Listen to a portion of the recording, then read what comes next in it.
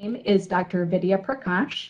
I am a professor of clinical internal medicine, and I'm also very proud to be the director of our Alliance for Women in Medicine and Science here at SIU Medicine. And I also have the honor and privilege of serving as Associate Dean of Clinical Affairs and Population Health and as Chief Medical Officer. Our conference theme today is intersectionality, a term coined by civil rights activist and legal scholar Dr. Kimberly Crenshaw. In her groundbreaking paper published in 1989 entitled Demarginalizing the Intersection of Race and Sex, Crenshaw outlined 3 legal cases that dealt with both racial and sex discrimination. Black women, being Black and female, were subject to discrimination on the basis of both race and gender. Quote, intersectionality was a prism to bring to light dynamics within discrimination law that weren't appreciated by the courts, said Crenshaw. The term then hit mainstream media in 2017 during the National Women's March, where organizers acknowledged that women's multiple intersecting identities subjected them to a complex array of discrimination and injustices. We can take intersectionality a step further by applying it to the healthcare arena, where numerous aspects of social inequality intersect to produce disparate health outcomes. We are incredibly fortunate to have 4 renowned and fantastic speakers who will shed light on their leadership journeys through the intersectionality lens. Thanks to Colonel Heather Yoon, Dr. Chiquita Collins, who you will be hearing from shortly, Dr. Bali Yahia, and Dr. Archana Chatterjee. In addition, we'll be featuring members of our community to talk about religion and how it shapes their identities. We will be featuring Tarfa Khan, Sami Mander, Reverend Susan Phillips, and Dr. Krishna Rao. I'm also delighted, as a veteran myself, to feature my colleagues from the military, Lieutenant Colonel Alice Barsumian, Lieutenant Colonel Anna Markles, Captain Candace Tate Nero, Colonel Heather Yoon, and Colonel Lisa Zucker to share their experiences as women leaders in the military. You'll be hearing from members of our SIU community, very talented poets and writers, Dr. Anna Cinchello, Dr. Amber Pond, Dr. Ayami Takahashi, Dr. Christine Todd, and 2 of our medical students, Vamsi Naidu and Buki Tabiti. I would be nowhere without the women that you see on this screen. It's who I call the dream team. And they have been with me over the last 5 years, making sure that this conference is everything that we want it to be. Dr. Wendy Elamine, Dr. Susan Hingle, Dr. Stacy Satovia, Ms. Laura Worrell, Dr. Vidya Sundareshan, and Dr. Hyung Han. I'd also like to specially thank the medical library team, and in particular, Ms. Carly White, who produced a fabulous Aweims video around the theme of intersectionality that you'll be seeing later today. And of course, our colleagues from the Office of Continuing Professional Development. Special shout out to Ms. Jennifer Coyle, who has tirelessly worked behind the scenes to coordinate all of our speakers and make sure they're up to speed with the WebEx platform and whatnot. And many thanks to IT support from Mr. Ben Kirchhoff. Much gratitude to our sponsors who have supported us year after year. We would be nowhere without the Memorial Health System, our own SIU Center for Human and Organizational Potential, Departments of Family and Community Medicine, Internal Medicine, Emergency Medicine, Population Science and Policy, and the Simmons Cancer Institute. A word about Aweims, our Alliance for Women in Medicine and Science. I'm especially proud of our vision and mission, which we recently revised this past year. We are all about equity and justice for every woman in medicine and science. And our mission is a strong and meaningful alliance focused on gender equity and the championing of women in medicine and science in SIU and the communities we serve. We have 5 robust arms, starting with education, led by Dr. Robert Robinson and Dr. Aisha Rafiquat. We have recently launched a He for She initiative, open to men and people of other genders who are committed to moving the gender equity needle here at SIU.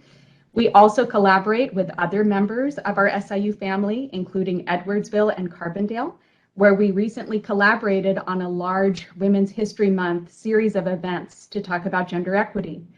You see in the upper left corner a lot of connection, a lot of laughter and smiling. this is typical of our quarterly events, and this was our most recent panel discussion featuring women surgeons at SIU. I'm very proud of our research arm as well, led by Dr. Stacy Grundy and Dr. Hyung Han. Through a grant from the American Medical Association, we launched RISE-WIMS, which is a program called Research Initiative to sponsor and empower women in medicine and science. And we linked 14 women researchers with a wonderful team of research sponsors and support from our Center for Clinical Research. And they showed tremendous growth and a lot of fantastic research projects in less than a year. So very, very proud of that program and of our women researchers, and much gratitude to the research sponsors and members of the CCR who supported them. Our next venture is a Women on the Walls project, where we're looking at our organization and literally looking at the walls and our surroundings and making sure that it reflects the core tenets of equity, diversity, and inclusion.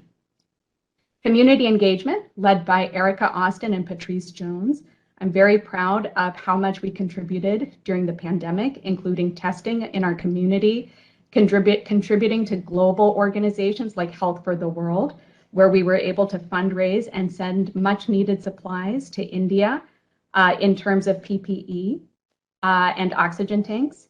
We cook meals and deliver meals for our community members affected by homelessness. And you see a picture of Dr. Bronmeyer and SIU grad Rukmini Roy, who gave a virtual tour of Dr. Bronmeyer's lab to children in our community to promote interest in STEM. Mentorship and career advancement, led by Dr. Andy Wilbur and Dr. Krati Chauhan. We have a central hub of a list of mentors where anyone in the organization can access the list at any time to connect with the mentor. And we've done mentorship mixers to have mentors and mentees connect.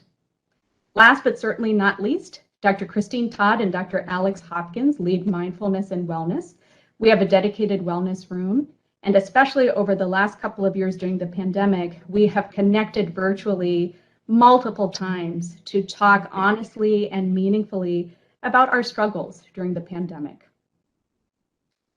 These pictures are pre-pandemic, but I wanted to show these pictures to emphasize that we have continued to connect very meaningfully and openly in spite of being virtual. And I'm very proud of our team and the fact that we've still been able to deliver this same sort of connection in a virtual platform.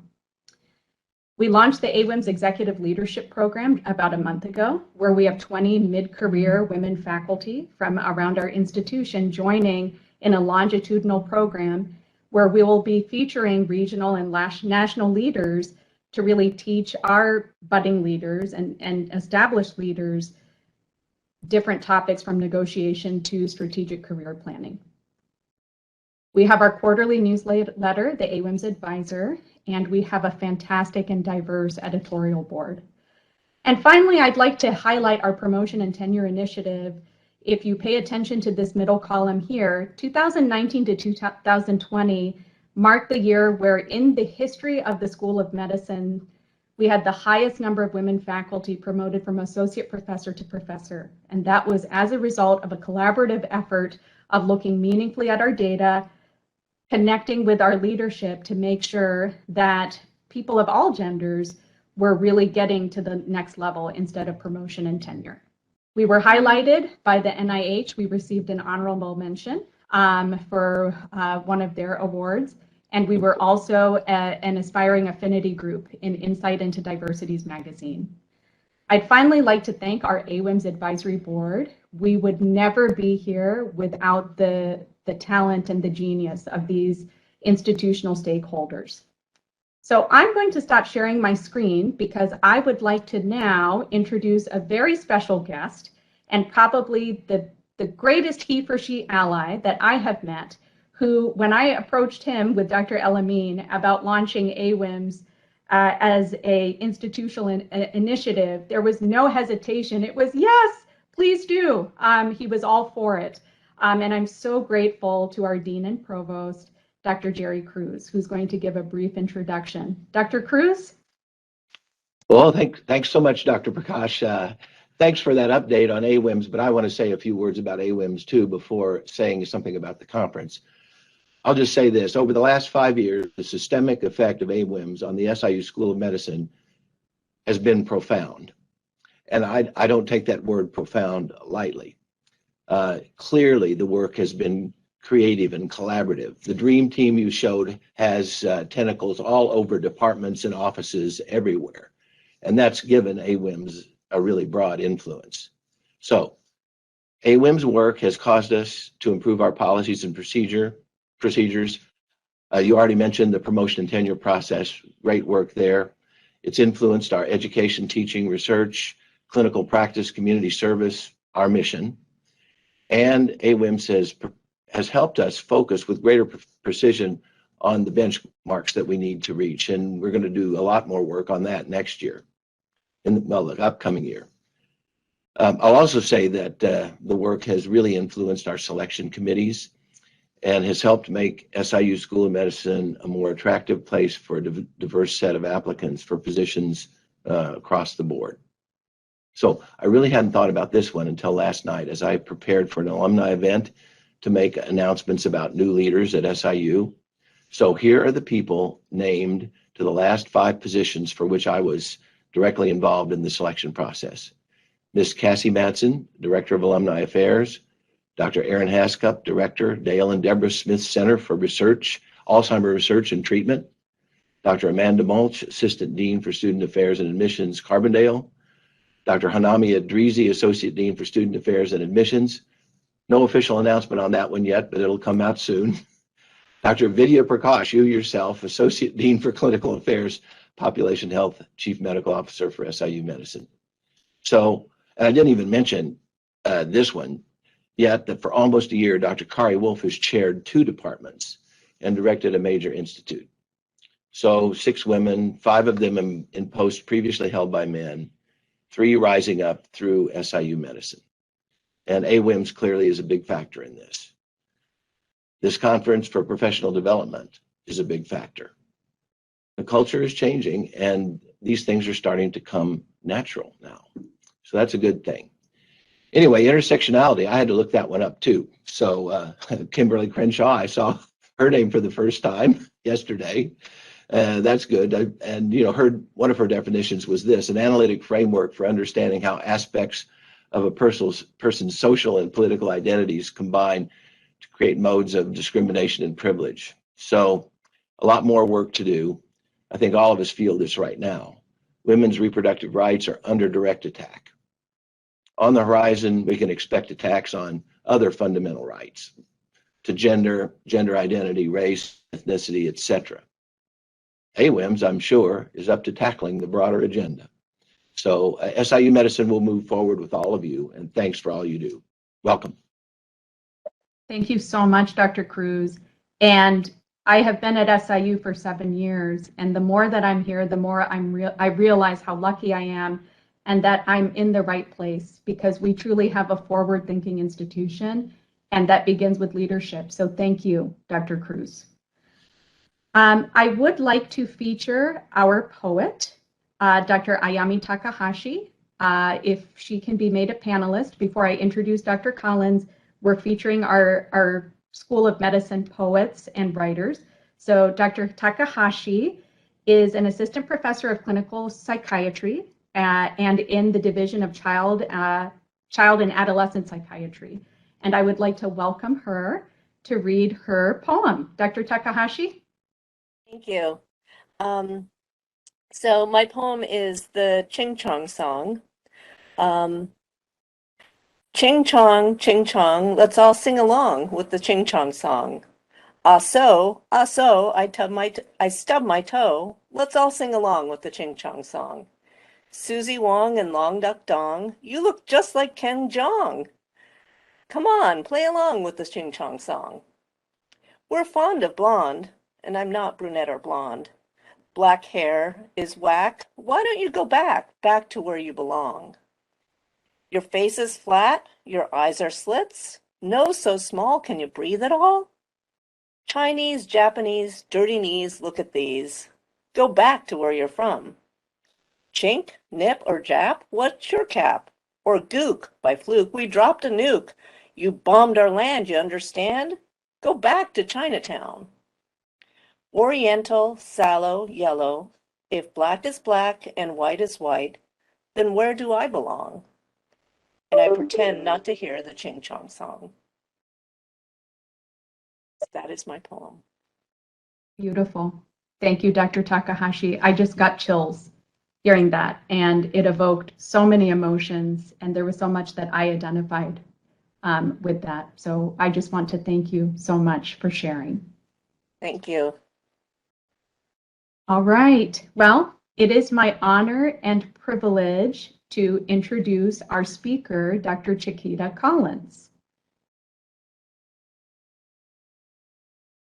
So Dr. Chiquita Collins is Vice President for Diversity, Equity, and Inclusion and Chief Diversity Officer and Associate Professor of Research within the Department of Population Health Sciences at UT Health San Antonio. She is one of the most sought after keynote speakers on academic and health topics, including women leadership, diversifying the biomedical workforce, intersectionality, and social determinants of health. Dr. Collins has been actively involved in national and regional organizations in various leadership roles to advance diversity, equity, and inclusion. She has more than 25 years of experience in race relations and social epidemiology research and practice, serves as chair of the Association of American Medical Colleges AAMC Group on Diversity and Inclusion, immediate past chair of Texas Medical School's Diversity Consortium, steering committee member of the AAMC's GWIMS Group on Women in Medicine and Science. She earned her master's and doctorate degrees in sociology from the University of Michigan and completed postdoctoral training in the Robert Wood Johnson Foundation Health Policy Scholars Program at the University of California at Berkeley, UC San Francisco, and certification credentials from the AAMC Healthcare Executive Diversity and Inclusion Certificate Program. She is also a fellow of the prestigious Hedwig van Ameringen Executive Leadership in Academic Medicine, or ELAM program at Drexel University, cohort 2019 to 20. Dr. Collins joined UT Health San Antonio in 2017 as the inaugural Vice Dean for Inclusion and Diversity at the Joe R. and Teresa Lozano Long School of Medicine. In 2022, she was promoted to Vice President for Diversity, Equity, and Inclusion for the university, including all 5 schools. Prior to 2017, she served 5 years as the Associate Dean of Diversity and Cultural Competency and Assistant Professor of Medicine at the Johns Hopkins University School of Medicine. Dr. Collins, it is such an honor and a privilege to welcome you today, and we are really looking forward to your presentation. Much gratitude. Thank you and good morning. It is an honor, Dr. Prakash, to be part of this wonderful conference, and want to give a shout out to both you and Dr. El-Amin in terms of the extension of an invitation. I am thrilled just in terms of the remarks that have been shared thus far, and to know that women are really moving the needle. So before I begin, I think it's important for us to share as leaders our personal narratives.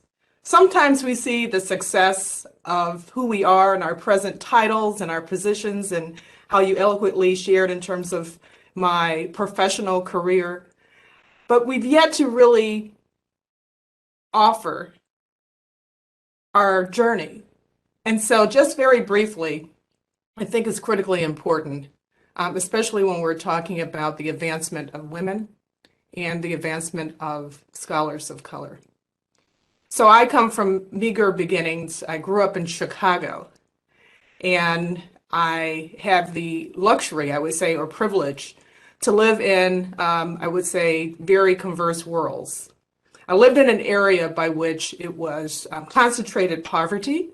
I lived walking distance from the notorious housing project, Cabrini Greens, which is now demolished. But nonetheless, it had a neighborhood population community that was pretty much, I would say, individuals who were not only experiencing high rates of poverty, but also there was a working class, those who had limited education but worked in employment opportunities by which they were able to sustain their family, such as the post office or various industries. On the flip side, I had the privilege of having exposure to some of the elite, I would say, set of circumstances. My parents valued education. They were not able to pursue higher education in terms of college graduates. However, they invested in me and my sister in terms of knowing the value of education, in terms of knowing it was a way out. And so they saved and sacrificed and invested in us, and we attended private schools in Chicago. So I say I was privileged in terms of having access to very diverse worlds. That allowed me to understand that people come from all walks of life who are trying to achieve the American dream. Many lack the opportunity and resources and support to achieve that dream. But we must recognize that when we become leaders, that we are obligated to invest in those communities. And so I feel very privileged, honored, blessed to be in a position to do just that. Well, let's just get started. I look forward to Q&A. So I've been asked to talk about intersectionality, but I think it's equally important to talk about leadership and gender equity, the concept of intersectionality, which was shared in terms of Kimberly Crenshaw's coining this term, and more importantly, how do we empower individuals with the adequate tools and resources to implement action and practice? Now, diversity is a buzzword in many respects, and we have to understand why diversity is important, okay? Especially in the context of academic health centers. Now, trained as a social demographer, I'm very much keen on understanding population change. And so this graph illustrates the degree to which two individuals or two groups that are very diverse in terms of racial background, ethnic background, have the propensity to interact with each other. So historically, we have found that, and this is actually a diagram to showcase the extent to which Blacks and whites in particular, but nonetheless, it illustrates the point that in 1960, we had a large concentration of Blacks that were residing in mainly the South, right? And more specifically in the Southeast. And this graph shows that you see a high degree of concentration, or the potential to interact with whites tend to be in that area. In 2010, we see a greater dispersion by which individuals or groups of people actually migrated or moved to other areas. And so the extent to which these two groups will interact, we see in terms of, has been spread out in terms of not only concentrated in the Southeast, but the Southwest, Western areas of the country, and in some parts in the Northeast. Demographers project that in the future, we're going to see a greater dispersion because people are living essentially everywhere throughout the contiguous states, United States. And so that degree of interaction is going to even increase. Two groups that have contributed to population change in terms of diversity are Hispanic, Latinos, or Latinx, and Asian Americans. In fact, you see that in terms of our current statistics from the US Census, that number has increased dramatically. Back in 2010, roughly 32% contributed to that diversity, and is projected in 2050 to increase to 54%. Now, the importance of diversity is that diversity is correlated to innovation and success. There is a plethora of studies, mainly in the social sciences, to illustrate this point. What's even equally important is that not only does diversity equate to greater innovation and creativity and productivity, but it also creates the degree to which studies have shown increase in scholarship publications and the like. There was a op-ed that was produced a few years back when Dr. Hannah Valentine was the chief officer for scientific workforce diversity at NIH, in conjunction with the now retired Dr. Francis Collins. They really honed in and really illustrated the importance of diversity and how it impacts health, not only in terms of in leadership and diversifying the biomedical workforce, but also in terms of seeking out grants as well as producing scholarship.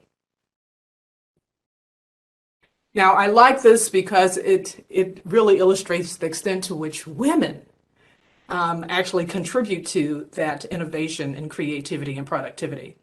There was a piece that was produced by the Harvard Business Review, and if anything that you walk away from today is that the collective intelligence or the heterogeneity of a group of a team equates to increased innovation, and women in particular contributes to that innovation or collective intelligence as well.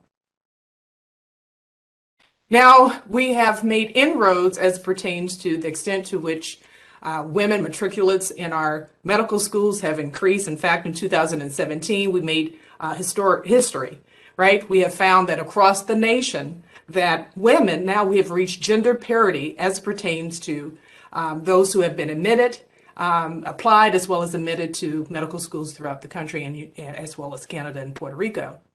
And so we cannot rest our laurels, because although we have reached gender parity, in fact, in terms of here that you see in this slide here, roughly 40%, but I believe that number has increased in terms of what I just shared, that we cannot rest our laurels on that one particular, I would say, effort, because we find that as you look at the extent to which women enter academic medicine, those numbers tend to decrease dramatically.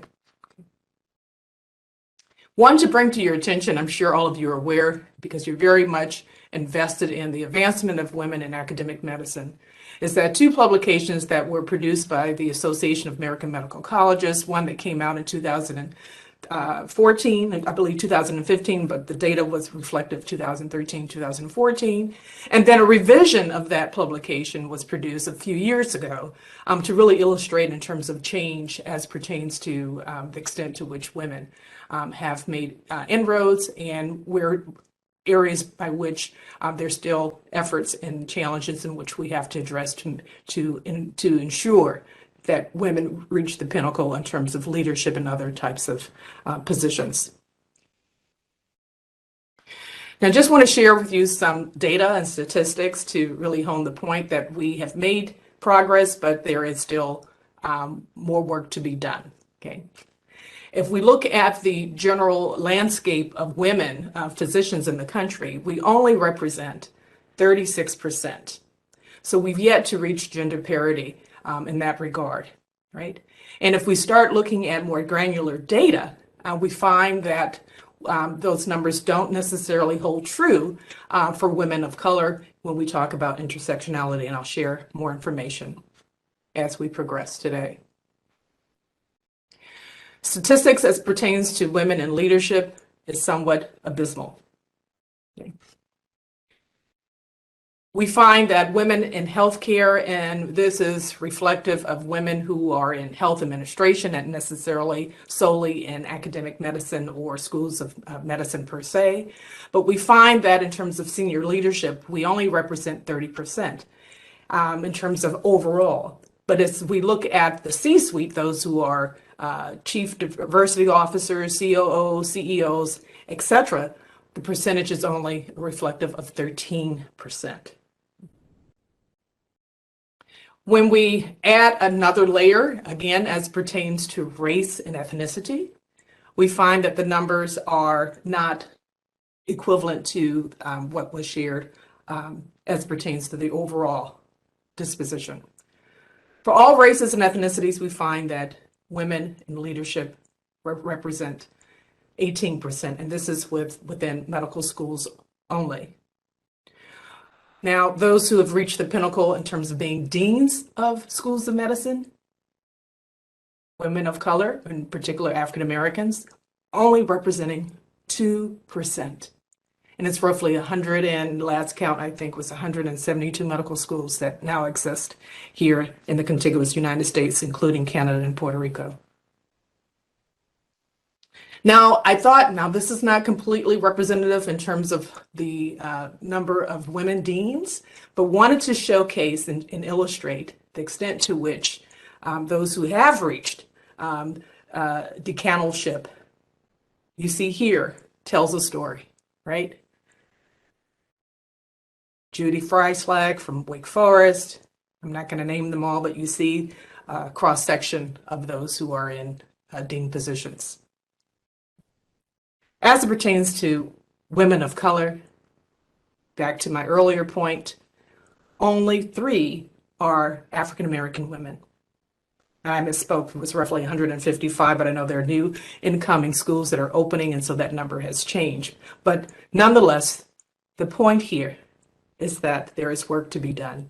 I included Dr. Deborah Prothal-Stith, although it is not an LCME accredited medical school, but nonetheless, they're in the process of becoming accredited. And so if we can argue that there are only 4 deans currently who are African American women. Now, as pertains to Hispanic, Latino, Latinx, we had one, Dr. Carrie Byington, who was the first Hispanic woman to serve as dean in the United States, and she had an appointment at Texas A&M. She is no longer there, and she actually accepted a position at the University of California Health System and has become the executive vice president, right? And so I did further research, and we do have a few deans who happen to be Latina, and they're all in Puerto Rico, okay? Women of color, we have 3 who are not African American, but nonetheless are women of color who serve as deans. And you have the honor to hear from Dr.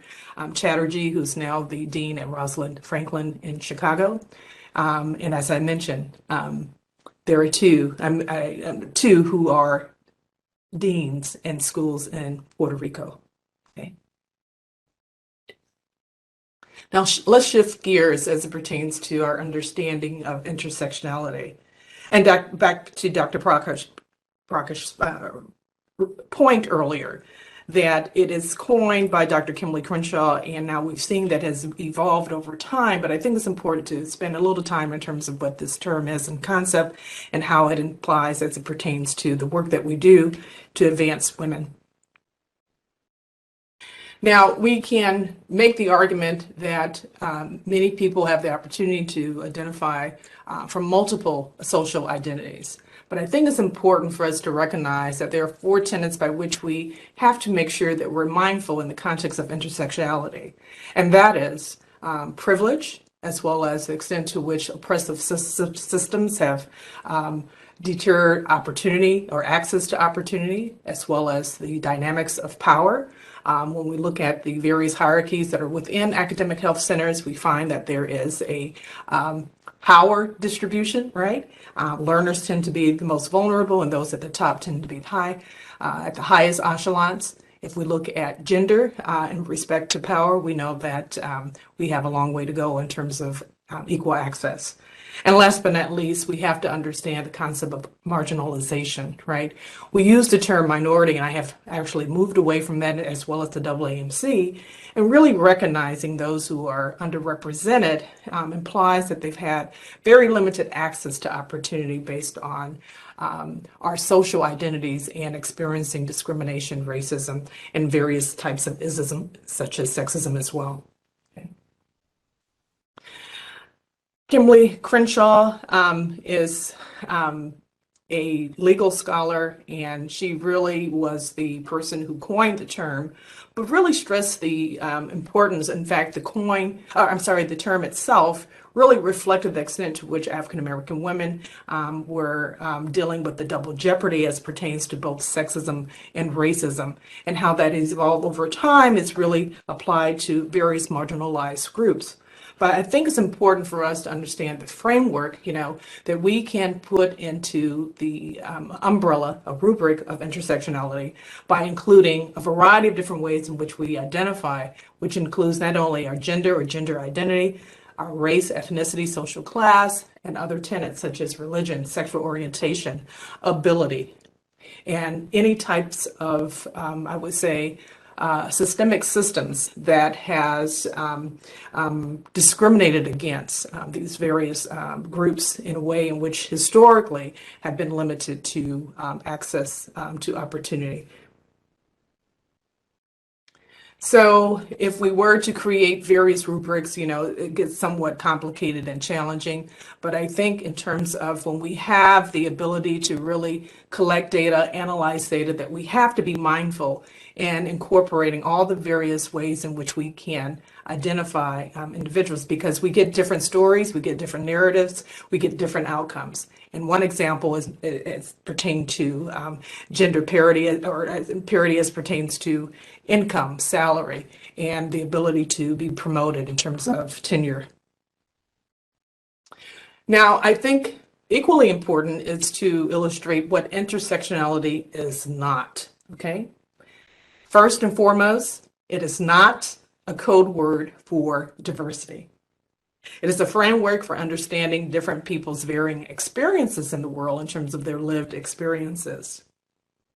Secondly, intersectionality is not about adding one aspect of identity to another, okay? In fact, it's about how people with overlapping identities experience systems of power. Third, intersectionality is not a replacement for anti-racist education or thought. Intersectionality complements anti-racist, feminists, and other perspectives that promote equity and inclusion. And last but not least, intersectionality is not solely an American phenomenon. In fact, we find it in other parts of the world. It is a perspective that can be applied to groups of populations as well as communities, and we have evidence of that. Now I'm shifting gears because I think it's important, primarily as pertains to the recruitment of underrepresented individuals, and women are included in this context. And so we have to understand, how do we begin to move from strategy and implement action? It's important that we utilize data-driven best practices and find ways to really measure our progress, right? I'm only showing, and this is not a complete comprehensive list, but we have to be intentional in our effort, and that's the bottom line. Many times, diversity officers are recruited for the sole purpose of accreditation. Many are recruited with the expectation that their efforts are only in the context of the recruitment of diverse faculty in terms of diversifying the biomedical workforce. But we have to recognize it's just not just in the context of numerical diversity, but we have to be, I would say, intentional in ways to find ways to really be diligent, to be transparent, as well as, I would say, to be collaborative in our efforts. And so I provided some tenets by which our institutions and others are embarking on ways to be successful in that effort. And we can have fuller discussion when we meet. Just to name a few that are listed here, it's really reflective on the composition of your search committee, to have a diverse candidate pool. If you don't have a candidate pool that's diverse, the likelihood of you choosing or selecting a woman or a person of color is somewhat limited. So again, you have to make sure your pool is diverse enough. It's important to measure your progress, and metrics are important. It's important to, again, address implicit bias and anti-racist training. And so those are just some of the things that we recommend as pertains to the recruitment of women and underrepresented faculty. Now, we've heard, I would say since 2020, May 25th, ways in which institutions can begin to become anti-racist, and ways to start peeling back the layers to becoming a anti-racist institution. So in the interest of time, I'm just going to share some pearls of wisdom because it's relatively new, and there's some academic medical centers that are a little further along, but nonetheless, it's important to share because it impacts the advancement of women as well as those who come from underrepresented groups. Now, diversifying the biomedical workforce, or it's more about per se just the recruitment of individuals, but we really like to make the argument that diversity is equated to advancing health equity, right? And so if we don't be intentional in the recruitment of underrepresented faculty, we're going to find health disparities still pervasive in our society. We, as in myself and Dr. David Williams, is now at Harvard University, really, I would say, laid the foundation in the context of understanding social determinants of health in our seminal piece that came out in 1995 to really illustrate that we have to move beyond a biomedical model, okay, and really understand the social context by which people work, live, and play. Now, many of you have been exposed to the distribution in terms of what contributes to one's health trajectory. And by and large, 50% of our lifestyle, and we have to understand that lifestyle does not occur out of a vacuum, but there are factors that contribute to, again, exposure and access to quality health care, the neighborhoods by which might be qualitatively different from those that are not. And mostly you find this in marginalized and communities of color. And so we have to make sure that we drill down and understand that from the point of view in training our next generation of physicians, as well as those who are in leadership positions in understanding this concept. The Kellogg Foundation and others have provided evidence, and there's been studies to illustrate that once we start drilling down and understanding the social context and economic factors that drive health trajectories, that we can really put energies in ways in which we can modify as well as advance health equity. And these are just a few examples. And I would argue that we have to include the layering of the extent to which exposure to, whether historically or currently, overt or covert effects of racism and discrimination. There are various layers of dimensions of racism, and just to share with you, many of which people understand in the context of interactions between two groups. However, we have to make sure that we're mindful of all of the other factors as pertains to racism. And I like to point out systemic or structural racism, in which institutions has perpetuated the extent to which there have been barriers by which groups such as women and underrepresented faculty continue to experience. Okay, and this has been drawn by the work by Dr. Kamara Jones. We also illustrated this because the most fundamental mechanism that has perpetuated racism in this country is residential segregation. Although we have become more diverse than ever, and we will become even in years to come, as you saw earlier on, the reality is that we live in segregated neighborhoods and communities that continually perpetuate this physical separation. And it's not because birds of a feather flock together and people gravitate towards communities because they draw upon certain commonalities. Fundamentally, even though back in 1968, the Supreme Court has made it unconstitutional in terms of the various tactics that are used to segregate populations, we still find this true today. Segregation has led to, I would say, a plethora of adverse health outcomes that we see primarily in the African American community, but we also see this indicative in terms of Latino, Latinx, and Native American communities as well.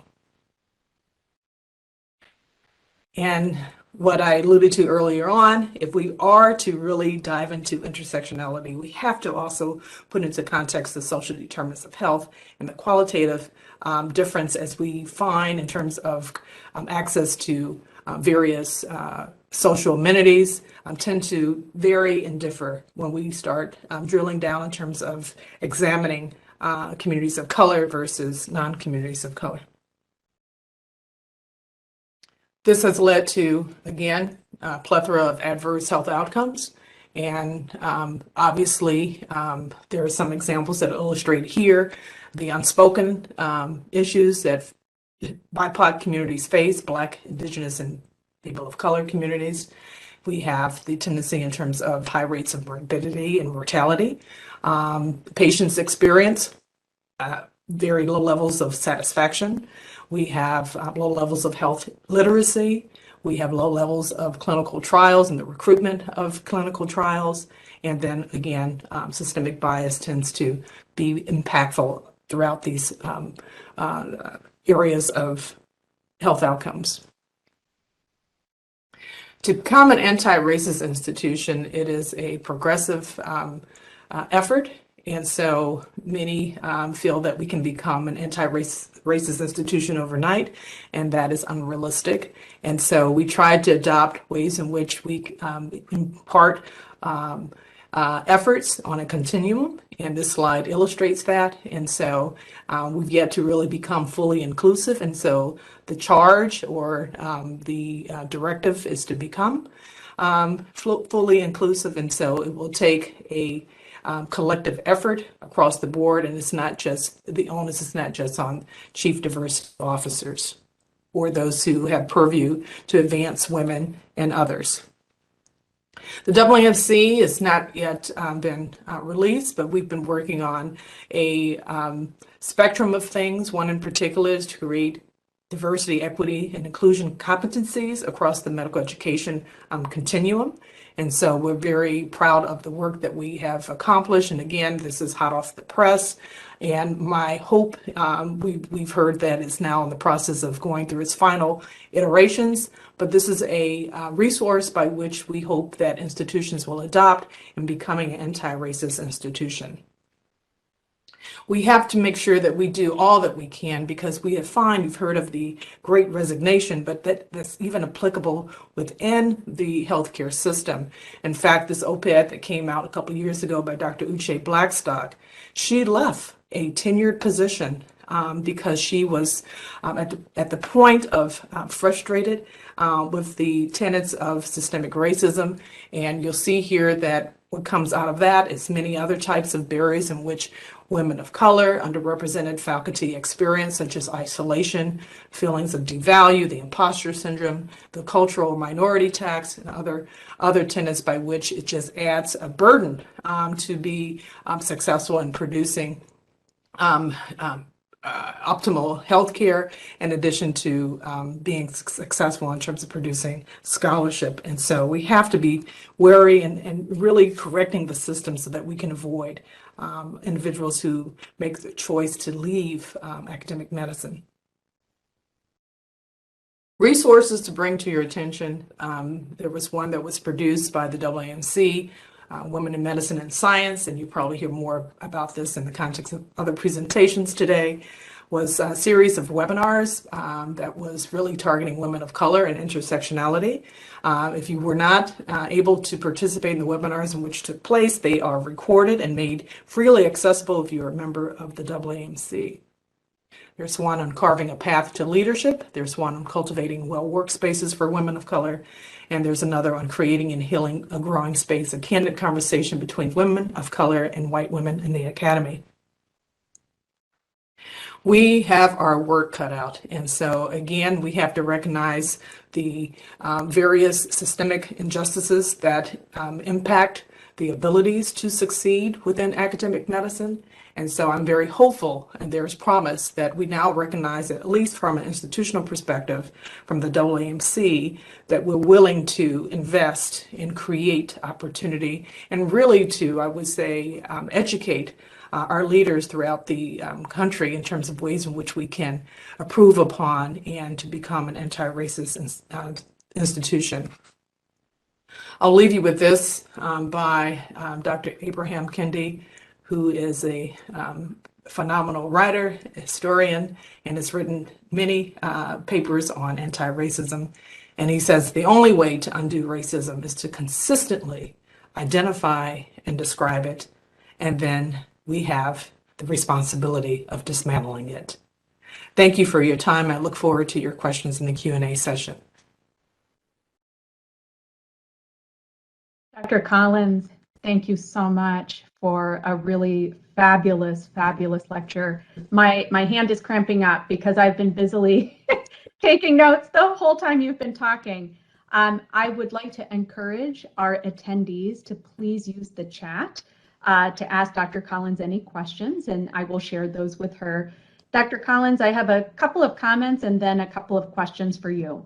The first is, I really appreciate your talking about the importance of looking at social determinants of health and how they factor into health outcomes. We have been so reactive in healthcare where we wait until the MI and then we pull all our resources into the patient at that point. we really need to be looking further upstream and factoring other vital signs along with blood pressure, heart rate, respiratory rate and temperature, zip code, walkability of the neighborhood, access to healthy foods, and the list goes on. So I want to thank you for that, and I really appreciate that. And I feel fortunate to be at an institution that is really looking into the upstream as opposed to the downstream. Something else I wanted to talk about with the intersectionality piece of women in the workforce. So McKinsey and Company led a huge study called Women in the Workplace in 2021, and it was the 7th year of their doing it. And of course, just as you mentioned, women are lagging in leadership positions, but in particular, Black, Latina, and Asian women have a worse experience in the workplace. But what I found especially interesting about that study was there's a disconnect between what people in the oppressed group, women in the oppressed group, see as effective allyship compared to their white colleagues. So white colleagues consistently reported that they felt good allyship was calling out discrimination when they see it. Whereas our Black, Asian, and Latina women said, well, that's great, but what we see as allyship is advocacy and mentorship and sponsorship. If you can speak up for us and pull us into leadership positions and advocate for us, that's what we see as effective allyship. So can you talk a little bit more about that? Yes. So I think because we've yet to really penetrate and understand that access to various leadership roles really requires, the networking and the exposure to leadership development, in addition to someone advocating on behalf of either your potential, your experience, etc. And so I think we have to really start investing in our male allyship. And if you look across the board, I mean, we've heard that there is a dearth of African American men of color. And so we have to make sure that we have those type of conversations so that they are advocating on our behalf. And I would say it really shouldn't matter in terms of your racial ethnic background. You really should, invest and support and commit, but we have to change the dynamic by beginning to having those real, I would say, constructive conversations, courageous conversations, because someone may say, well, I am, you look up and it's like I'm investing. And if we are not collecting the data to show that there's evidence that there's a certain group, a segment of women who are still being left out, then they may, again, say we've made some progress, we've made some achievements, but we have not necessarily done so for women of color. And so I think it's important, again, that we begin to invest in those resources, and I'm very proud of what the AAMC has done, but we really have to make sure that's filtrated throughout academic health centers across the country. Thank you, Dr. Collins. And I especially appreciate your point about data. You have to start with the data. You have to uncover the disparities in the first place and be transparent about it, make it available, and use that to form your solutions. We have a couple of questions in the chat. One is, what effective strategies have you seen addressing intersectionality in the medical curriculum? Excellent question. I think we're just beginning to kind of peel back. We tend to be, again, reactionary when some kind of major incident occur, and we want to be on the right side of history. It's like, okay, what can we do? We have to be intentional. We have to invest in the process and understanding that what are we trying to achieve? What is our objective, right? For it to be sustained over time. So it's not like this one type of, okay, check off box and we made some impact. Again, how do we see ourselves as an institution? What types of physicians we want our learners to become, as well as our researchers. And so we have to make sure we do our due diligence in looking at the curriculum in terms of how it stands and how we can approve upon. I think one of our shortchanges, and we have yet to kind of capitalize on this, especially those that are part of the larger university, is to really begin collaborating with those who have been doing this work for many years, actually decades. We haven't tapped into schools of public health like we should. We haven't tapped into experts in the area of various fields within social science, whether it's psychology, anthropology, sociology, and they have the ability to, provide a host of resources and ways in which we can educate, because we're expecting our instructors to have the expertise, and they're starting from scratch as well. So again, we could kind of move the needle a little faster if we become a little more collaborative in partnering with existing resources that are right there on our campuses. I love that. I love the idea of collaboration, and in particular collaborating outside of the medical sector, right? And pulling in a lot of non-medical areas of expertise to really move the needle here. That's profound. Thank you. There's another question. Can you speak more on the intersectionality of race and skin tone? We rarely hear about this in academic settings. Excellent question. We've yet to tap into that, right? There's this notion of colorism, right? The extent to which we grant certain opportunity based on someone who looks more European than someone who has more Afrocentric features. And so, and that's, certain things that we are kind of keep in the closet because we're kind of embarrassed, because even within certain populations, we perpetuate colorism. So I think it's important to add that in our evaluation and an assessment, so who actually is getting, the opportunities, do we see differences? That is something by which, again, we need more granularity, and so, but if you see who are in those positions, I mean, it's very telling. So it's somewhat, again, I'm not sure how quickly we can get to that, because how do you measure that, there's been some studies to show, like a color gradient, and so how one may choose and select. But nonetheless, I think it is an issue by which we have to invest in, because again, we're creating a privileged group and not necessarily being practicing equity across the board. Yeah. Dr. Collins, I see you as a tremendous role model, as a woman leader in medicine.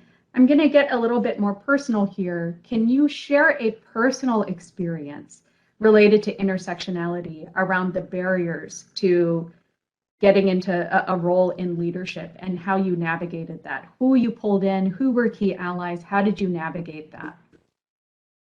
So I will share with you, sometimes it's like walking on eggshells, primarily for those who are in positions as diversity officers, right? Because being a person of color, especially African-American women, you don't want to fall into the trap of all the various stereotypes that exist in terms of if we vocalize concerns, or if we display a certain behavior or a mannerism, it is couched as a, aggressive, all the negative connotations that come with that. And so it's a dance, and it's, and to be honest with you, it becomes very frustrating, because if you have to play again, you have to be perceived as a team player, right? And know that it is a challenge. Who do I rely on? We all have our tribes in terms of those who can relate and resonate with our experiences. And so I look forward to our annual conferences. I'm very much engaged in the AAMC group on diversity and inclusion. And prior to that, I was very active in the group on women in science. And again, sharing your experiences, and then you find out how people deal with those challenges, and you learn from others, you learn from your peers. And I would say, in all honesty, in all transparency, moving up the ladder, most of my supporters or advocates were men earlier on in my career. As I became more, as a college administrator, I began to, meet more women. And so they became my allies in many ways.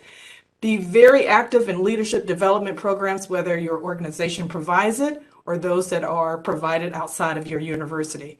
It's critically important, I would say, if you have any interest in aspiring to become a leader within your institution or elsewhere, because again, you learn from those who you can avoid a lot of pitfalls, a lot of barriers. And so I've been very fortunate to get pearls of wisdom from many women who've already charted the path prior, before me.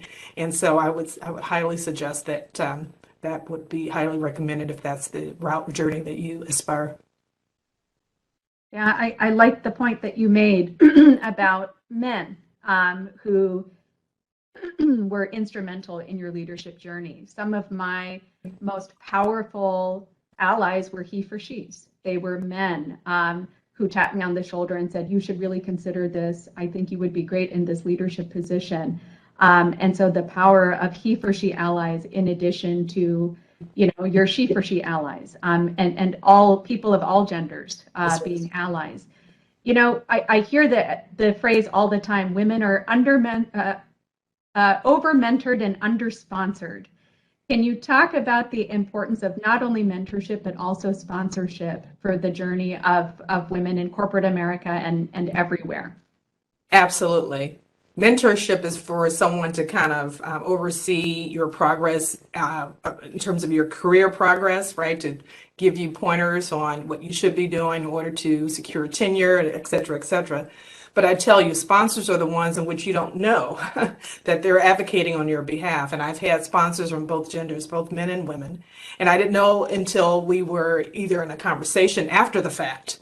And so, again, people see what you have contributed, your potential. And so it's important. Again, you wouldn't have that if you wouldn't necessarily invest in your network. Your network is so critically important. In addition to expressing your interest, right? Because people, if you have leadership aspirations and people are unaware, or they see that you have the potential, you have that imposter syndrome. It's like, I'm still trying to acquire more skill sets, et cetera, because I'm not yet quite ready. But those who know that sometimes you really have to push. You have to encourage, and not everyone is 100% ready when we jump into the position of leadership, right? And so women are less inclined to do so because we feel like, oh, we got to be competitive, and you do, and all of that. But sponsorship is equally important in terms of mentorship, and I would say even more so. Absolutely, and I think we make the mistake of thinking you can only have one mentor. You have to pick one mentor and stick with it. And I have had so many mentors, and I continue to have so many mentors for different aspects of my personal and professional life. I have a mentor that I go to when things are falling apart at home, and I'm struggling with work-life integration. I have another mentor for research, and I have yet another mentor for my engagement with national committees. And so to not, limit yourself to just one person, knowing that there are so many incredibly talented people there to help you, and that it's okay to reach out, that you don't have to wait for a mentor to tap you on the shoulder, that it's okay for you to reach out and say, I see a lot of talent in you. I look up to you. Will you mentor me? That's totally okay to be the one approaching the mentor. And I have had several sponsors too.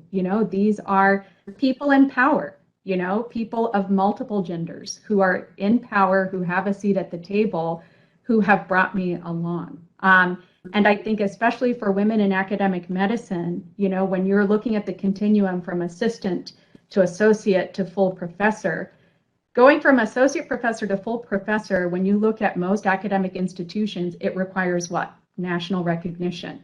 And you need people in power to really bring you to the table in those national circles. And so I'm very grateful to my numerous mentors and sponsors for not only guiding me in those multiple areas, but the sponsors as well for saying my name, for speaking engagements and national committees. So.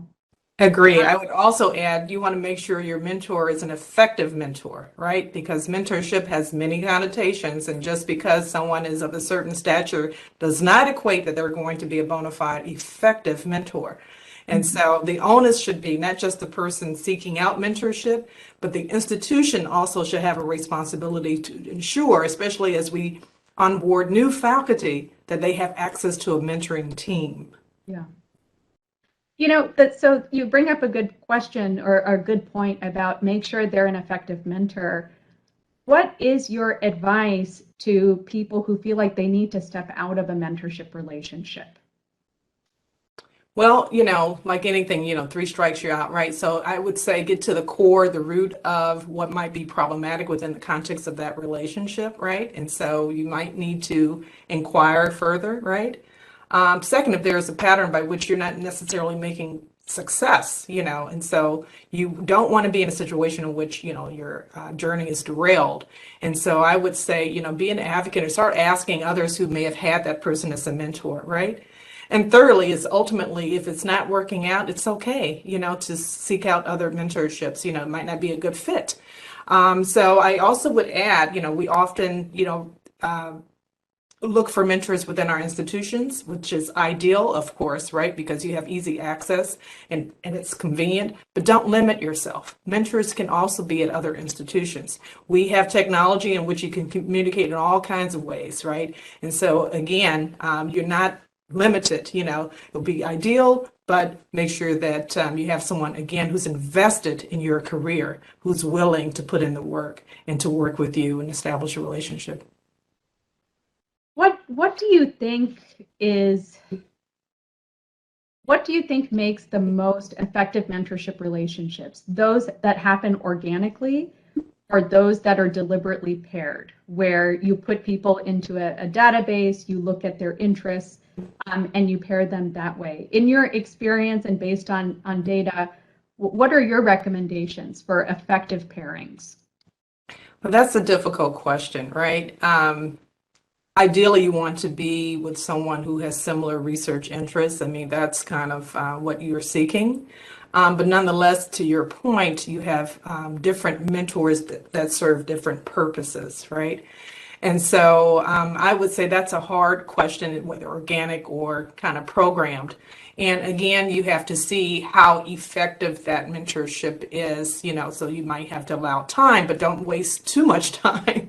If it's not working out, it's okay to say thank you for your time. And I'm sure that person will probably be relieved, but nonetheless, it is, again, a two-way street, and some ways in which you can measure success and all of that. But I would say it really depends. It really depends. When you talked about, and we talked about this before, about women, we finally achieved gender parity when it comes to matriculation into medical school, but then we slowly start dropping off as we advance and we get into leadership positions. Dr. Cruz mentioned that I recently took on the role of Chief Medical Officer and Associate Dean of Clinical Affairs and Population Health. So let me talk about that journey. So when I saw the email announcing that that position was open, what did I do? I deleted it and I moved on with my day. And the next time the email came up, I deleted it and I moved on with my day. And then the next time my mentor, a key mentor of mine, tapped me on the shoulder and said, "Hey, have you thought about applying for this position?" What did I do? I laughed out loud and I changed the topic. I never dreamed, without a lot of coaxing and prodding from several key mentors, that I was even qualified for that role or that I would have any success in that role. And this is as a mid-career faculty who had a lot of leadership positions under her belt. I was director of Aweims, I was vice chair of clinical affairs, yet it never dawned on me that I should even apply for a position like that. And I know I'm not alone. I think this is the rule more than the exception. So what is your advice to women like me who hit delete when they see messages like that, who laugh out loud when their mentors tap them on the shoulder and tell them you should really consider applying for this position? What is your advice? What do you tell them? Well, I'm just glad that you had a mentor to keep on you and to say, listen, you need to, encourage you to apply, right? Because we think about all the possibilities, you may have how do I fit this in terms of my work-life integration? I have a lot already on my plate. Do I really want to pursue leadership? You know, so all the unknowns. So I think it's important for us to have conversations with women who are in leadership positions, and they can share their stories, their narratives. And again, we are reluctant because we don't know, you know, but we need more of us so that we can bring others through the pipeline, because we're not going to change the dynamics if we continue. Men, let me tell you, studies have documented this. They will put their name in the hat and not have the expertise, okay, credentials. And then I've been on the opposite side, been on search committees, and people will say, well, he has the gravitas. What does that mean? You know, he projects, you know, a certain, you know, confidence. But we have to go over the board. We have to be beyond, you know, what committees are seeking. But again, if we don't put our name in the hat, then we cannot be selected. And so we have to make sure that, again, we have effective mentors who can speak on our behalf and encourage us, right? And we have to know that we have to start somewhere. So we're not going to be completely 100% perfect, and our male counterparts are not. And so we have to make sure that we take advantage of those opportunities, because they only come, you know, so many per, you know, career, you know, but nonetheless, we have to make sure that we have effective mentors and sponsors. But then we have to know that, you know, hey, I'm just as qualified as the next person. You know, and you bring up a great point that women have this tendency, if there are 10 boxes and they're able to check off 9, but there's that one box that they can't check off, they take themselves out. Well, you know, I don't fulfill every single criteria, so clearly I'm not qualified for this role. And we need to stop doing that. We need to, like you said, put ourselves out there, go for it. And with every experience, especially with, you know, with the rejections, you go for it and it doesn't happen. Actually, those have been my most powerful learning experiences, where I've learned about myself and I've grown the most from those experiences. So you don't lose by going for it and not getting it. It's a win every time. That's right. And let me tell you just one personal story. I had, there was a missed opportunity. I had the same imposter syndrome. Even though I got guidance, I had a male ally who was encouraging me to apply. I had a woman who said, oh, you really want to do that? And I listened to her. And I didn't put my name in the hat because, again, I didn't have that confidence. I regret not putting my name in the hat. Let the search committee decide. Excuse me. So I've been in those shoes, you know, so no more. I apply to everything. No, just kidding. I just wanted to share a couple of comments in the chat, Dr. Collins, before we close. I see from Dr. Hingle, if I had a penny for every time I had been told I don't have the, quote, gravitas needed, I'd be rich. And Michelle Kiefer, I love this one. You miss 100% of the shots you don't take. Absolutely. Dr. Collins, I want to thank you for such an enriching and powerful hour. I have learned so much from you. I do every time we connect. Thank you so much for all you do to uplift women in medicine and science, and for imparting your wisdom this morning.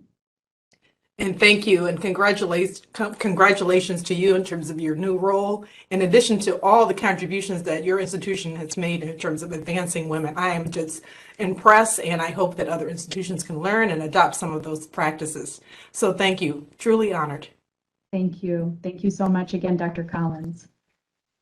All right, well, we are going to move on to our next session, celebrating SIU School of Medicine Women Writers.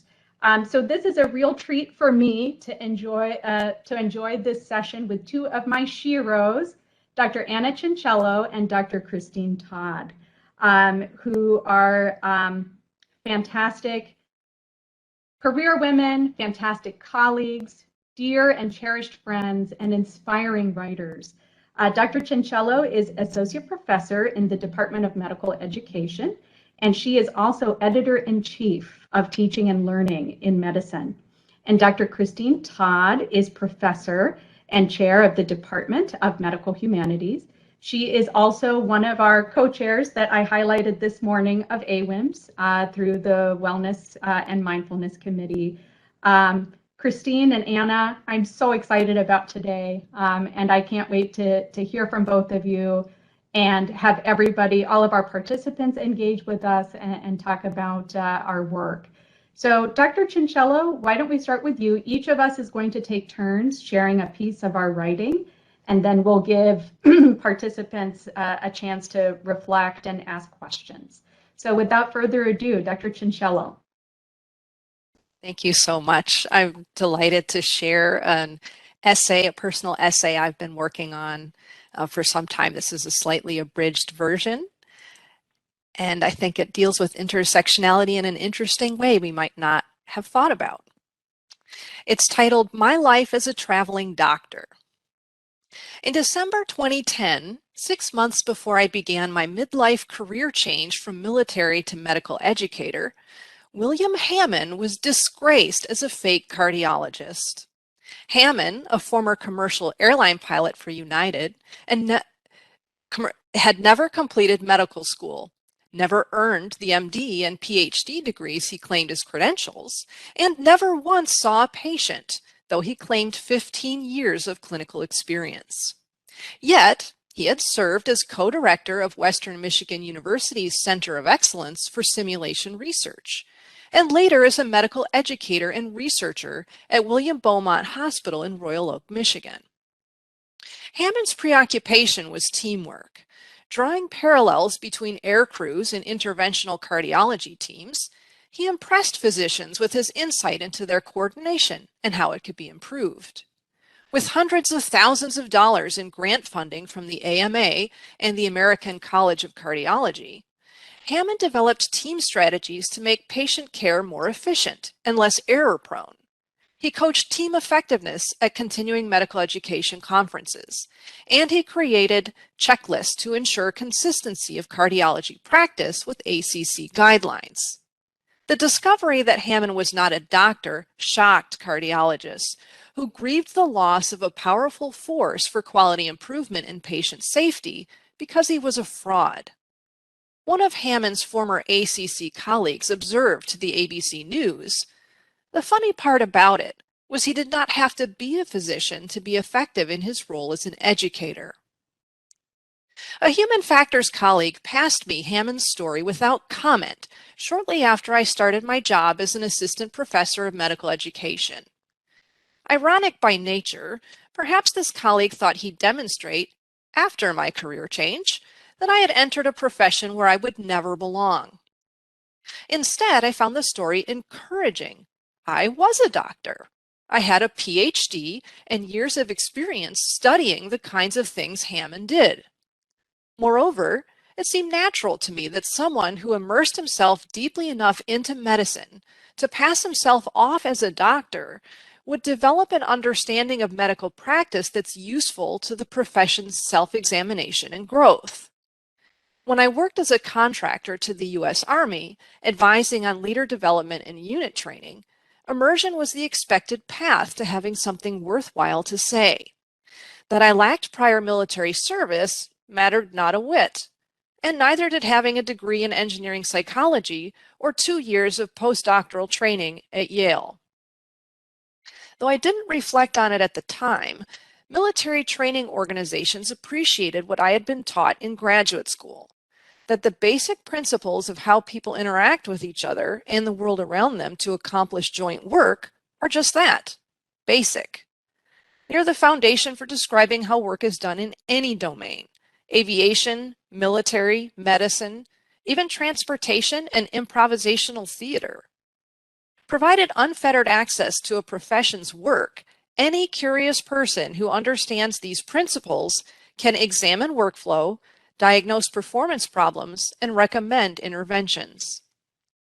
I arrived on the doorstep of my medical school with my own little black doctor's bag packed with these principles and the tools to make observations. Hired to teach doctors how to teach doctors, I couldn't wait to bring my expertise to bear on improving physician learning and professional development by examining deeply what physicians do. I imagined that the desk in my new office would grow dusty during the long stretches of time I would spend in the hospital. I would wear scrubs and eat at the cafeteria in the wee hours of the morning. I would learn a new language, a Cambrian explosion of medical terminology appearing in my field notes and interview transcripts shortly after my exposure to clinical work began.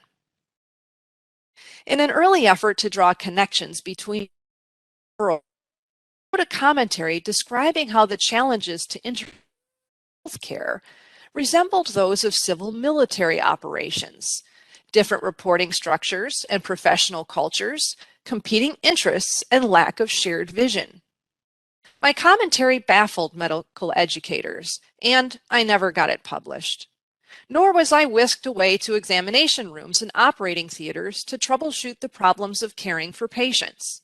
Instead, I was escorted to conference rooms and seated on the periphery, from which I stared at the backs of committee members who discussed medical student progress with trouble in their voices.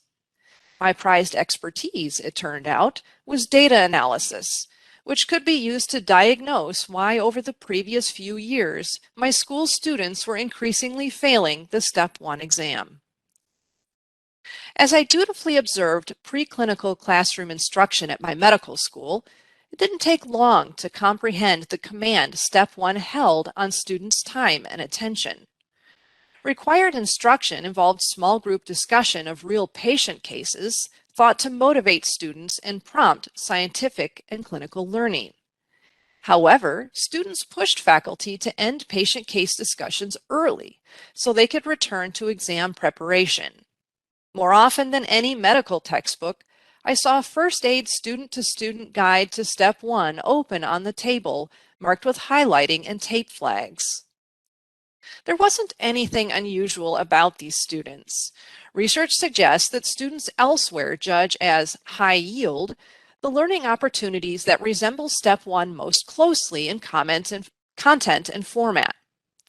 They complete countless Step 1 practice questions, often at significant personal expense, and many resist curricular content the exam doesn't test, including clinical skills like communicating empathically with patients, and more general professional aptitudes like reflection and self-directed learning.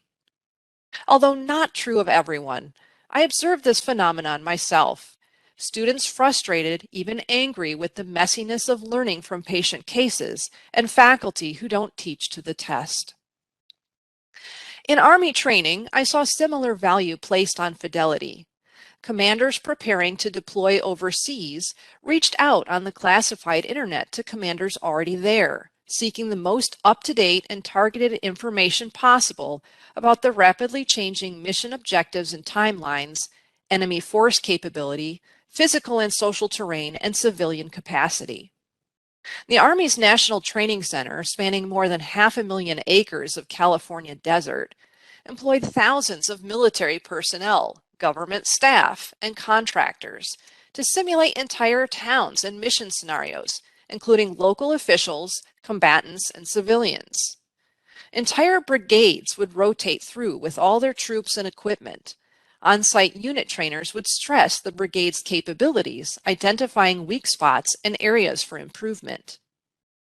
Donned in Kevlar and khaki when I attended these events, carrying a green hardbound notebook, I often was mistaken for someone role-playing an interpreter or an embedded journalist.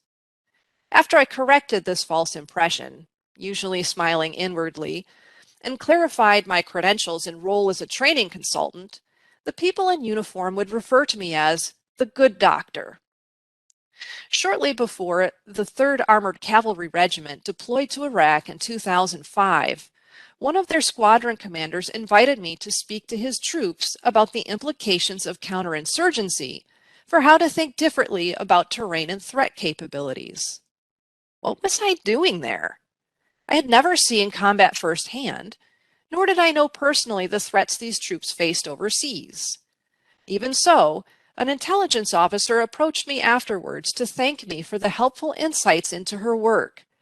She appreciated the outsider perspective, hours of observation, and analytical thinking I brought to diagnosing her professional problem.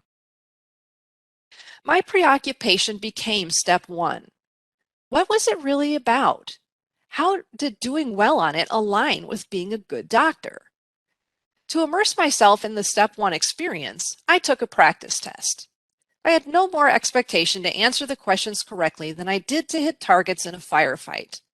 Instead, I sought to investigate how the questions probed students' competence. Like the Army trainers I observed, how did the Step 1 developers stress the capabilities students would one day bring to medical practice? And how did students rise, or not, to the occasion? Perhaps like William Hammond, I could turn my preoccupation into recommendations for improving education and patient care. I completed only half the test, realizing my effort was futile, but also newly aware of the existential nature of students' concerns. Beyond the pass-fail cutoff, Step 1 scores don't predict who will be a good doctor, but reproducing knowledge on certification tests determines who can be a doctor. This is the point of certification testing. If Hammond had been made to produce a Step 1 score, he could never have victimized cardiologists with his keen but uncredentialed insights about clinical practice. Beyond Step 1, physician trainees are arguably professional education's most scrutinized learners. After all, like military operations, medicine is a life or death endeavor. Data from numerous studies suggest that in the 4 years of medical school, students become less empathetic and less compassionate, and the people most dependent on the healthcare system, the elderly, the disabled, the mentally ill, the poor, the traumatized, are the same people students feel least comfortable interacting with. Recognizing that assessment drives learning, or colloquially, that learners won't respect what you don't inspect, medical education is expanding its assessment frameworks to incorporate standards not well addressed by multiple choice tests. These standards focus on humanistic behaviors, such as listening to patients and respecting their autonomy, informed by an understanding of the societal factors that affect health. More than making doctors knowledgeable, these shifts in assessment standards aim to make doctors good. Medical educators see deficits relative to these standards as training problems to solve, ailments of individual trainees that can be treated by intervention. But the tools in their little black bags, educational theories and psychological instruments, aren't up to the task at hand. As they increasingly acknowledge the impact of structural inequity, corporatization and technification of medicine, and other macro-level factors on clinical practice and physician moral distress, educators do not seem to recognize that their role in improving patient care is diminishing, that the gap between refining curriculum and advancing patient care is becoming almost impossibly wide. Ascendant should be the role of the systems designer, the philosopher, and others who specialize in rethinking the status quo. The student Step 1 scores gradually increased on their own. The downward trend I investigated as a new hire may simply have reflected the natural variation that occurs in quantitative data over time. I've analyzed a great deal of student exam data since then, and one could argue, like Hammond's colleague might, that even though I'm not a physician, I've become effective in my role as an educator. I've been promoted and tenured, won grants, presented and published, and received multiple awards for scholarship and teaching. I feel valued by my institution, where students and faculty alike seek my advice and mentorship. However, like a brand new medical student, I've been kept on the periphery, patient care dutifully protected from the threat of my uneducated involvement. In more than 10 years on the job, I have been invited to examine physicians' work only once. A physician faculty member wanted guidance on how to fit teaching into her busy clinical workday after a curriculum reform eliminated protected time for classroom lectures. Delighted by the access, I observed her practice for a full day, and I wrote recommendations for how she might use her clinic schedule to identify potential teachable moments in advance. In this way, students could acquire the same clinical knowledge, but learn more about the practice of medicine by interacting with her and patients together, instead of isolating elsewhere to memorize facts. I was not invited back. Thank you. Beautiful.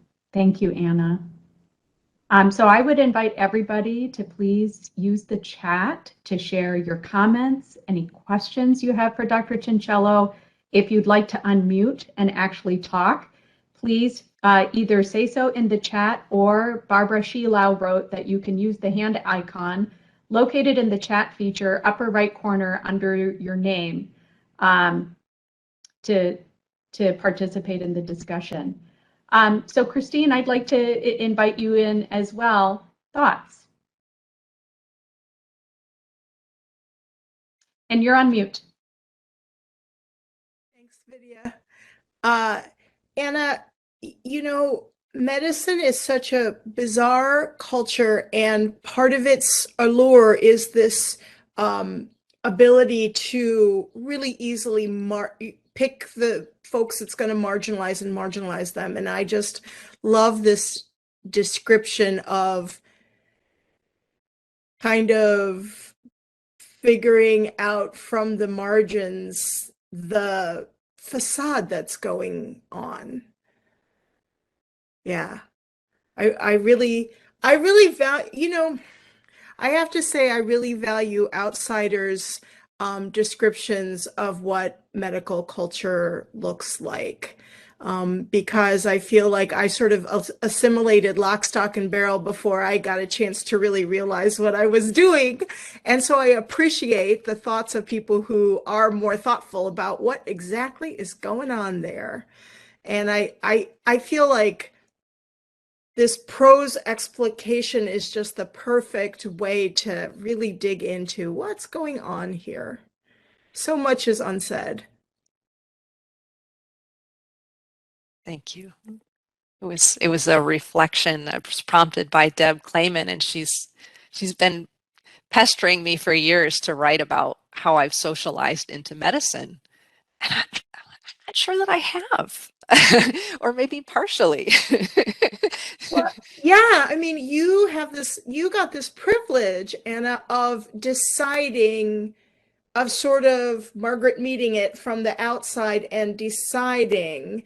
Whereas I think a lot of learners who are there to go to medical school, they don't get to decide. They just kind of get swept up in it. And that's why I think your perspective is so valuable, and just has that, oh, this is true. We don't say this, but it's true, which to me is like, that's what great writing can get you to. Thank you. There are a couple of comments in the chat, Anna. So from Dr. Hild Mosley, fascinating essay, Dr. Chincello. Thank you for sharing. So interesting. And Dr. Hahn wrote, very reflective and powerful thoughts, Anna. Thank you for sharing such genuine feeling and your true self. From Dr. Hingle, thanks for sharing, Dr. Chincello. The sense of not belonging is pervasive in medicine. So sad. You know, with that not belonging, Anna, there were a couple of things that you shared in your essay that it brought to mind pretty powerful images. So early on, you talk about sort of being pushed to the periphery, you know, in the beginning. And then you talk about being called the good doctor. And it's hard to tell what they meant by that. You know, was that genuinely well-intentioned? Was that maybe not? Those sorts of things were really powerful for me as you were sharing your journey. Thank you. Any other comments or questions for Dr. Chincello? Thank you so much, Anna, for sharing that piece of yourself. Christine. I've got a question, Anna. You know, how do you know that a thought that you are having or an observation that you're realizing is something that you want to write about? Do you write them down in a notebook? Do you just kind of remember? How do you realize, oh, this, I gotta keep germinating on this? That's a good question. For me, this general topic of finding my fit has been kind of at the forefront of my mind ever since I set foot at SIU, and it's been a loose tooth for me just for years and years. You know, how do I bring what I have to bear on this enterprise of medical education to help make things better, to relieve student stress, to improve patient care and faculty burden and so forth. And I guess I just have a practice of noticing. It's something that we as creative nonfiction writers are told to exercise regularly, is the act of noticing. And I did that as part of my observational work for the military, and I think it's just sort of carried over. So when I notice something, I'll usually document it in some way. And then the noticings kind of, I can weave them together into something that is meaningful. Yeah. There's a comment from Karen Reynolds, and then Dr. Elamine has a question. Karen writes, Anna, having been there when you first arrived and watching your progress and then hearing your essay was fascinating, I always wondered what you were thinking. And she has a smiley face. Dr. Elamine, you should have been unmuted. Ask your question. Dr. Chinchilla, I really appreciated your essay. I'm very curious about your process of stepping out to reveal more personal pieces. I think many of us have done more scientific and academic writing, but I'm wondering if you can share with us a little bit about what that process was like, because I think it's very liberating, and I'm hoping more people are able to kind of step into that courage to do that. Oh, well, I'll have to say it was sort of forced upon me in that I took last year a 10-week creative nonfiction writing class, and my vision was that I was going to enter this class, this novice writer, and leave it John McPhee level amazing essayist, a science writer type person. And it turned out that the dominant model for creative nonfiction in this class was memoir. And it's like, I don't usually read memoirs because I have found them to be serving more of a cathartic purpose for the author than accomplishing a connection with the reader. And I think maybe I just wasn't reading the right memoirs, because when I took this class and we read a number of personal essays as part of the coursework, I understood the resonance that you can accomplish with your reader by how you reflect and have the cathartic experience through your writing. And that motivated me to explore, well, how can I take this issue that I'm wrestling with and make it something that resonates with other people? And so the bringing out the personal elements feels it still remains it retains its cathartic capacity, but it's something that is also an intellectual exercise. So it takes some of the threat out of it, because I'm seeking to connect and I'm seeking to select those personal experiences that I think are going to illustrate how I'm feeling, but in a way that will speak to the people who are reading what I'm going to write. Thank you. I think you just illuminated a whole nother pedagogy we might need to use in medical education. And just wanted to share another comment from Dr. Collins, who wrote, powerful essay. Thank you for your courage and sharing with us. And Dr. Nichols Johnson wrote, now that I'm retired and looking more at medicine somewhat from the outside and as a panelist, I see, as a patient, I see how many things are done because, quote, that's the way we do it, rather than having great reasons to do it. And Amanda Kahn wrote, acclamation and inclusion in the elite medical world is often forbidden. Perspectives and observations from, quote, the outsiders is important. Well done. Thank you so much. I agree. Thank you, Anna. Thank you so much for sharing that piece of yourself. Dr. Todd. Hi, everybody. I'm going to read a poem that I wrote. And poetry is really different from prose. When I'm writing in prose, I'm often trying to explain myself. And when I write poetry, I'm just trying to elicit a response. And so it's a little more ephemeral.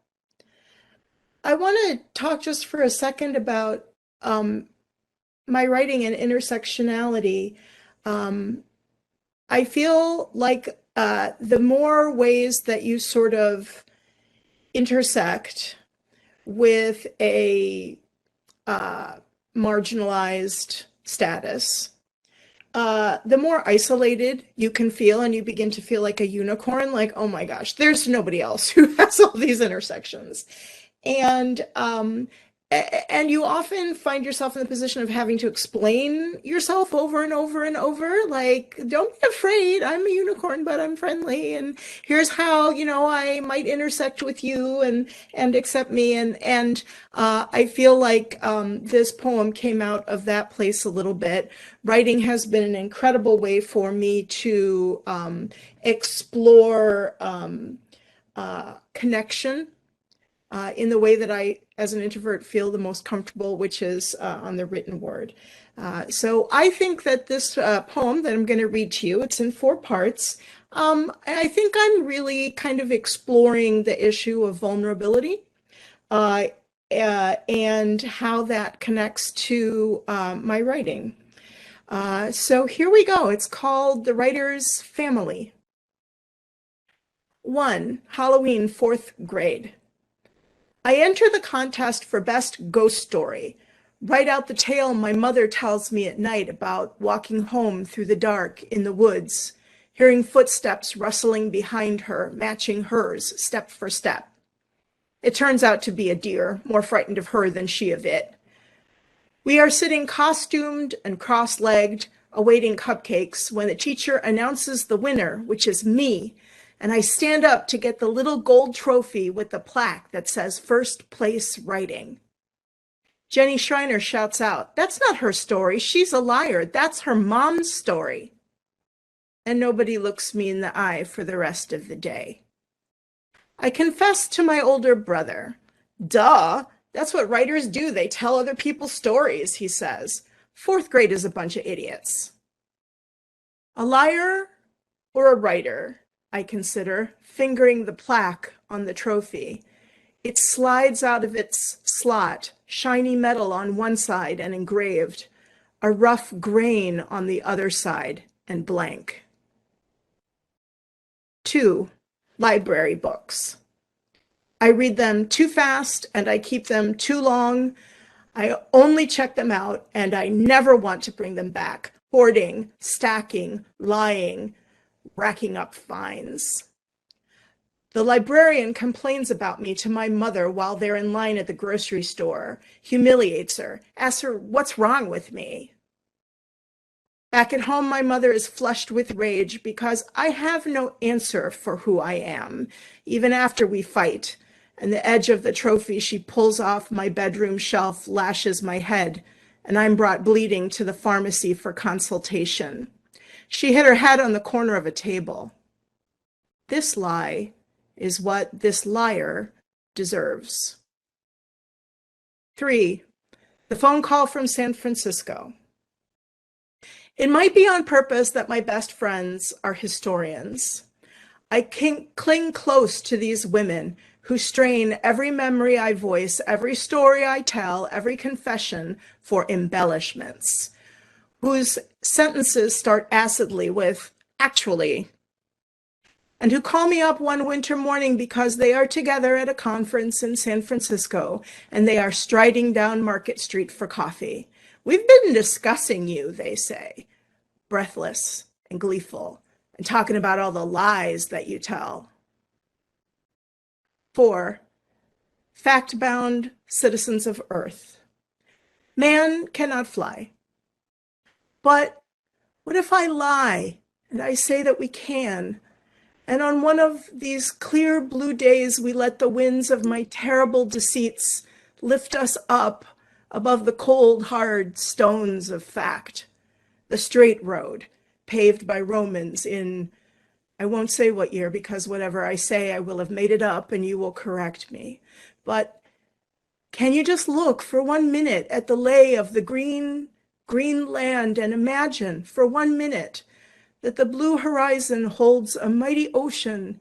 And can you shield your eyes from the harsh but brilliant glint that shines off the little plastic trophy which I obtained through fraudulent means, but which nevertheless faithfully holds everything I know about love?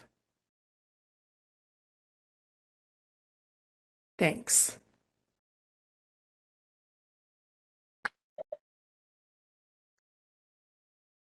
I'm going to need to take a minute, Christine. I welcome everybody to use the chat, and I welcome Dr. Cinchello to comment. I'm so blown away and touched. Just please give me a minute. Thank you, Vidya. I can't tell you how much I love being able to share what I've written. You know, poetry is one of those things that comes to life when somebody reads it. So thank you for the opportunity. I think I'm in a similar place as Vidya, and both Vidyas. I have goosebumps, and I need to take a moment to. I think that when the poem really hits you, it's really hard to put it into words because it's that crystallization of experience.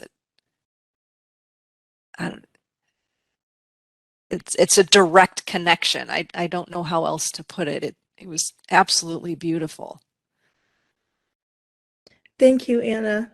You know, I think to me, like, I know when I'm on the right track with a poem, when I'm feeling like maybe I'm being too vulnerable in what I'm writing, but that's the whole, to me, that's the whole beauty of it, is that kind of vulnerability allows you to connect so directly with other people. It's just, you know, I was talking to Dr. Dorsey once, and he was talking about how difficult it is to be vulnerable. And I'm like, but have you ever regretted being vulnerable? And he's like, I never have. I don't know what it is about us that makes it so difficult for us to do something that we know is just such a payoff in terms of connecting with other people. But I feel like poetry helps me, like, that's the way I can do it. I can't do it casually, but I can do it in that kind of formal, you know, more formal way. I've regained my composure. Thank you for giving me a minute. It was similar to Dr. Takahashi's reading, Christine.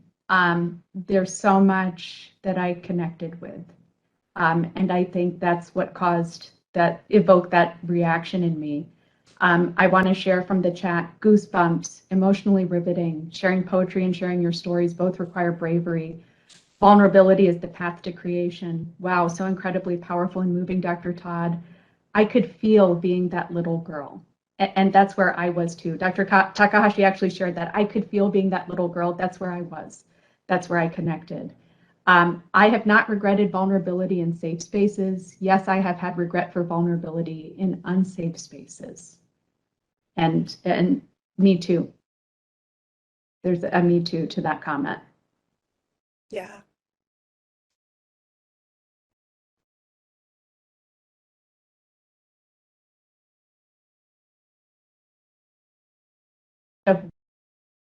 In those formative years, you know, stays with us and lingers and follows us during our journeys.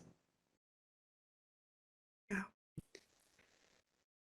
And sadly, it's those unsafe experiences, right?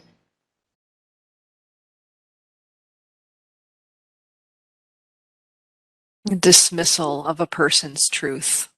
I mean, that is so painful. It is. It's made me want to go get my children from school and protect them as much as possible. I totally hear you. Yeah. There's another comment, Christine. Thanks for sharing this. I've always thought vulnerability was a sign of weakness. That's pervasive in our culture.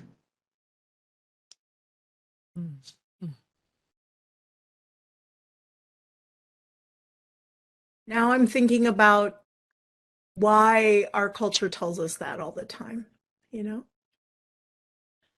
Yeah. There's a comment from Dr. Collins, Christine. Bravo. By the way, you're not a unicorn. Human vulnerability requires all of us to engage in humility, empathy, and strength. We, institutions, can learn so much from children. They do it well. Yeah. Amen. Yeah. Mm-hmm. Yeah, every once in a while I see a picture of me or I'm reminded of something that I did or thought as a kid and I think, where did she go? She was kind of awesome. Bring her back in here, you know? Yeah. Any other comments or questions for Dr. Todd? Christine, thank you so much. If you don't mind, I would really like to share that with my kids. Oh, absolutely. Yeah. I'll send it to you, Vidya. Yeah. I would like to and reflect with them because so much of this, my boys are not talkers. And I wonder what's buried beneath the surface. And I think this would be a wonderful way to get them to talk. When Dr. Elamine talked about her kids, Yeah. it sort of made me think about the power of this and engaging our children in these discussions. So thank you. Yeah, you're welcome. Okay, well, I'm going to go ahead and share from my memoir, Learning to Listen, a chapter called Wild Blue Yonder, and I'm going to skip around a little bit in the interest of time. As I hang up my uniform, she will put hers on, my uncle proudly declared to my aunt when I solidified my decision to join the United States Air Force. I came from an honorable line of Army officers with two uncles having had illustrious careers in the Indian Army, one as a brigadier general and the other as a lieutenant colonel. When I look back on my childhood, I realize I was the stereotypical girly girl. Mom always dressed me in pretty dresses. I had earrings from simple studs to porcelain flowers of different varieties. So when I announced that I would be joining the United States Air Force through the Health Profession Scholarship Program, the reactions I received were amusing, to say the least. You serious? I never saw you as the Army type. Can you even run? My uncles were over the moon with excitement. I would carry on the family physician, but do so as a physician which made them incredibly proud. The summer before medical school, I traveled to Montgomery, Alabama for 8 weeks of commissioned officer training. I had been told that training would be fairly laid back, so I hoped on the plane ride there that I wouldn't be bored. As we entered Maxwell Air Force Base, I remember what I heard more than what I saw, which was forceful, belligerent yelling of Air Force officers. Bewildered, I trembled as I got out of my vehicle and obediently followed directions to stand in one of several single-file lines. I exchanged terrified glances with multiple other prospective Air Force officers who seemed just as confused as I was. One unfortunate soul came with his golf clubs slung over his shoulder. "Did you think you were coming to Disney World, son?" an officer screamed. Oh boy. About 15 minutes later, every one of us was silent and single file, neatly lined up like teeth of a comb. The air was still and the humidity made me feel as though I was melting.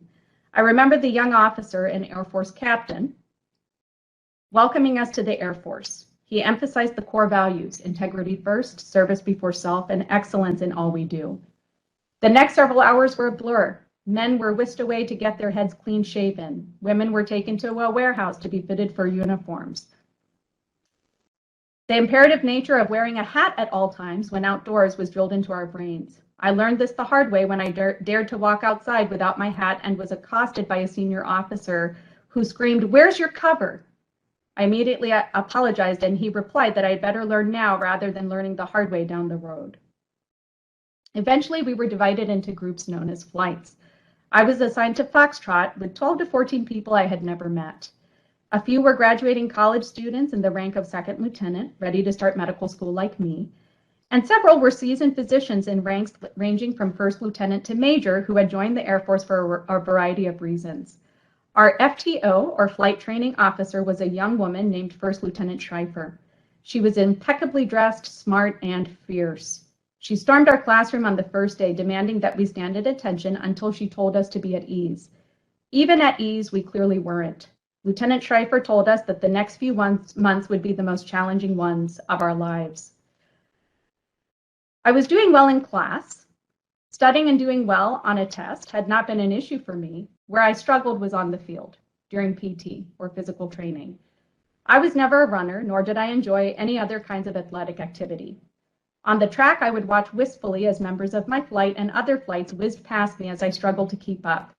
It was humiliating to have my flight members wait for me to finish my 4 rounds around the track each morning.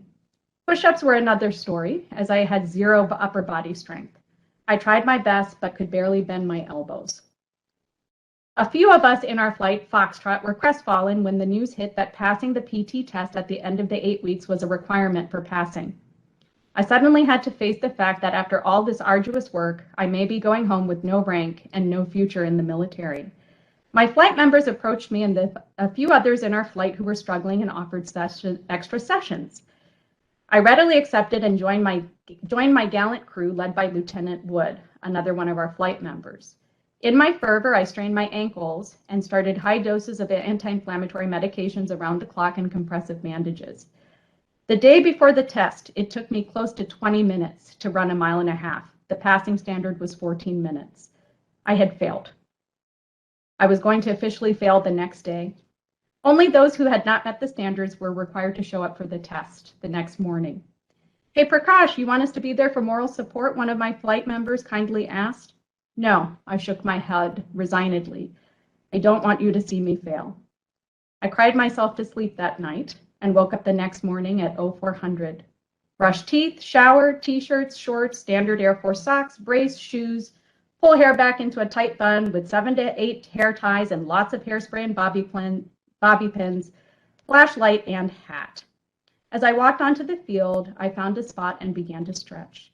In the distance, I saw one member of my flight approaching me, then another, and another, and another, until every member of Foxtrot, including Lieutenant Schreifer, was surrounding me. "We came here to see you succeed, Prakash. We won't let you down," one of them said, smiling at me. I looked up and every one of them gave me reassuring looks and grins. I was overwhelmed. I took a deep breath and stood there realizing that this would be one of the most memorable and important teaching moments of my life. My flight members surrounded me as I did my sit-ups and push-ups and cheered when I made the mark and passed those sections. Then it came time for the big run. "Hey, Prakash, we're running with you," said one of my flight members as he started to tighten his shoelaces. I was a bit confused, but before I knew it, I was running on the track with my flight members behind me and several on the sides cheering me on. Each time I wanted to slow down, I realized I couldn't because my entire team was behind me. I kept hearing them shout words of encouragement the entire time, and it propelled me forward, making me more determined than ever to not let them down, and more importantly, to not let myself down.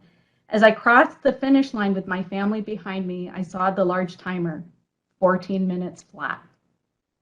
I frequently reflect on my many key moments of my life. My first dance recital, induction into the Honor Society, my husband proposing to me, our wedding, the births of our children, and a series of other firsts. I'm able to describe my feelings in each scenario with clarity and grace. That moment when Flight Foxtrot came to my rescue and renewed my faith in humanity and myself is one that lives on in my heart, locked in a place that is forever pure and filled with love, like the great spirits who made it possible.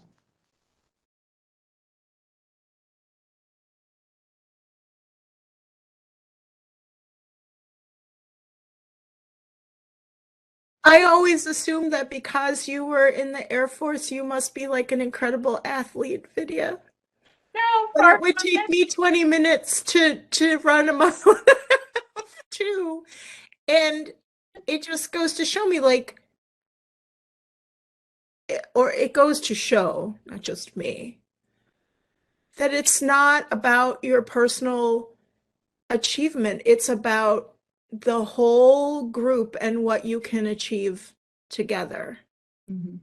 Absolutely. As you were reading, I'm like, uh-oh, how's she going to get better at running? Because she has to. She can't fail again. And then as the people started to appear in the field, I'm like, can this be the answer? Yeah, it's wonderful. Thank you. Yeah, I remember reading that chapter aloud in the recordings that I did of your memoir for the Society for the Blind, and getting to the part where your colleagues joined you on the field and tearing up and choking up. I'm like, how am I gonna how am I gonna read this without stuttering? And it just is so moving, the emotion of that group, their desire to be with you in what happened next and to see your success and to take that time out of their day to at that wee hour of the morning to prioritize your success. It just was so moving. And I'm verklempt now. Yeah, it's beautiful. You know, I was thinking, Vidya, as you were reading about something I've thought about before, and I know quite a few of us had, and I've voiced it before. I really wish we could transform medical education a little bit, or a bit, but so that it had more of that flavor of the whole community needs to succeed, and we don't need to individually compete with each other. Mhm. And how much I wish that we could have a system where no one passed a test unless everybody passed the test, which is what you're describing. But your community members took it upon themselves to create that culture of, all right, no one's up to the standards unless everybody's up to the standards, and Vidya needs our support. We're going to support her. We're going to do it together. And we have to be a concrete part of that. And I'm just sitting here thinking, like, what would medical school be like if that esprit de corps was as much of our culture as the competitive get the highest score part was part of our culture? What if we decided that we don't leave anybody behind? Nobody passes unless everybody passes. I love that. That is, Preach. yeah, that's powerful, Christine. Amen. Well, I want to thank both of you, Anna and Christine, for sharing your stories, for sharing these key pieces of yourselves. You always lift me up. You always give me hope. And I'm just so blessed to know both of you and to be able to connect with you in this way outside of medicine and in this realm. And we are very fortunate to have had this time together. And I really thank the participants for all of their comments. I am delighted to introduce our next speaker, Dr. Bali Yahia. Dr. Yahia is Senior Vice President, Ascension, and President, Ascension Medical Group. In this role, he leads Ascension Medical Group, or AMG, Ascension Prescription Pharmacy, and Virtual Care Services at Ascension, working to drive clinical transformation to promote high-value care. As leader of AMG, Dr. Yahia provides strategic direction to the physician-led organization, which includes more than 10,000 clinicians who serve more than 2.3 million individuals worldwide. Dr. Yahia joined Ascension in July 2018 to serve as Chief Medical Officer. A nationally recognized expert in health disparities and HIV medicine, Dr. Yahia has published over 150 articles, abstracts, and chapters in leading journals. He has made important contributions to the understanding of patient engagement in healthcare. Dr. Yahia has served in top leadership positions in the government and on numerous boards, and is the former Deputy Undersecretary for Health for the Department of Veterans Affairs. He currently serves on the American Hospital Association Committee on Clinical Leadership and is on the board of directors of the Primary Care Collaborative. Dr. Yahia received his bachelor and medical degrees from the University of Florida, completed internal medicine residency at Johns Hopkins Hospital, and infectious diseases fellowship at the Hospital of the University of Pennsylvania. He also holds a master's in public policy from Princeton University and master's of science in health policy research from the University of Pennsylvania. Dr. Yahia, welcome. Thank you so much for joining us today. It's my pleasure. Thanks so much. It's great to be able to be invited to speak with all of you virtually today on a topic that's really important to me, and I think really important to our patients and our communities. We are going to try to do this as interactive as possible. So there's going to be a couple different things as part of the presentation where I'll ask you to put things into the chat or even to take a little bit of a survey and watch a video. But I'm very open to being interrupted. Just raise your hand or put something in the chat and we can make it conversational. All right.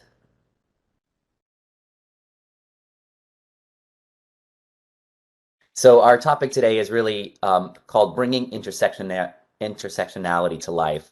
And I'm going to use a couple different examples to share with you and then really talk about how do we put it into action. Next slide. We have two objectives, is really at the end of our time today, being able to understand the definition of intersectionality and to identify the importance of it in both collecting and identifying the data. And then also to be able to implement very specific techniques to appreciate and really highlight intersectionality. All right, so what is this term of intersectionality? So let's go to the next slide. And so this is a little bit of audience participation. Many of us have seen these "Hello, my name is" stickers. And I'd like you to fill in, "Hello, I am," but you can only use one word. And if you had one word to identify yourself, what would it be? And put those into the chat.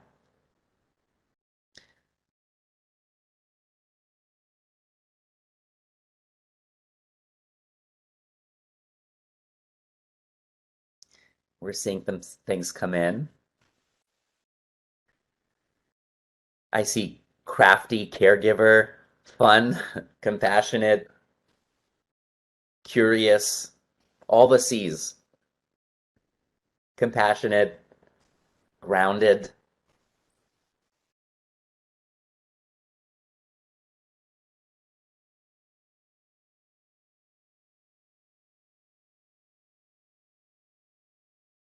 Caring, that's great. And you can keep well-rounded, empathetic, I love these. Reliable.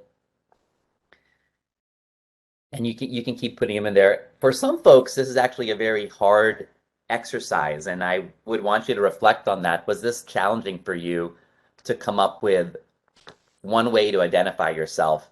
You know, sometimes people identify as a mom, as a physician, as a sister, as a brother, as a community member, as, you know, as a sports fan. There's many different ways that we identify. So if you go to the next slide. And sometimes it's really hard to just use one word. And if you experience that, that's really intersectionality. Intersectionality is the fact that we are more than just one word. And when you get to it, and we'll talk about today as it relates to different social constructs and how it relates to discrimination and health disparities, sometimes when you have these different parts of who you are, it can lead to different types of outcomes. And sometimes it's more than additive, it's more compounding. So the Oxford kind of definition of intersectionality is really the interconnected nature of social categorization, such as race, class, and gender. And they're really creating overlap and interdependent systems. They could create overlap and independent systems of discrimination or disadvantage.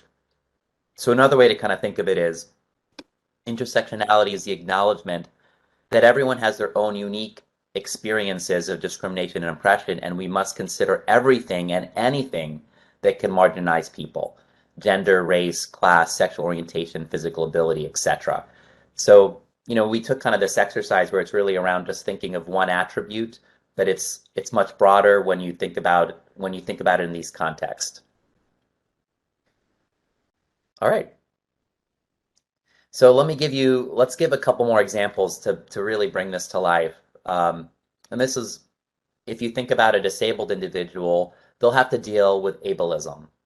A woman will have to deal with sexism. A lesbian will have to deal with homophobia. And a Muslim woman will have to deal with Islamophobia. So when you put all of this together, if you're a disabled lesbian Muslim woman, then you'll have to deal with all of these. And sometimes dealing with all of these, as I mentioned, is more than just the sum of the parts. It's something, it's not additive, it's more compounding. So that's kind of how we think about intersectionality. Is there's different aspects of folks that sometimes can put them at disadvantage compared to others. And we'll talk about what that means in our society and our organizations and what that means in healthcare. So I want to give you a couple more examples. Let's go to the next slide. As was mentioned in my intro, I'm a primary care doctor, infectious disease. So I'm going to use a couple examples around HIV and the HIV epidemic that still exists in our country today.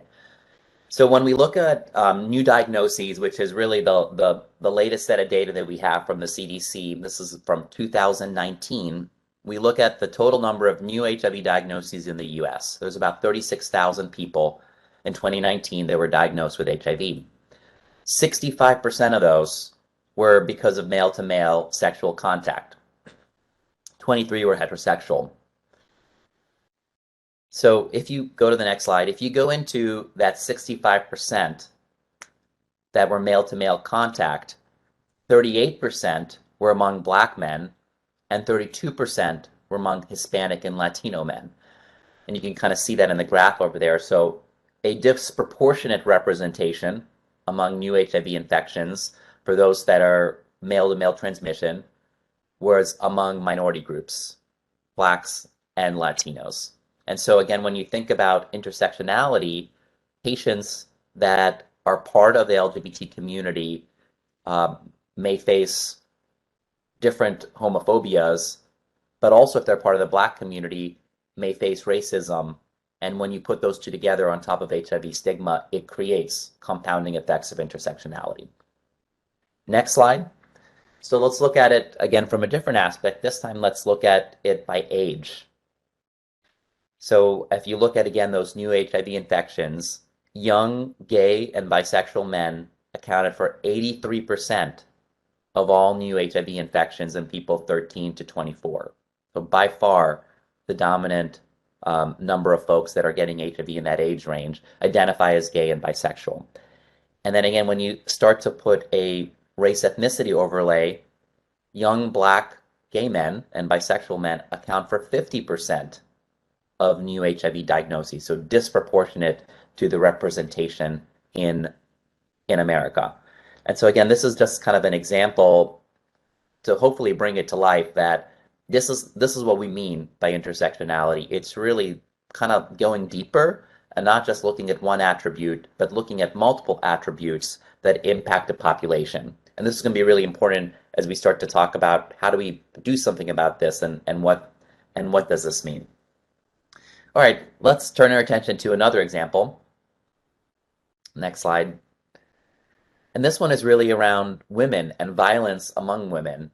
And so if you look at data from the World Health Organization, 1 in 3 women worldwide has experienced some sort of partner violence. And again, if you look at the intersectionality between lesbian women, 44% of lesbian women experience intimate partner violence compared to 35% of heterosexual women. And again, when you look at ableism, women and children with, or women and girls with disability are 2 to 4 times more likely to experience domestic violence compared to women without disability. And so again, this is kind of why it's really important to understand not just the one aspect of an individual, but really all the different parts and pieces that make them who they are. And as healthcare providers, it's really important to get into that, because the level of disparities, the level of disadvantage and discrimination that occurs within certain groups is really important to appreciate so we can address it. All right, and then kind of the last one I kind of wanted to bring to color, bring to life, is really around LGBT youth and mental health and suicide. So on the kind of left hand, this bar graph, again, this is data from the Trevor Project in 2019. You can see that the proportion among LGBT youth, the proportion that reported suicide attempt. First of all, you can see it's very high. It's very disconcerting. We're talking about 15 to 32%. And the highest, the 32%, is among American Indian, Native American, Alaskan Natives. And then kind of the next highest is folks that have more than one, identify with more than one group. 18% is among Black African American and 19% among Hispanic Latinos. So again, it kind of highlights that even within a very subpopulation of LGBT youth, there is a difference when you look at those that identify as American Indian, Alaskan Native compared to others.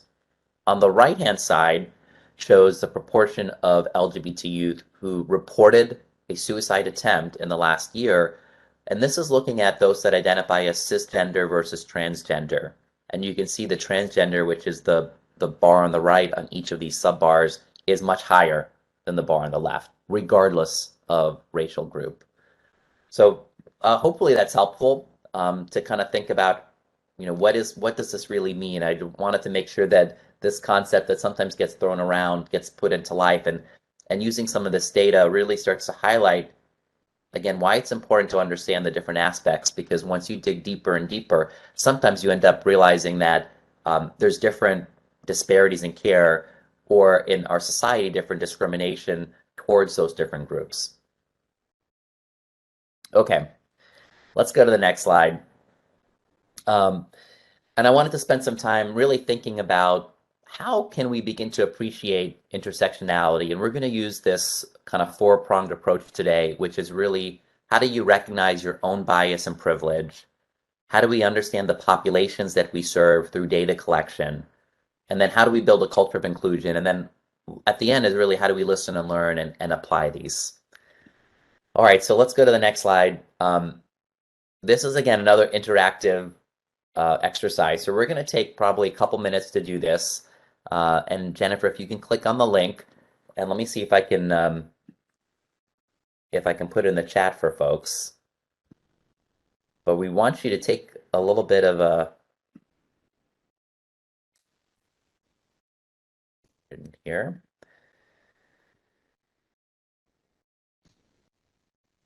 Did that go through? There we go. Yep. So if you can click on that link on your computer, you're gonna pull up this website. And again, I'm not exactly quite sure of the scientific nature of this, but this is more meant to be more illustrative. And so I want you to kind of go through this. They call it the intersectionality calculator. And like I said, I think it's more illustrative. There's been about a couple million plus folks that have taken it, and use the slide bar to figure out where you go. And so the first one is really more around white versus persons of color, straight versus gay, male, female, etc. So if you all kind of take some time there and go through these.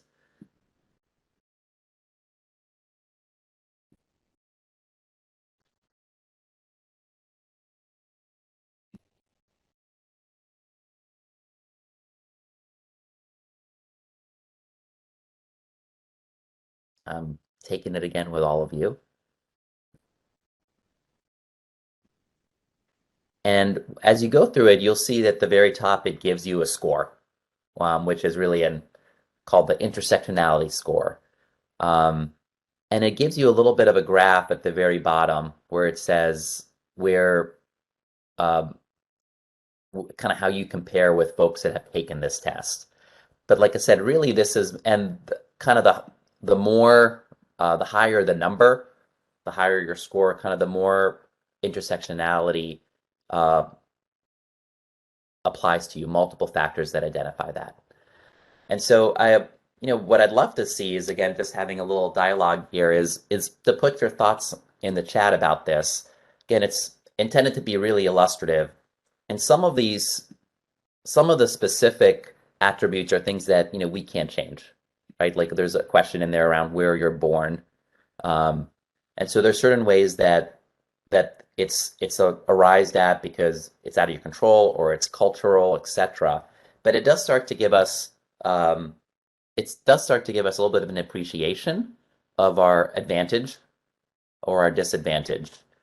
And that's important too, because as we talk about how we appreciate intersectionality, it's kind of nice to know where we're coming from and where we stand. And it starts to get into, and we'll talk a bit more about how our lived experience, sometimes manifested by these different attributes, can lead to unconscious bias, and we'll spend some time on unconscious bias.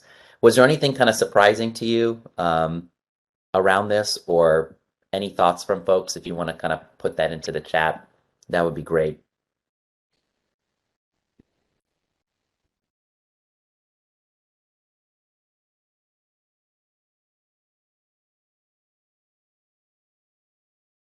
And again, if you look at the kind of little chat at the bottom, or at the graph at the bottom, overall, the folks that have taken it, they have lower scores, which does indicate some level of inherent privilege, and then the kind of the higher scores. Let's see what it says. Not surprising, but I appreciate the able bodies was included in this list. I've never described myself as not Jewish or not Muslim. Yep. So again, I think it's just meant to be, it's meant to be a little bit provocative and to have us kind of think through where we stand along there. Again, I'm not quite sure if this was like scientifically published. It probably wasn't, but the nature of the exercise is really to help provide some introspection.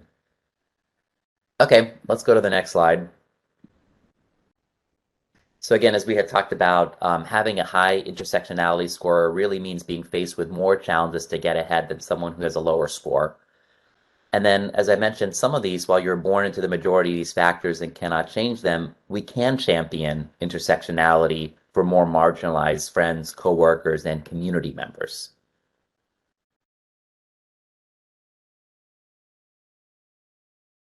Okay.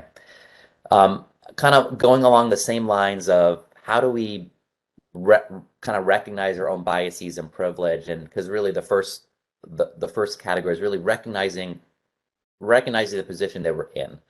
And many of you probably are very familiar with unconscious bias or implicit bias. So unconscious or implicit bias occurs when the brain automatically processes a piece of information that's influenced by stereotypes, attitudes for people that based on their actions, behaviors, and it results in quick judgments. It's unconscious, as we talked about, because it's this kind of implicit something that formulates quickly in our brains. It's probably a little hard to see this graphic, but it actually shows different types of biases, and I'm going to give you a couple examples. And so again, when we think about unconscious or implicit bias, ask yourself these questions to start to face our own biases, and we all have biases that we face. When I see someone, am I quick to make judgments about them? Do I have automatic thoughts or feelings about this person or this community? Does this person remind me of someone or something from my past? Do I notice any patterns in my decision-making that might be impacted by my biases? And like I said, everyone has biases, and so we don't have to be at their mercy, and we can improve our self-awareness and intentionality to increase our leadership effectiveness and how we take care of patients and how we interact with others. A lot of this is really, like I said, gaining that insight and doing that reflection to help us better appreciate the environments that we're in and the individuals that we work with. Next slide. So I just wanted to give you a couple examples, and many of you probably already know this, but sometimes it's nice to kind of put it out there. So there's different types of biases. One of them, some of the more common ones are confirmation bias. And again, as you think about these, I always kind of, for me, the image that always happens is really around recruitment for some reason, and thinking about how folks that are applying for jobs and how they get selected for jobs or promotions, etc. So confirmation bias, a tendency to search for, interpret, favor, and recall information in a way that confirms or supports one's prior beliefs or values. And like I said, this is a really big one, because it could be in the positive or the negative. It could be a split-second interaction with someone, and there's one thing that reminds you of something favorable in the past or positive, or it could be something that is small that you link to something that's negative, and that really forms or frames your opinion of someone. And so really overcoming confirmation bias is really important. Affinity bias. We gravitate towards people like ourselves in appearance, beliefs, and background. Oh, you went to the same school. Oh, you like the same football team. Oh, our kids go to the same, playground. There is an affinity bias that occurs. And so again, thinking about that, especially when we think about folks that are not in our circles, that how do we apply that?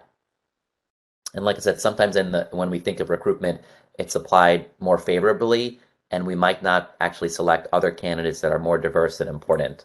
And then the next is really intuition bias. People have, for many different reasons, a tendency to overemphasize their intuition and to follow them even when they're not, even when they should not. And for me, this kind of always reminds me of like evidence-based medicine, how to make sure we are truly doing evidence-based medicine. Because sometimes our intuition is like, oh, I know what this is. And that's why we have different processes in healthcare to make sure that we tick and tie and make sure we do our evaluations, we do the right diagnostics to get to the right answer. And it's not based on intuition. But this intuition bias can creep in and can impact our experiences and also how we interact with folks. Whether it's, oh, I think this person's not going to adhere to a medicine, so I'm not going to prescribe a medicine. And so really kind of checking that and being able to recognize that. There's a lot of really good unconscious bias training now. At Ascension, we are rolling it out to all of our clinicians starting the next couple months as really a mandatory process to be part of our medical group. And I know that there's many healthcare systems across the country that are also kind of really focusing and doubling down on that. And it just starts, honestly, with an appreciation and training, but it has to continue through discussions and dialogue, and then changing the systems to make it easier to do the right thing. Next slide.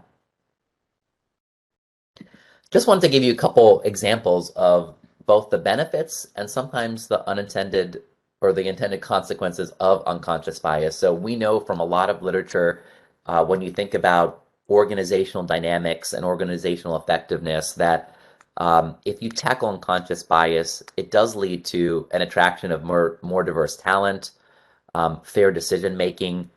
Diversity is so important because it's linked to creativity and innovation, and having different folks that think differently is really important.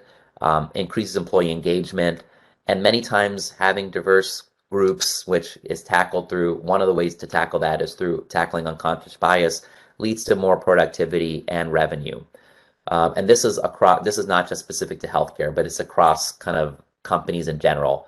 On the healthcare side, when we think of the negatives about how does this lead to disparities, and these are again some specific evidence and published studies, white male physicians are less likely to prescribe pain medicines to Black patients than white patients. Doctors assume their Black or low-income patients are more likely to engage in risky behaviors and less likely to adhere to medical advice. And then pregnant women face discrimination from healthcare providers on the basis of their ethnicity and socioeconomic background. So sometimes these are, when you talk to folks, it's not that they're actively trying to do something negative, it's unconscious. They're perpetuating systems and practices that have existed for a long time. And so as we aim to break down those and create a more health equitable and fair society, we have to come to terms with this and recognize it. And so the first one is really kind of, like I said, checking and recognizing our own biases and privileges. All right. And then really the next section is really around data, and this is really important. I always kind of use this term, is that if you don't know until you ask, and this is so true in so many things in healthcare. There's a lot of what's called real data, race, ethnicity, and language data, and I think many systems are really starting to collect that. One of the things that I'd mentioned there is that it is important actually for all three of these different data collection elements we're going to talk about today, that we think about how that data is collected. It has to come from the patient. So it's really important that this is self-identified and it's not documented by someone kind of doing an observation. So it really needs to be patient-reported information. And then two, the settings where that information is collected is also key. And we'll talk a little bit about sexual orientation, gender identity data. There's actually been a lot of studies from Pecori and others around what is the best way and setting to collect that. If you're in the ER and someone is asking you a set of questions around your sexual orientation and gender identity, that's not always necessarily the safest space for someone to be forthright about their sexual orientation and gender identity. And so finding opportunities to collect that information electronically, privately, before visits, etc., it's important. So I just want to make sure that our audience thinks about not just the ability to collect the information, which is important, but how and who is collecting that information. SOGI data, I think more folks are starting to collect that now. Some of that has been propelled by some of the efforts at the federal level for data collection. And then the social determinants of health data are so key to really understanding intersectionality. There is no standard SDOH questionnaire. You go to every different program, federal programs, state programs, everyone has kind of their own version. But I think for me, as we work on trying to standardize that across the country as a practice of medicine, it is important to just start to collect it. And it is very surprising. We have a very diverse population at Ascension. We're in 20 states and DC, from urban to highly, highly rural. Our mission is to serve the poor and vulnerable, so we have a very high proportion of individuals that are marginalized or below the poverty line. But even there, when you ask some of these questions, you realize that, wow, regardless of your race, ethnicity, social class, etc., people have needs. And we asked a question around loneliness, and it's been eye-opening, the amount of folks, young, old, regardless of where they are, that are experiencing loneliness or lack of social connection as part of their day-to-day lives. So I think the main message here is that it's important to ask these questions. You won't really know until you do ask. And once you're able to gather this data, real data, SOGI data, social determinants of health data, what you could then do it is really special. It's not just looking at that data by itself. It's applying that data to health outcome and health process data.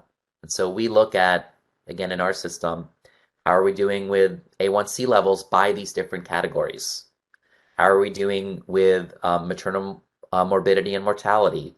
How are we doing with length of stay or wait times in the ER? And so this data shouldn't sit by itself. It really should be used to highlight this intersectionality for the health outcomes that really matter and the health processes that are really important for us as a system.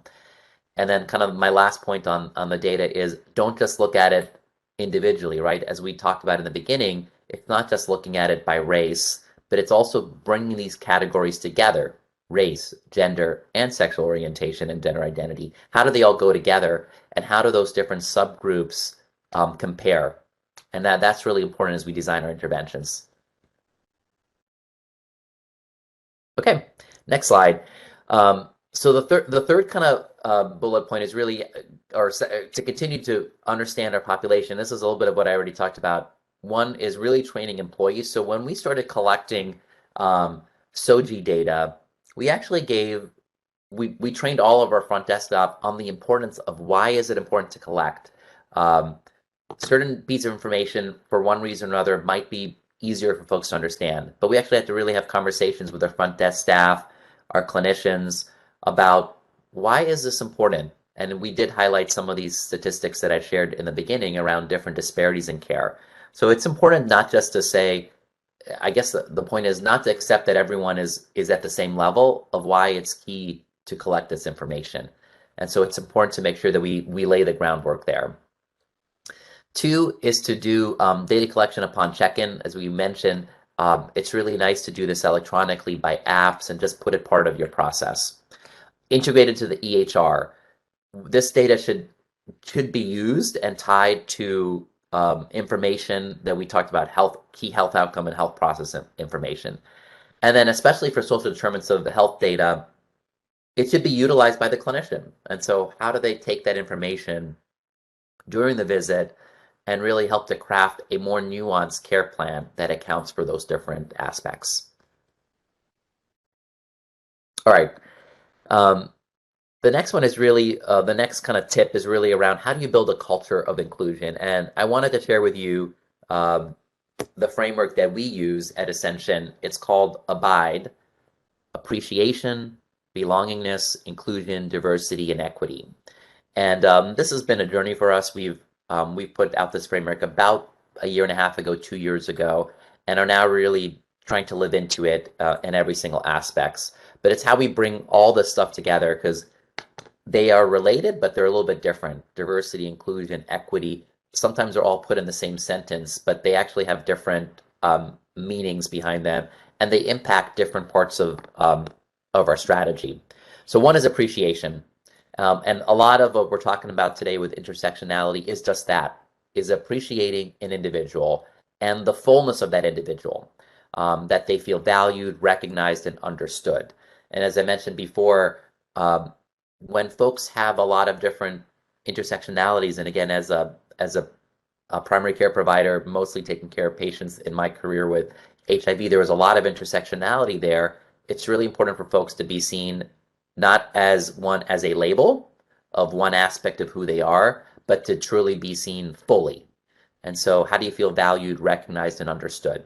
And we'll talk a little bit about how do you create a culture that appreciates the wholeness of who you are. Two is belongingness. And this is really experienced when people feel welcome and accepted as part of something through connections, people, groups, communities, without judgment.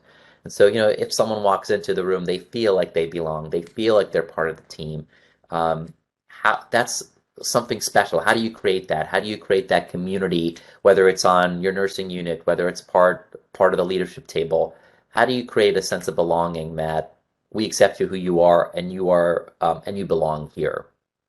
Inclusivity is about acknowledging and inviting varying perspectives and identities, understanding how others' experience contributes to decision-making, collaboration, and growth.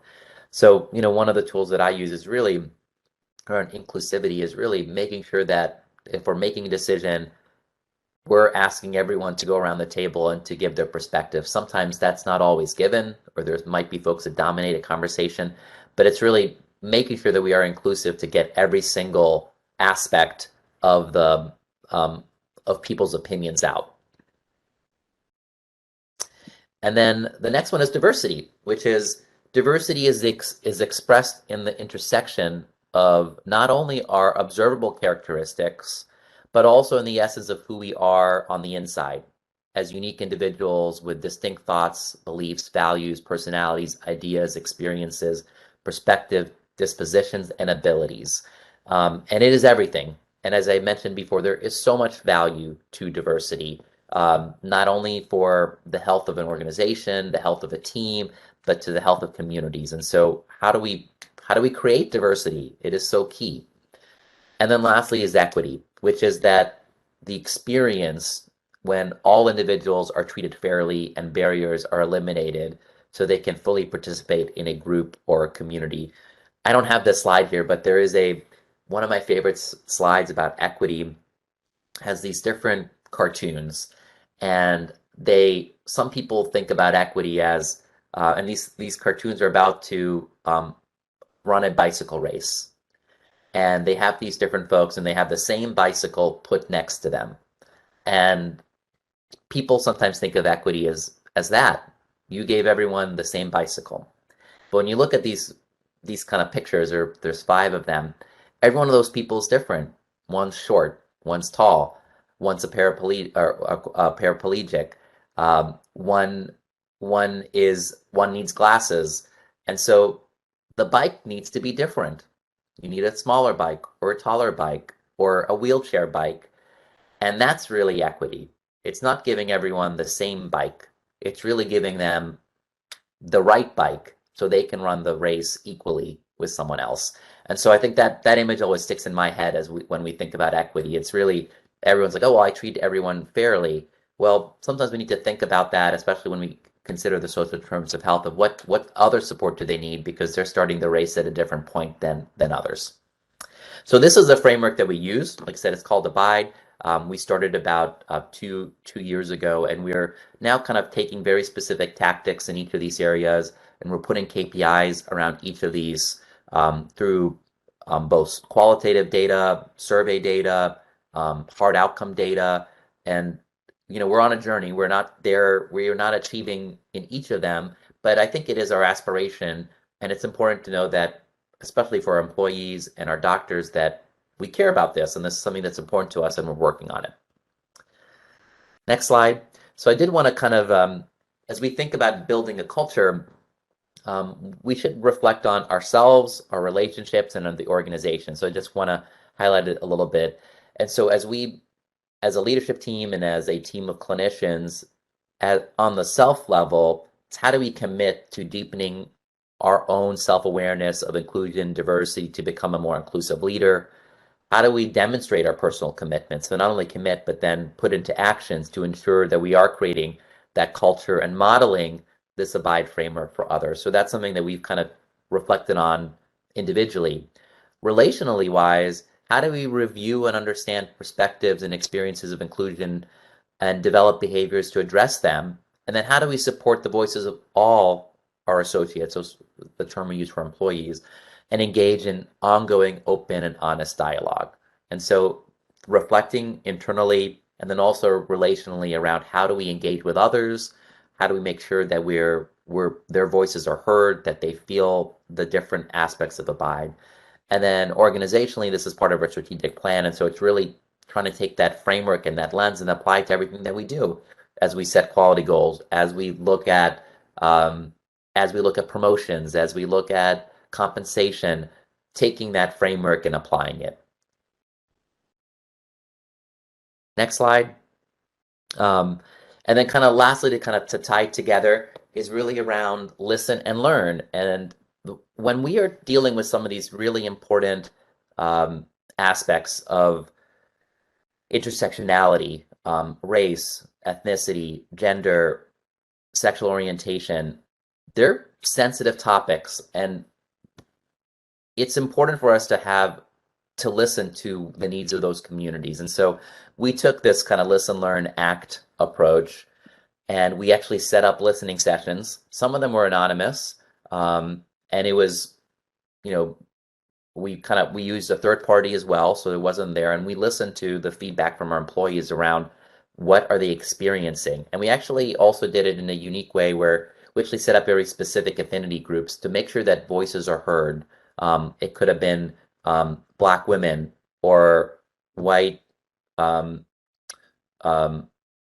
white women, or folks with different, even in the hierarchy between leaders and frontline workers, or nurses versus doctors. So we group them differently, kind of thinking about that intersectionality, because that's important. Because sometimes you'll say, oh, we got together a focus group with diverse folks or different people in there, but not everyone always feels they're in a safe space to share. So as we seek to understand what's going on, we did some of that, but also we did very focused sessions with different groups that are more closely affinity, so that we can make sure that we are hearing exactly what they're saying and that they're represented. And now we're going through dialogue sessions, which are not anonymous, that are more specific to how we dialogue and get to better understand some of the root causes so we can develop solutions and then act. And we are already acting by changing some of our policies and procedures. So I really love this approach because, again, it's not just doing a survey and it's not just doing like a focus group. If you apply the principles of intersectionality, it's actually trying to do very specific targeted focus groups and listening sessions with key groups that are alike because you are creating a space that's important for them to be heard. All right, I think we have like 5 minutes left, and then we're going to get into some Q&A. So I thought this video, which I love, kind of ties it all up together, like what is intersectionality? So we're going to play this. It's not too long, and then we'll wrap up and get into questions.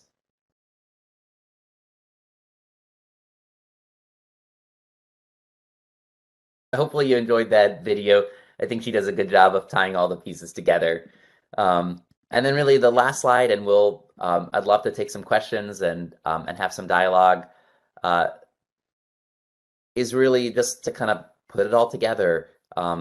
What can we do about how do we better appreciate intersectionality, be inclusive, be focused on some of that data collection that we talked about, focus on where the challenges sit, and there really many times are at the intersections.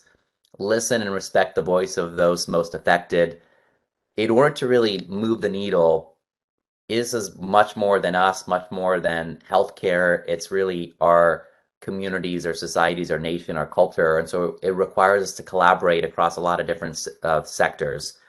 I think we have to think creatively to address these. The solutions of the past won't work today. We do have to address things at a system level. Sometimes there's a lot of things that are ingrained within our systems, our policies, our cultures, the way that things happen. And then we talked about a little bit about overcoming unconscious bias to best serve all. So I hope this provided you with a little bit more insight around intersectionality, what it means, and then maybe give you a little bit of a framework to think about how we can start to apply and appreciate it more. But I'd love to take any questions. Thank you for the time. We want to thank you, Dr. Yahia, for a truly phenomenal presentation and very thought-provoking. And I loved the video. I absolutely loved the video. I thought it tied everything together, everything you've been talking about beautifully, and injecting humor into it. So very good. We have a question from Carolyn Pointer, who asks, how did you get all the people in your system to get on board with Abide?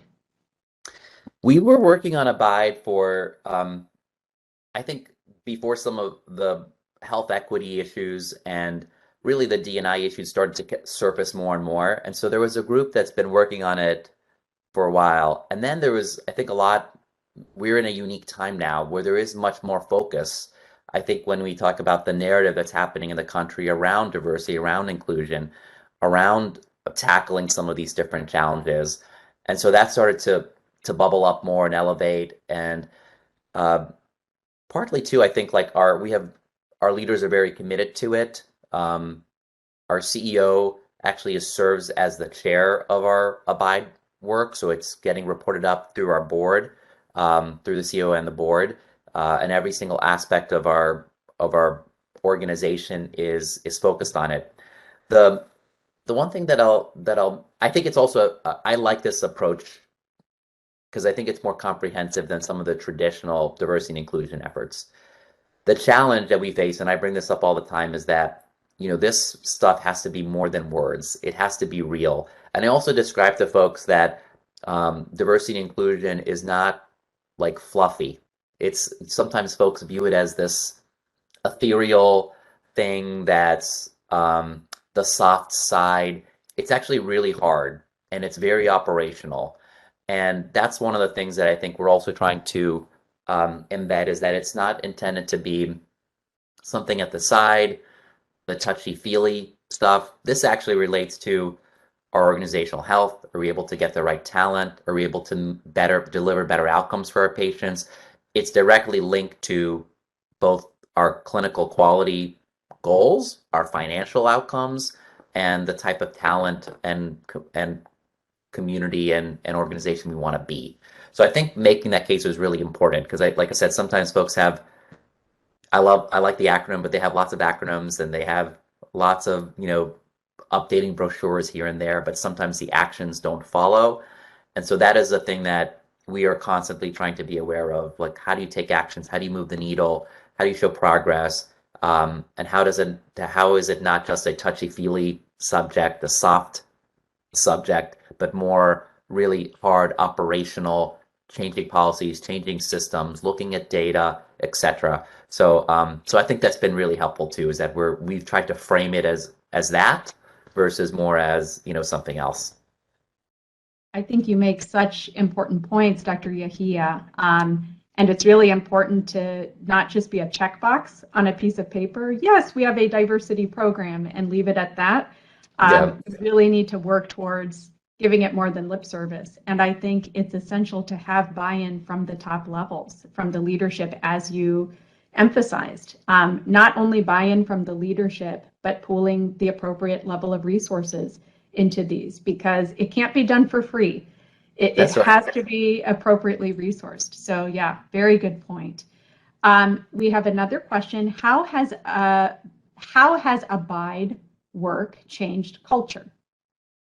That's a great question, Sue. Thank you. I want to give like two examples. One is like a personal example, and then another is really how it's impacting some of our patients in our clinics. We're Ascension is nonprofit, Catholic-based organization. So we have this tradition of starting meetings with a reflection, which has essentially been wonderful to be able to reflect on. Might be a verse, it might be a poem, it might be a song, it might be a picture. And we've started to incorporate what we call Abide stories. And so for our team, they tell their story. And honestly, I've learned so much about my coworkers through these Abide stories and how they grew up, where they grew up. Did they face any sort of challenges related to discrimination or being different? And many folks they're acknowledging their privilege and kind of tackling that. And it's a very unique thing, because we use these Abide stories wherever we can, including some of our big national meetings when we bring people together. And so that's been really insightful. It's something that's very small and does not require a lot of resources, but it does require people to be vulnerable. And we open up and they share their Abide story, how they were treated in school, what happened, where their family was, and it helps you look at them from a different light.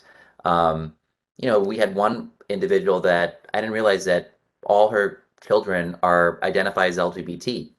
No idea. And so she has an appreciation for that community that I was not aware of. And so you learn about things like that. And so that's really, that's really powerful.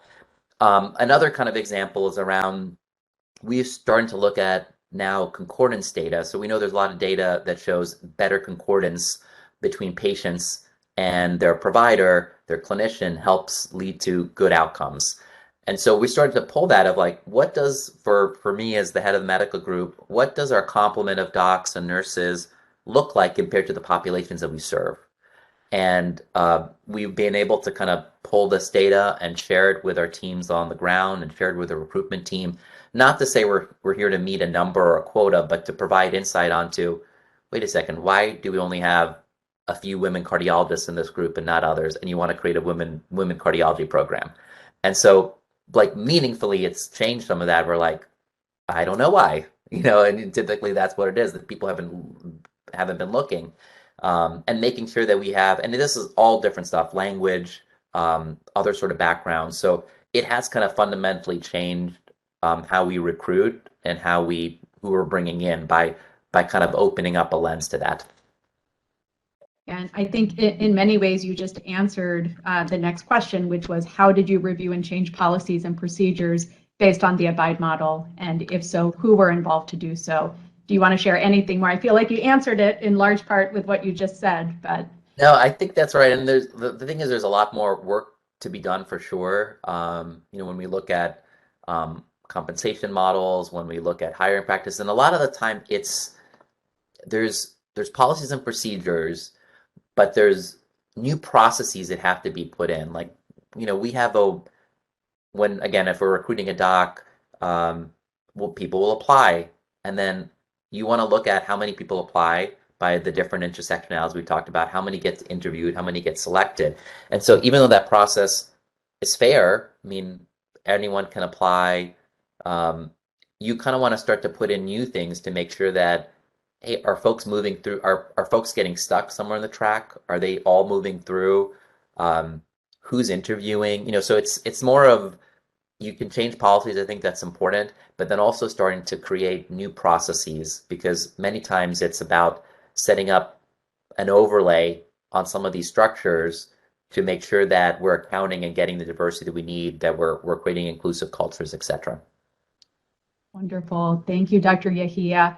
You know, you made such powerful points in the Abide model about the need to feel valued, excuse me, the need to feel valued and to have the sense of belonging.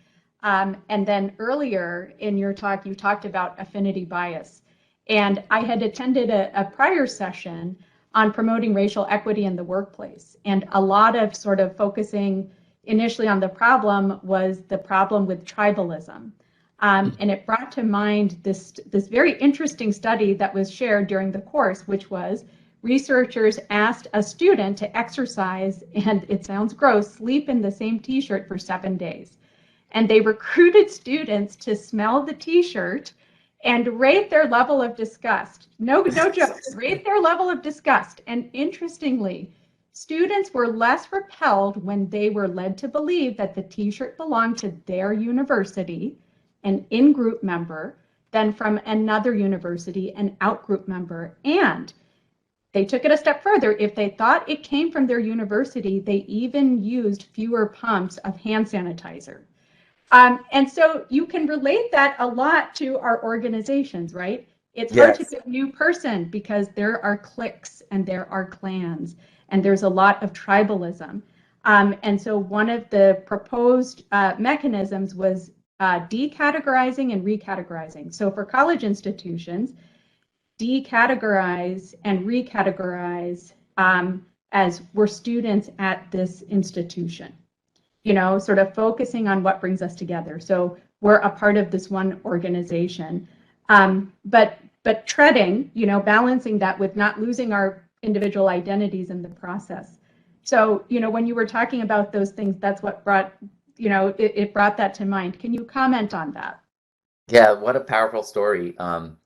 And talk about something like that's unconscious, right? I mean, it's so much of that is ingrained in who we interact with, what we see on TV. It's filtering through us to create these affinities or affiliations. And I think to your point about kind of decategorizing and then recategorizing, it's that you have to kind of deconstruct our impressions and then reconstruct them in a different way. And that's very challenging. You know, the one thing I will comment is, you know, we are not perfect. Everyone is not perfect. And so as we go, we are tackling very challenging things. How do we reconstruct who we are and our views? That's not easy. And then two, we're gonna stumble and fall. You know, I identify as a gay man. So sometimes folks, you know, do I call it your partner or spouse, you know, and they ask, and I tell them, and it's okay to fumble, because I fumble as well. And so I think we have to give ourselves grace as well as we go through this. It's important to tackle it. Don't shy away from it, even though it could be uncomfortable and it puts us in a different spot. But at the same time, there is grace around it of like, we're gonna fall, we're gonna trip over ourselves. But we're gonna keep at it and try to undo some of these structures. So I just want to kind of leave with that message as well, as that don't feel afraid to tackle it because you don't know how to tackle it. We gotta kind of start tackling it, and we're gonna mess up a little bit. But as we go through that, we're gonna end up being better on the back end as people, as a organization, as a community. I think that's powerful. Is injecting grace into this process. Beautiful and powerful. You know, one more question, Dr. Yahia. When you call out bias with colleagues, what does it sound like? And I think you've partly answered this with the grace piece, but can you expand, elaborate a little bit more? I think sometimes it's a lot of times it doesn't again, a lot of times it's unconscious and folks are not aware. And so I typically, it depends on the scenario, but a lot of time it's more of a sidebar conversation of, did you notice this? Or this is how I thought about this. And sometimes it has to come from folks that are, sometimes someone tells me because I have a different relationship with someone else that I can share that input, that advice to. On other times, it's so that's important. So I think sometimes it's like pulling people aside. However, there's many of you that might be at the table, and this idea of allyship and sponsorship, sometimes you have to call it out in the audience, and you can do it in a way that's tactful, obviously, but sometimes it's to say, oh, I don't agree with this, or I think we should look at it from a different perspective. Sometimes that voice needs to be said in the big room. And so it comes different ways. Sometimes if it's, a colleague that you can pull aside, and then sometimes to not perpetuate something because it might be a meeting with 30 or 40 people or whatever, and something is kind of said or misinterpreted, or they're not considering the whole picture. Being able to speak up is important too. So I think it's these little wins here and there, and then many times when you do that, it's almost like when someone tells you saw a penny on the street, and then you keep walking and you see all the pennies. It's the same thing where it sometimes only takes one or two times, and then people are more aware of it. Well, Yeah. Dr. Yahia, you have given us a lot to think about. Thank you so much for a really riveting session. I have learned so much, and I really appreciate you sharing your time and sharing your pearls of wisdom. Many, many thanks. My pleasure. Well, thank you guys so much, and have a good rest of the conference. Take care. Thank you. So to our attendees, we're going to take a short break. And during the break, we're going to be playing our Aweims video. What we asked our Aweims colleagues was to answer the question, what is a piece of your identity that's been buried that you would like to see celebrated? And we have 4 individuals from our organization who answered the question. And so while we're taking that break, Jennifer and Laura are going to play that video. I hope you enjoy it. And please join us back at 11:15 because we have a great session on religion and how it shapes our identities. Thank you.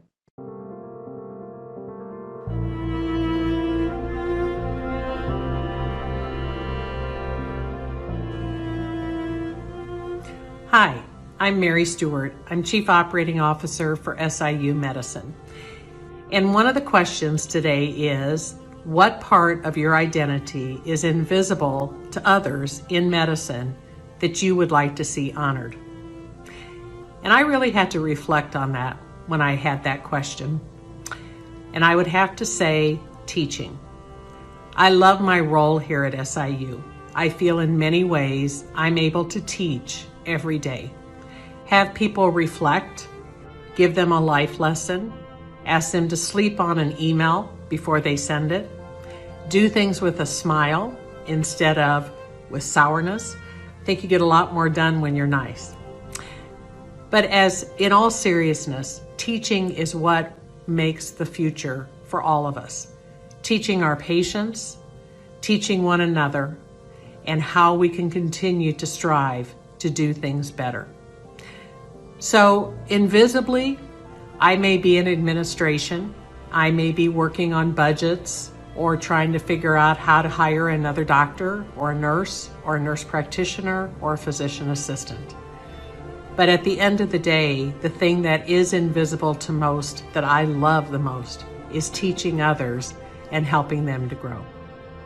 Thank you. Hi, my name is Vidya Prakash. I'm Associate Dean of Clinical Affairs and Population Health and Chief Medical Officer at SIU Medicine. I also have the privilege of serving as the Director of our Alliance for Women in Medicine and Science, or Aweims. A piece of my identity that's invisible is my love and passion for reading and writing.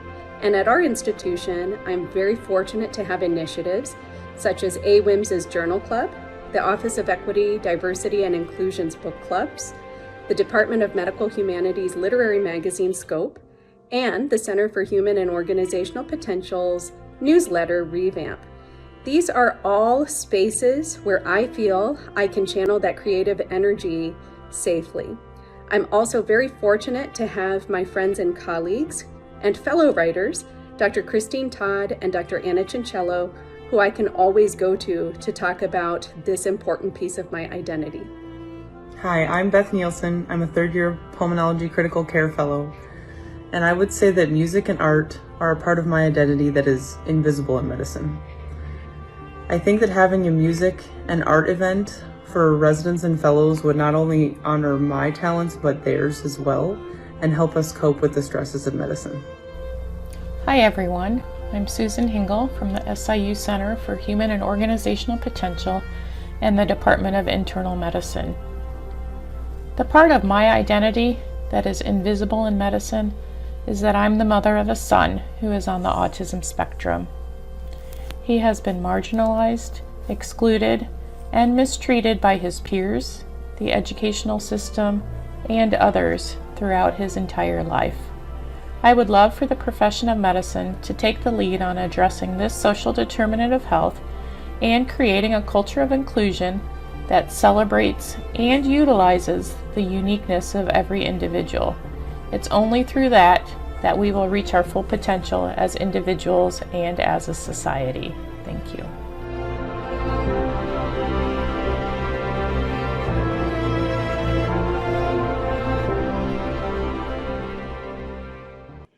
I am delighted to introduce our two moderators for our next session, Religion and How It Shapes Our Identities, a panel discussion. I will start with Dr. Vidya Sundaresan, who is a professor of clinical internal medicine and division chief of infectious diseases in the Department of Medicine, and has been a guiding light and stellar leader during the pandemic. I also would like to introduce Dr. Stacy Satovia, who is Associate Professor of Clinical Internal Medicine and Medical Director of our Office of Continuing Professional Development that helped bring this conference to us today. Two tremendous leaders from our organization, and you will notice two members of the dream team for this conference. So welcome, Dr. Satovia and Dr. Sundaresan. I will hand it over to you to introduce our panelists. Good morning, everybody. I'm going to take a moment to just introduce the panel as a whole, and then Vidya will do the individual introductions of our panelists. What we hope to do here is we brought together some deep thinkers to share with us their experience of spirituality and religion and how that has helped form their identity, and how that moves into their personal and professional lives. This is not entirely scripted. What we're looking for is just some willingness to share your stories. So Vidya and I did prepare some questions that we'll toss around, but for our panelists, we just appreciate you sharing your stories with us. So Vidya. Thank you, Dr. Satovia. I am honored and excited to introduce our esteemed panel members today, who are not only tremendously knowledgeable, but have been an impactful group in our community with the different facets and different projects that they have taken on and benefited the community. I will start with Ms. Tarfa Khan. Ms. Tarfa Khan is the president of the Liturgical Arts Festival of Springfield, Illinois, an interfaith organization that was established in 1996. The biennial Liturgical Arts Festival in Springfield supports interfaith connections across the spectrum of faiths through mutual appreciation of artistic expressions. Visitors of different faiths engage in conversations and reflection about the unifying themes among the diversity of religious beliefs. Ms. Khan's academic background in architecture and art and a personal drive to promote cultural diversity sublimated 30 years ago in the formation of Pakistan Arts Council of USC Pacific Asia Museum in Los Angeles. In the last 12 years, the same urge has been her impetus, and she has organized cultural diversity and interfaith events in Springfield schools, colleges, Abraham Lincoln Library, Illinois State Museum, and House of Worship, including the Islamic Center of Greater Springfield, as a person of Muslim faith. She's a strong proponent in the belief that we have a lot more in common than what divides us, and respectful dialogue wards off misinformation and creates more perfect union. And on a personal note, I would like to say that I have been given multiple opportunities by Ms. Khan to participate and perform in the Liturgical Arts Festival in Springfield, which has been one of the most inspiring experiences in my life. Our next panelist is Ms. Sami Mandir. She has a master's degree in psychology from Delhi University in India, with a specialization in organizational development, and has worked with companies such as Allied Spirits and Wine and Nike India as a marketing communications professional.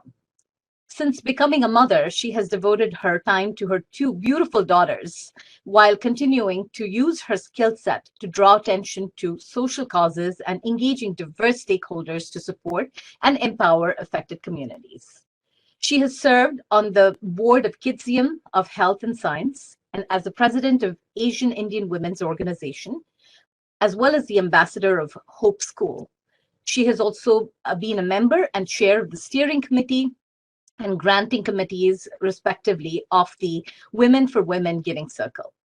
To empower communities, one cause at a time is her mission and motto. Sami Mandir is a marketing communications professional and a community organizer who has, for the past decade, championed social causes and garnered support for local nonprofits. She has crafted and implemented fundraisers for the American Diabetes Association, the Ronald McDonald House of Charities, the American Nepal Medical Foundation, HSHS St. John's Children's Hospital, Mercy Communities, and the Outlet. As the president of the Asian Indian Women's Organization, she mobilized the community through a Breath for India campaign, which provided essential oxygen equipment and medical supplies to rural areas devastated by the second COVID-19 wave. Ms. Mandir seeks inspiration and energy from her 2 teenage daughters, their strong sense of idealism and brutal honesty. Again, on a personal note, I have had the privilege to know Ms. Mandir and work with her on multiple projects since 2008. With her organized style, not only does she get the projects done, but she does it to the best of its ability. Everyone who works with her is able to contribute and feels valued to be part of the team. Next, I would like to introduce Dr. Krishna Rao, who's a physician scientist who specializes in hematology oncology. His undergraduate studies and medical school training were at the University of Miami. Then he completed residency in internal medicine at the Mayo Clinic and fellowship in hematology as well as medical oncology at the Fred Hutchinson Cancer Center in Seattle. His doctoral work was performed under the auspices of the Department of Pathology at the University of Washington. Dr. Rao's interest in breast cancer stems from his doctoral work that identified a unique chromosome at the site of frequent rearrangement during these cell transformations.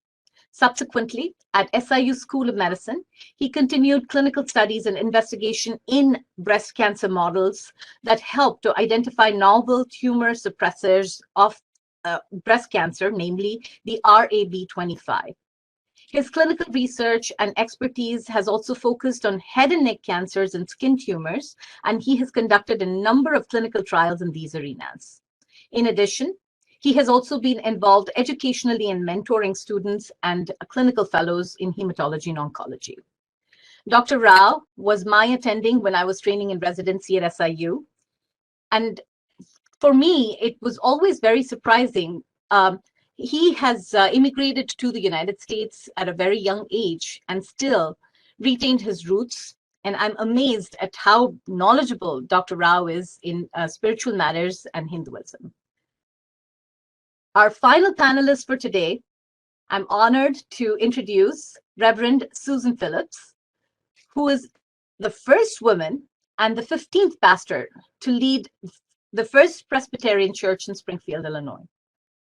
Together, they are rooted in community engagement and celebrate the gifts of LGBTQIA people.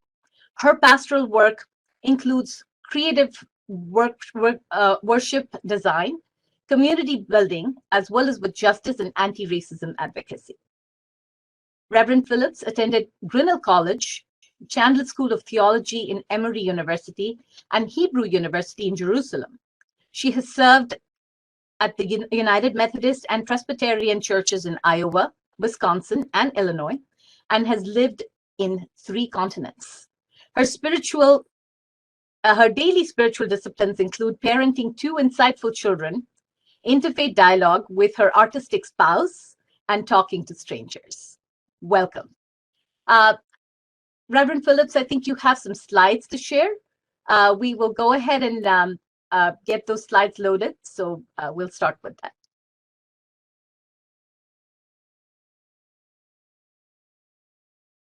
I am delighted to be invited to be a part of this panel and put together a few slides to introduce myself because I don't know my other panelists very well and I'm not sure who the participants are. So I am a Presbyterian pastor and have been a part of the Presbyterian Church my whole life long, although I have spent chunks of time with different faith communities in lots of different places in the world. My spouse is Jewish. I have been an advocate for justice, I think, since I was a teenager, and worship arts, as is illustrated in this photo, is one of my loves. I love designing worship where we pull together spoken word, music, art, architecture, installations, silence, ritual, and music. Over the last 10 or 12 years, I've begun teaching in those creative worship arts in lots of different ways and using lots of different elements, and using those different art forms is one of the things I discover when I meet people in different faith traditions. It's one of the things, as Tarfa was mentioning, we share in common. And this particular labyrinth was in the field behind my house in Wisconsin before we moved here 5 years ago. I began as the 15th pastor at First Presbyterian Church in 2017. And although I've been here almost 5 years because we've spent the last 2+ of that in pandemic, I still feel really new. And yet I'm delighted at some of the amazing things that are happening in the life of this congregation, particularly as it relates to our community commitments. And those community commitments for me take the shape of anti-racism and other social justice events like the current conversation around reproductive rights, and also the inclusion and recognition of the full sacred worth of LGBT folks. So I'm delighted to be here, and thanks for letting me share a bit of art.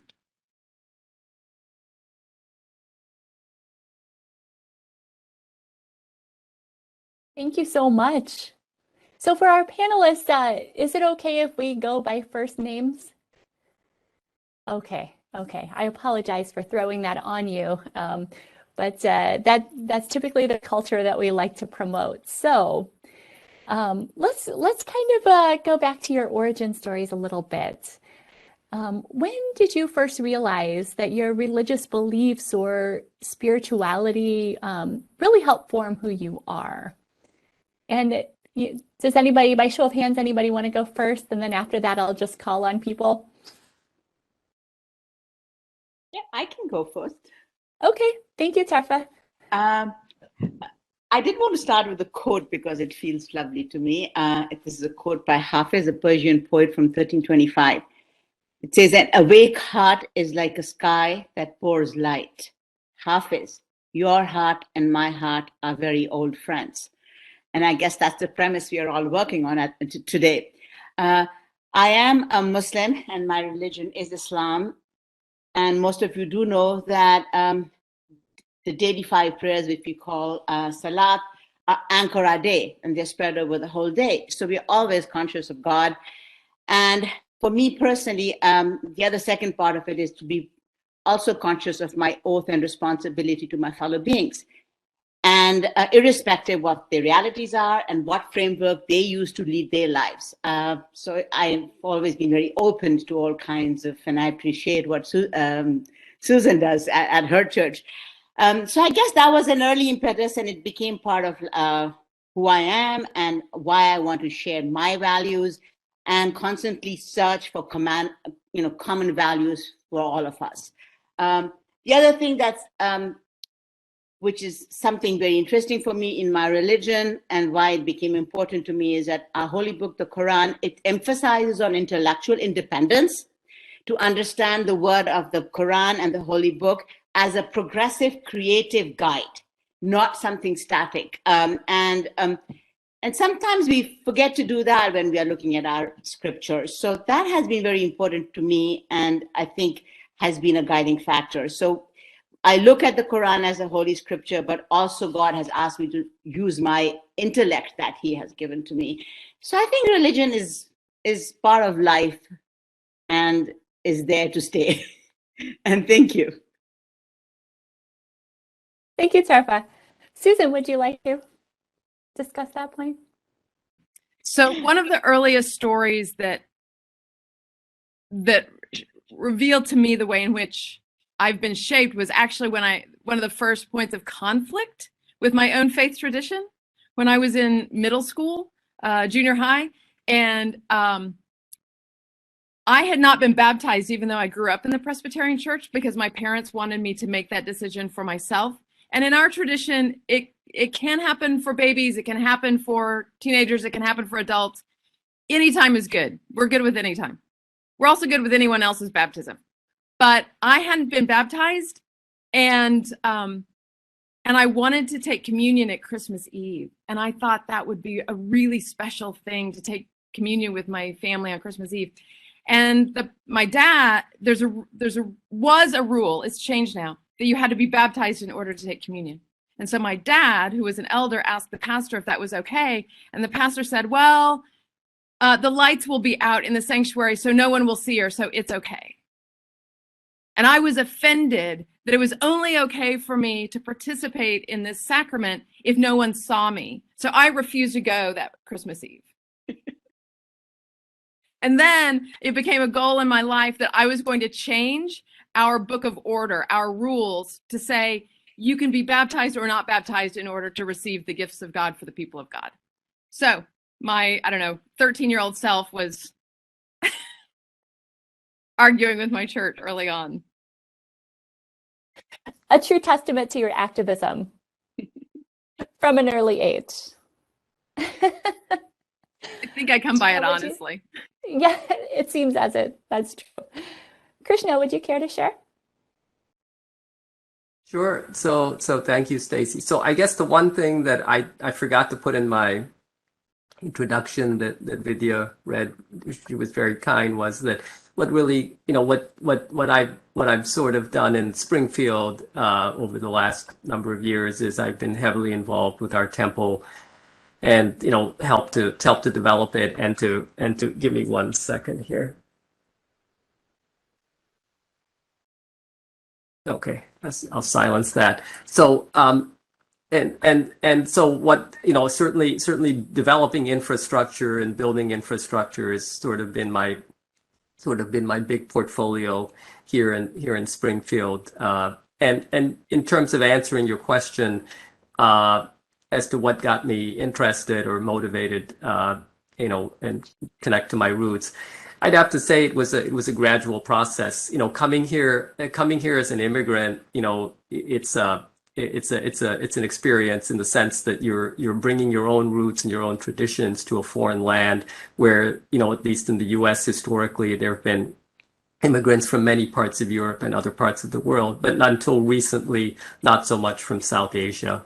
So again, initially I'd have to say that growing up as a child, you don't think of these things, but gradually over time, you begin to realize that there are other things in life besides just studies and books. And so, reading, understanding about Hinduism, and specifically understanding that some of the basic principles such as respect and tolerance, I think those facets of Hinduism, I think, made me understand what in part our religion was about, and also how it could fit very nicely within the American framework as well. So the other thing that piqued my interest over time was the fact that my father helped to construct a temple in Tampa, and just that entire process of mobilizing the community, working with people, understanding, what are the rituals involved that are done over time in a temple, etc.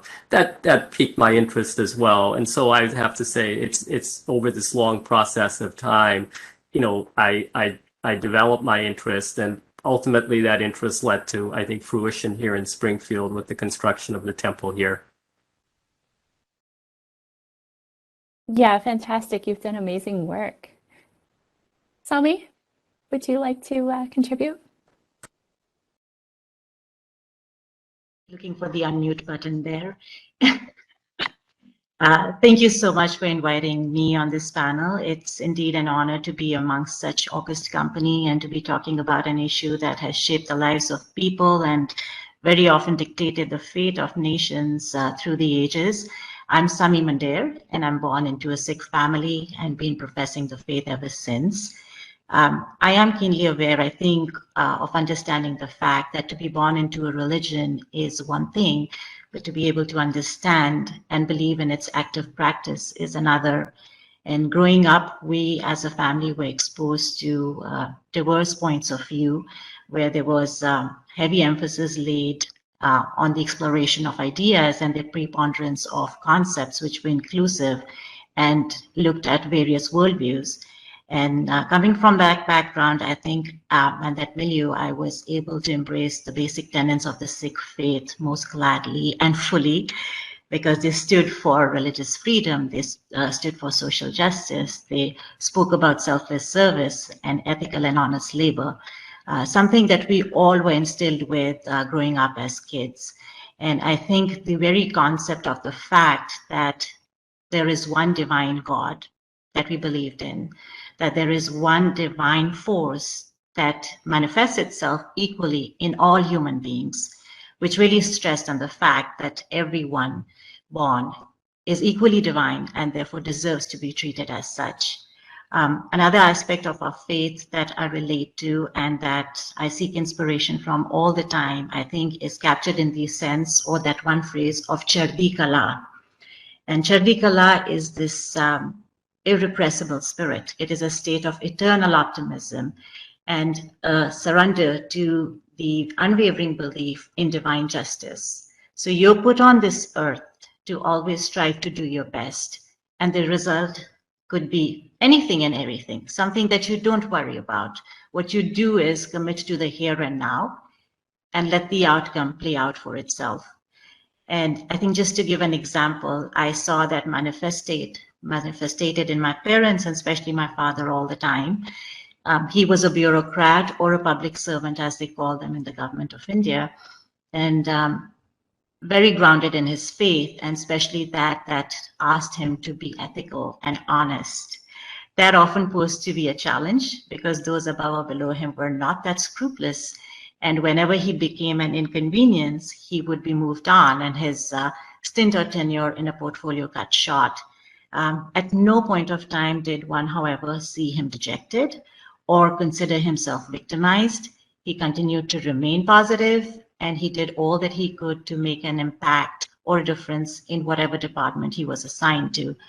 And I think that demonstration of holding steadfast on your principles, even if it came at a personal cost, and the fact that you found purpose and adversity, an opportunity to do something that you could, was something demonstrated by him on a daily basis, something that we ourselves internalize as kids and hope to practice ourselves.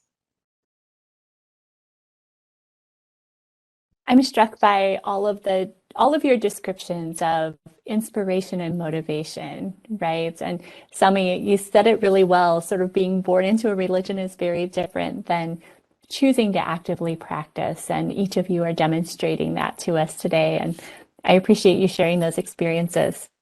When you consider your religious or spiritual framework, how does it help to shape you professionally?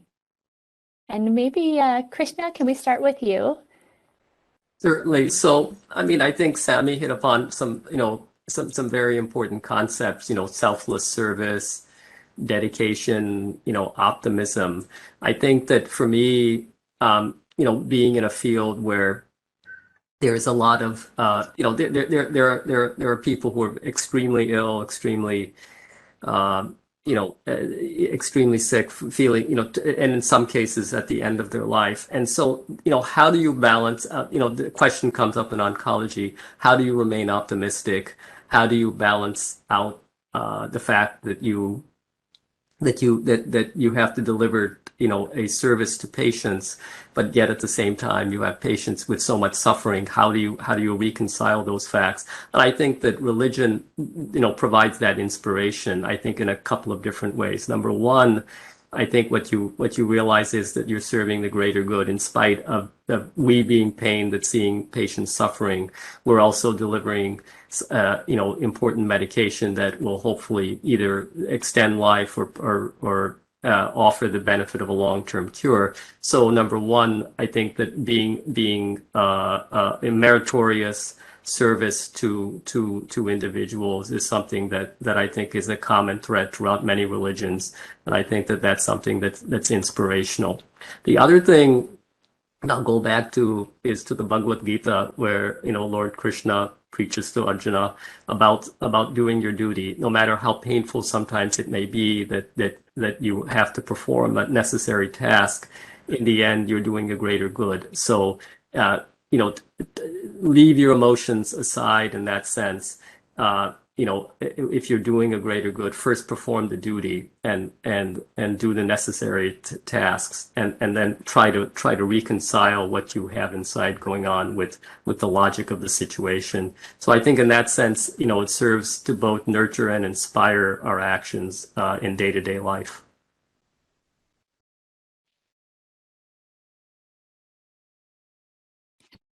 Thank you, Krishna.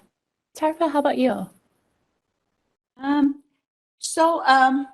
Like a lot of women, or maybe not a lot of women anymore, I moved away from my training and profession, which was architecture, to raise my children.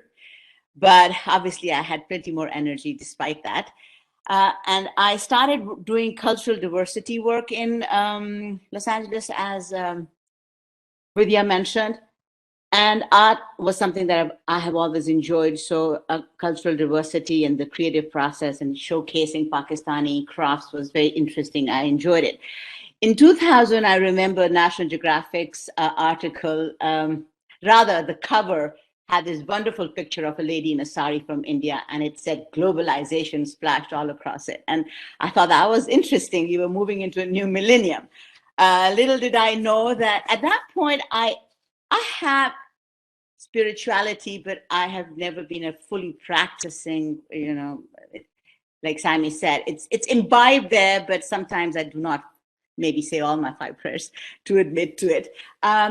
So when 9/11 happened and we were thrown into this very strange, traumatic situation, I felt the need to express myself and my religious differently and play a role in that, because it was just impossible. It was a beautiful religion, and I felt it had been totally, and I will use the word hijacked, because that's exactly what those people did.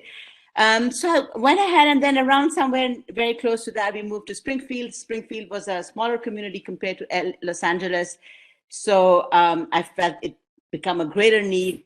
And I was very lucky. I found the Liturgical Arts Festival very early on in my life when I moved to Springfield. And art is wonderful. Art is so easy to start a conversation with. Art is just helps you relax.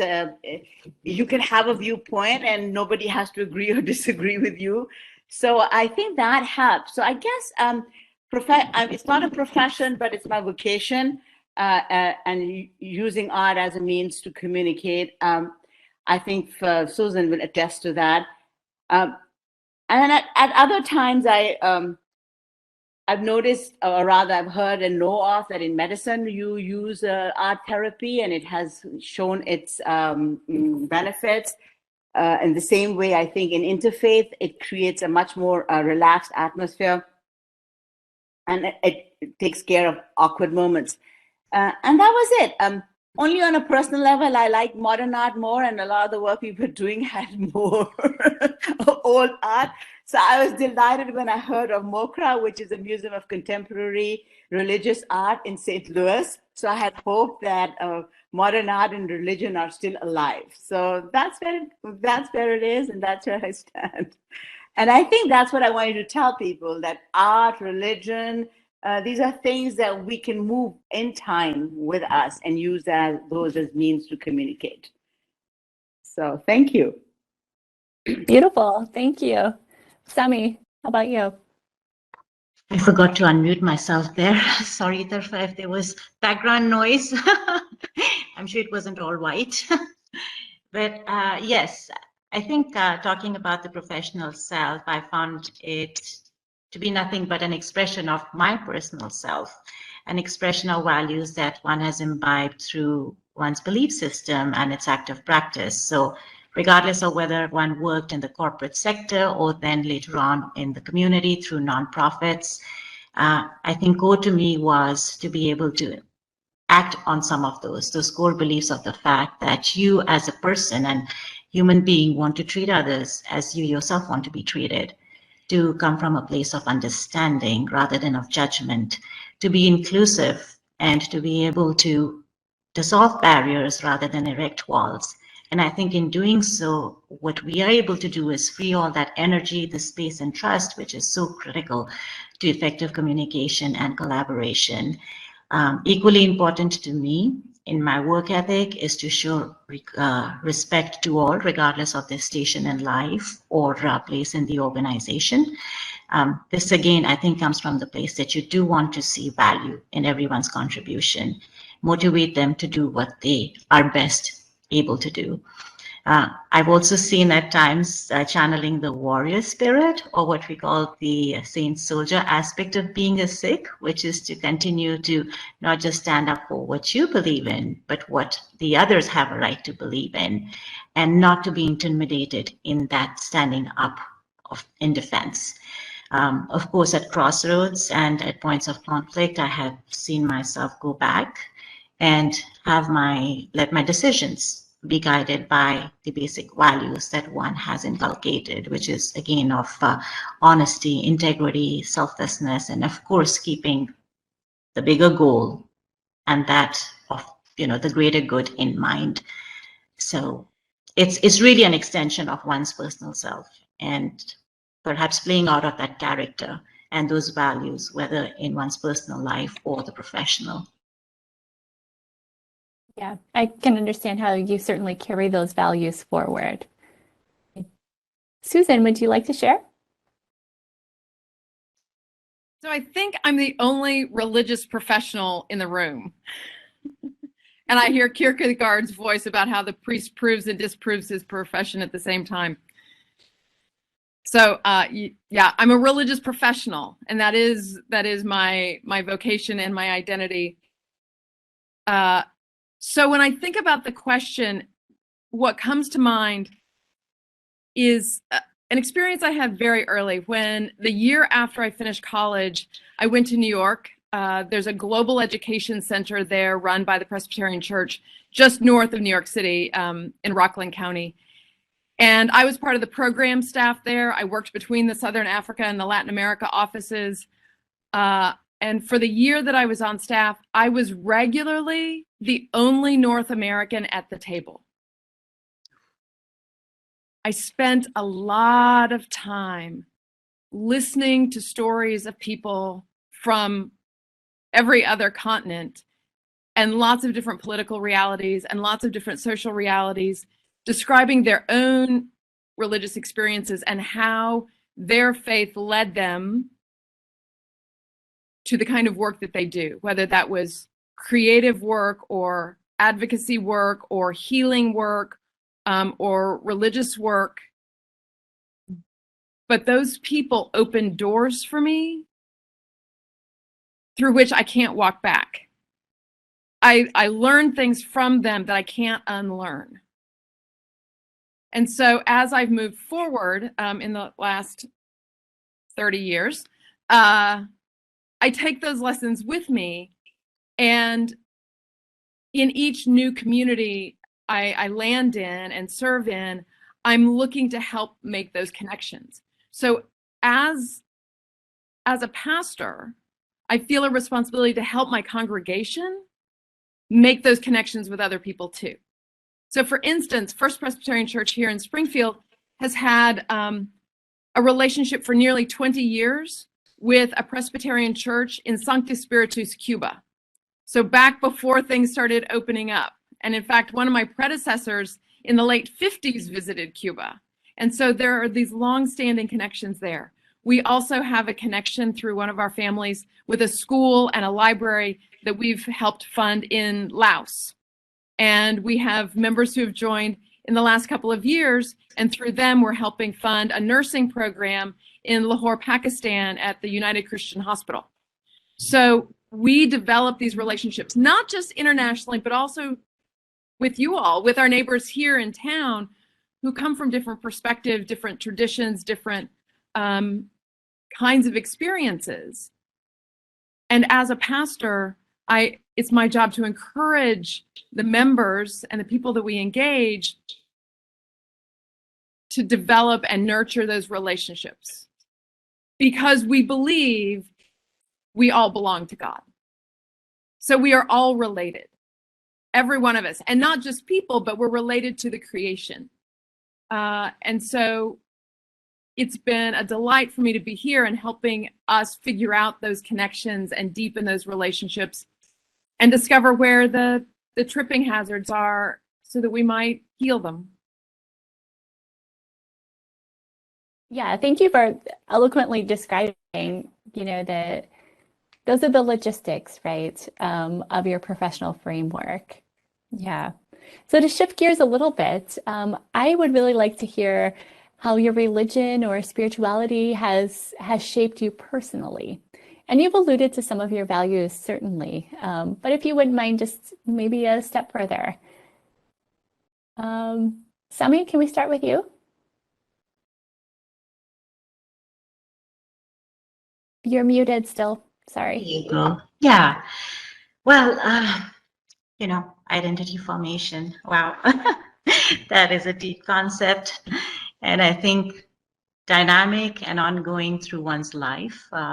It never begins or ends at any one point. There is never that moment where you say, oh, this is who I am about. You continue to evolve, being a function of the experiences. And I think faith plays a huge role in that, because a lot of behavior that you see in your elders and with whom you model is about the core beliefs.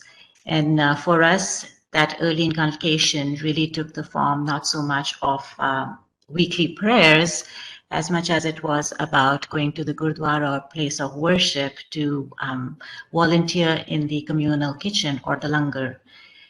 That is a place where anybody and everybody who comes to the Gurdwara can sit down and partake in a free meal provided to them.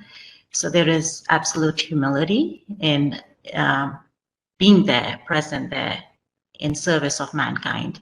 And, well, not mankind, but, humankind. And also the fact that in the selflessness, you do see everybody through the eyes of God. You treat them as one.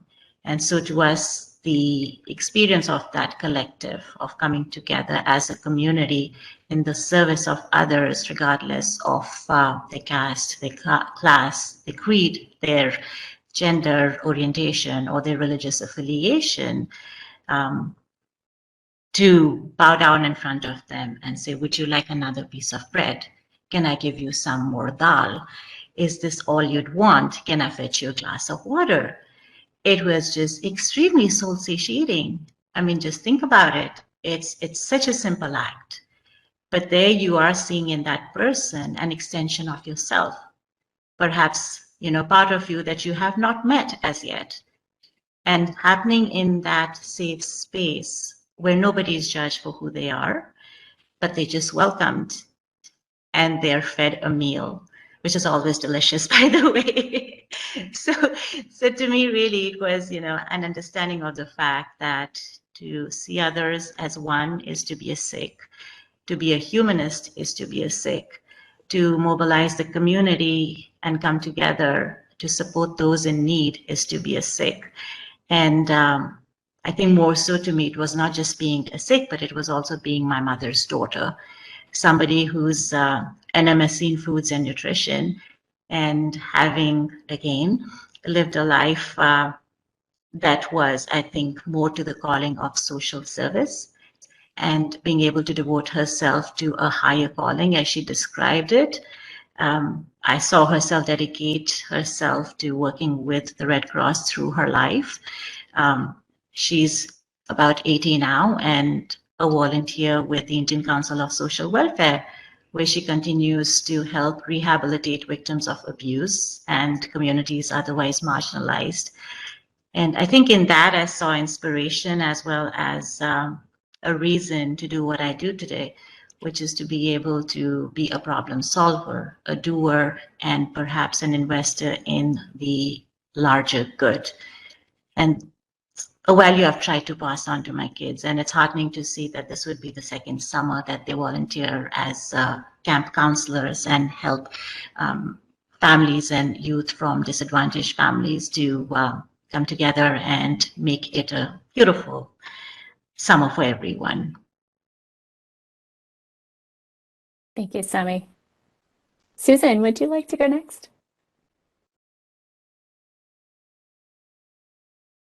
I think the area of my tradition that has been most formative for me, I learned in college to refer to as liberation theology. And that is the idea that the world as it is not how God would have it, that their oppressions and injustices exist, and our work is to make the world a more just and loving place.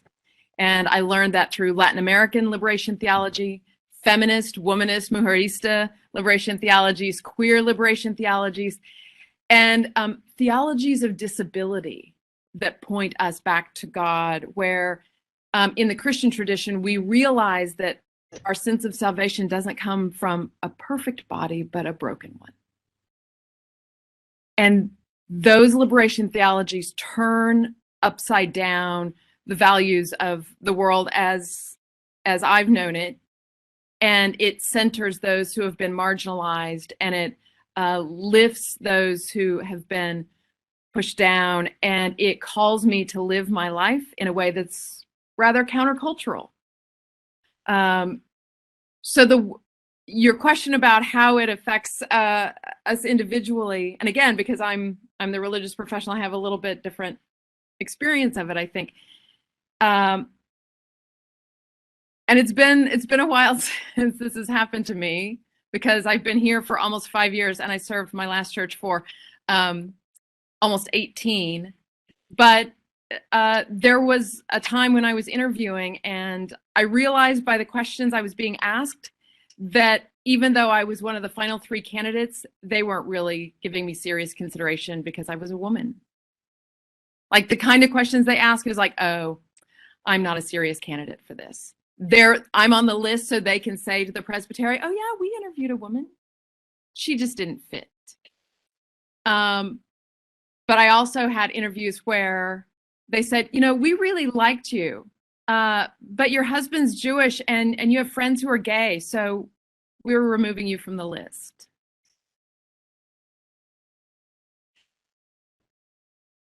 It's a really good thing I didn't serve those congregations. I think it would not have ended well for any of us. And yet, having served a congregation in Wisconsin, for instance, that had this huge range of opinion, like you pick the topic, we had people on opposite ends. I became a better person and a better pastor for engaging this very wide range of opinion and calling us to attend to the deeper realities that connect us and the higher aspirations that we share, and inviting all of us to attend to those things which we hold in common, and remember that the things that divide us aren't sacred.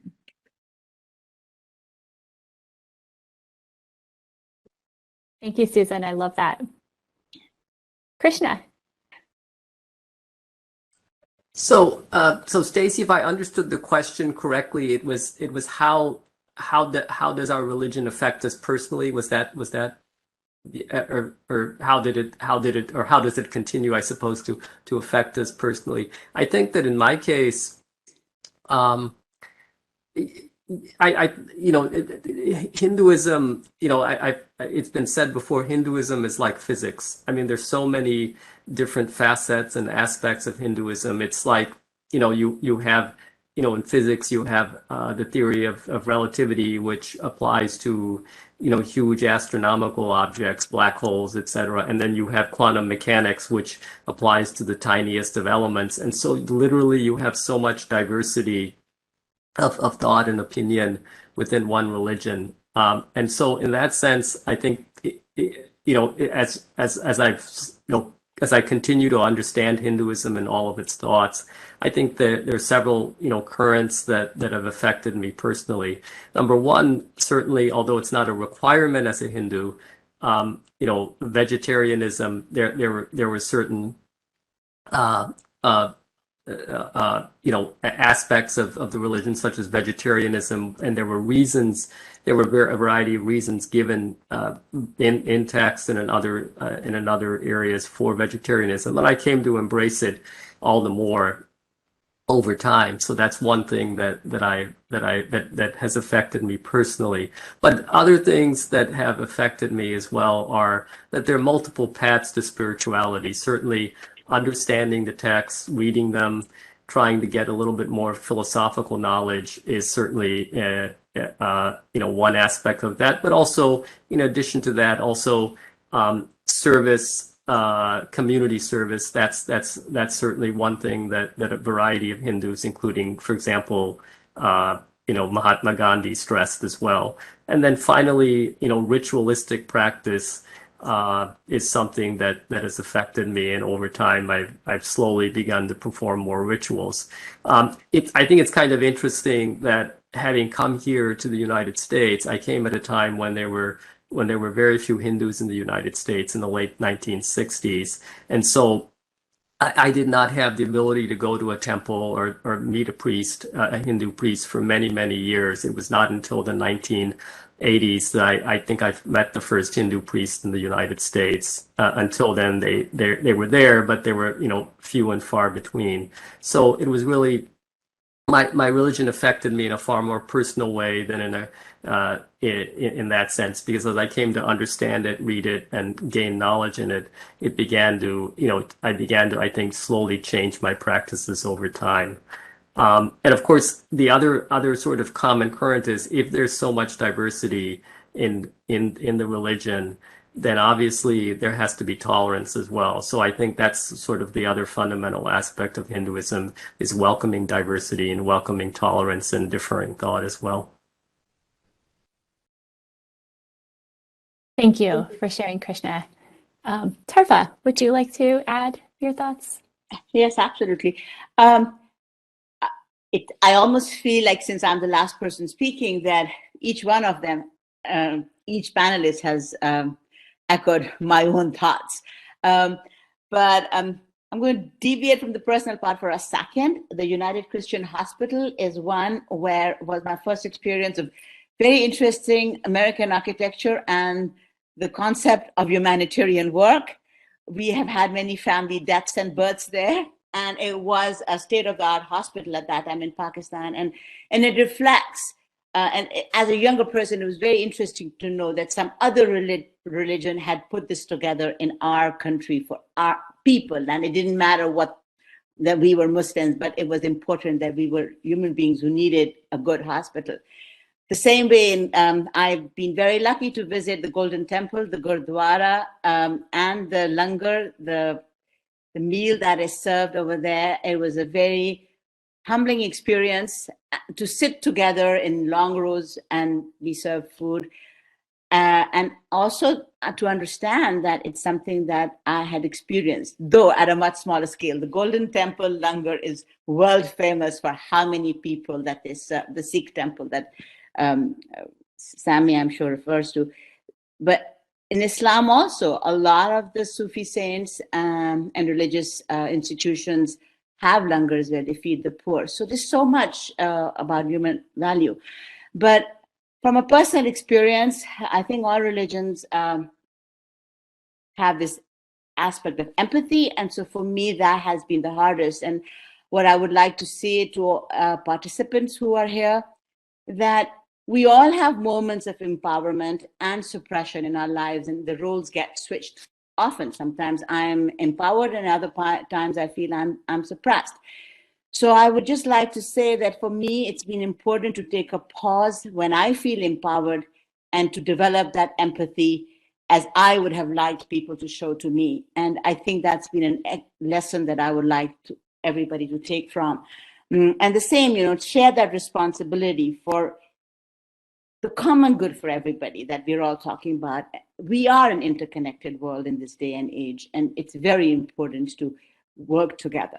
And self-interrogation is another aspect for me. I think our religion constantly asks us that remember the less fortunate, the people who are going through difficult moments.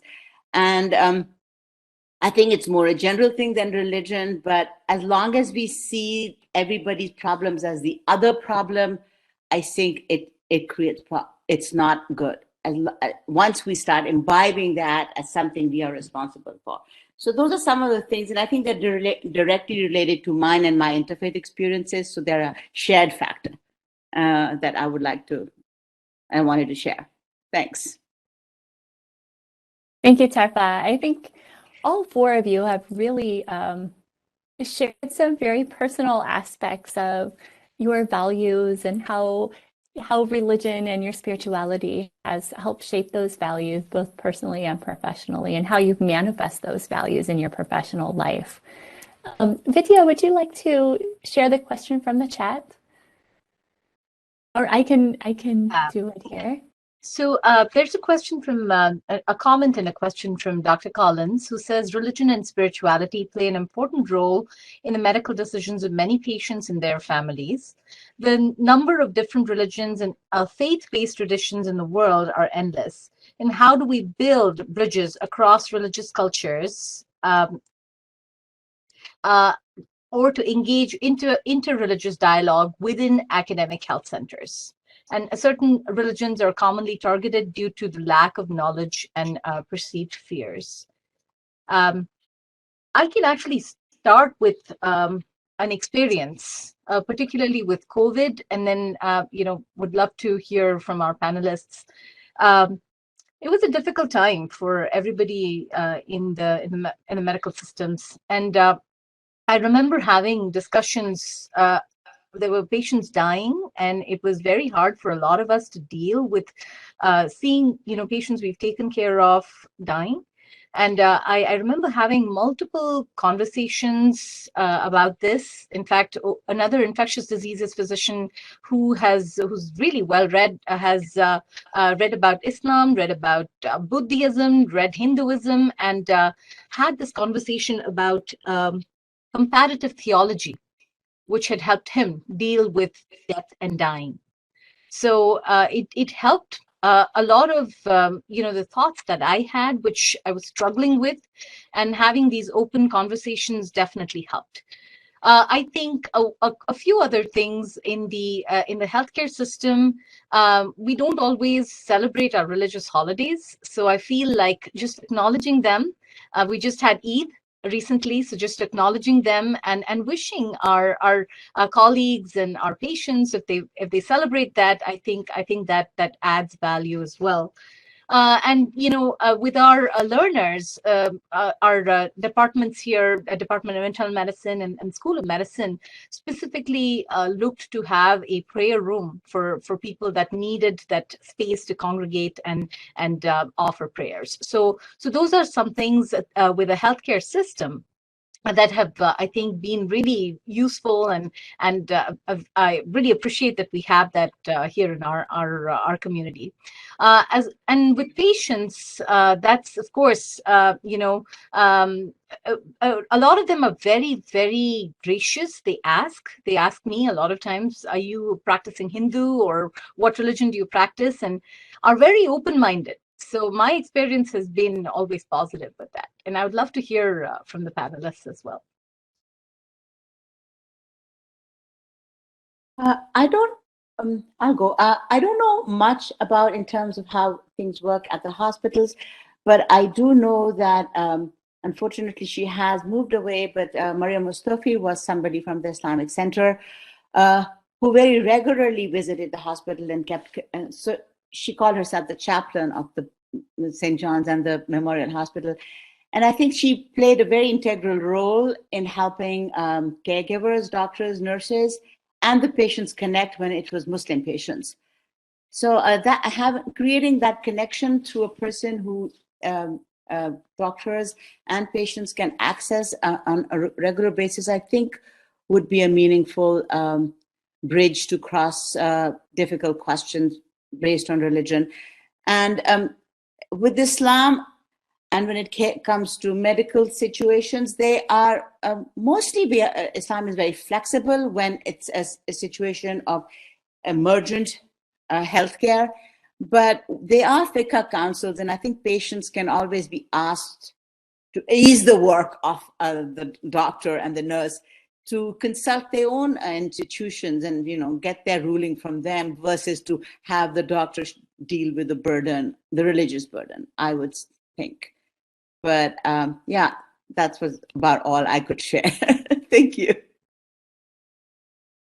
Yeah, maybe I can just piggyback on some of the things that Tarfa has mentioned already, but I think that, and what Vidya has already talked about as well, but certainly having that open line of communication and having that empathy that Tarfa has brought up for the patient is very important. So again, we're not religious. I'm not a religious expert, but on the other hand, if you're willing to be open-minded and if you're willing to listen, and if you're willing to have families and other caregivers share what's important from a spiritual aspect or a religious aspect for the patient, I think that goes a long way in making sure that all aspects of a patient's care are fulfilled, not just strictly the medical aspects, but also the religious, spiritual, ethical, all other aspects are being met.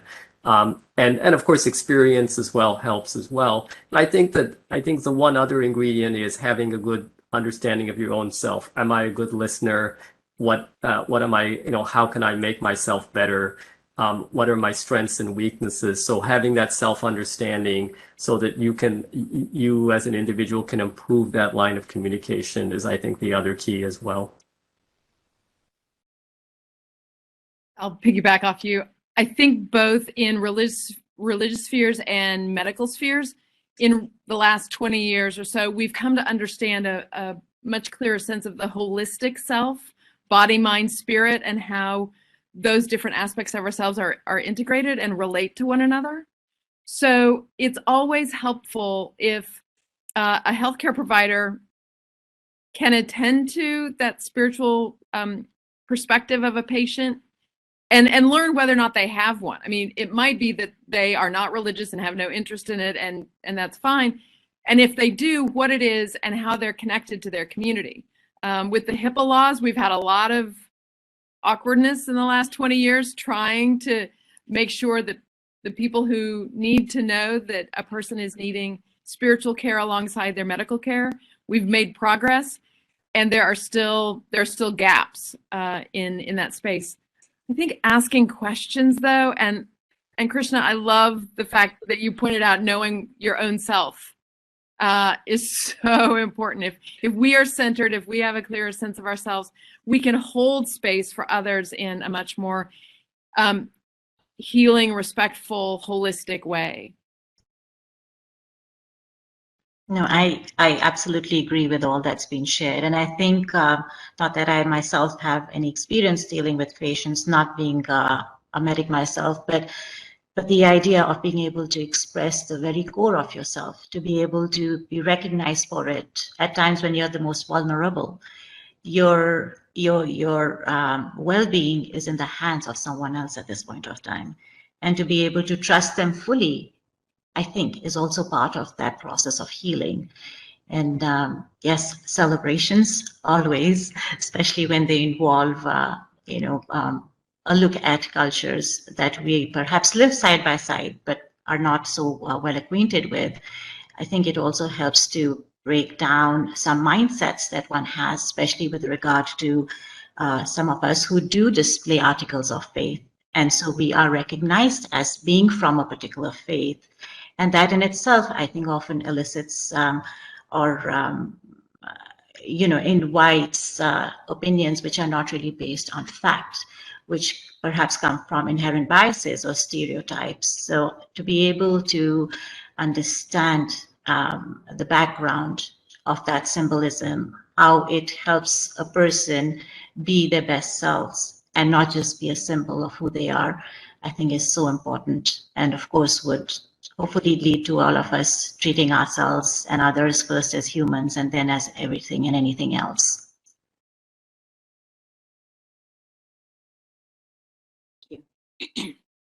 We are at 12:15. We're at time, and I just want to say I so appreciate the grace and the sharing that you exhibited for us today. You're all extraordinary humans, and I'm glad to know just a little bit more about all four of you. So, thank you, Vidya. I'll turn it back over to you, Vidya Prakash. Yes, Stacy and Vidya, thank you for moderating a fabulous discussion. Krishna, Tarfa, Sami, Susan, I'm so inspired and so frankly uplifted by this conversation. Thank you so much for sharing this part of your lives with us. I think it was so enriching, and Dr. Collins talked about it in the talk about how we can apply so much of these pearls to healthcare and how we relate to our patients. So much gratitude. Thank you so much. If everybody could stay just for a couple of minutes, we are going to have a raffle followed by one of our medical students, Vamsi Naidu, sharing one of his poems. So I'm going to share my screen, and I'm going to have Jennifer Coyle, if you could give me the presenter mode, Jen, so that I can share my screen. I'm going to show you the books that we're going to raffle for today's conference, and she will share in the chat who the winners are. Can everybody see my screen? Yes, we can. Okay. So Jennifer, who is our first winner? She's randomly pulling from the virtual hat.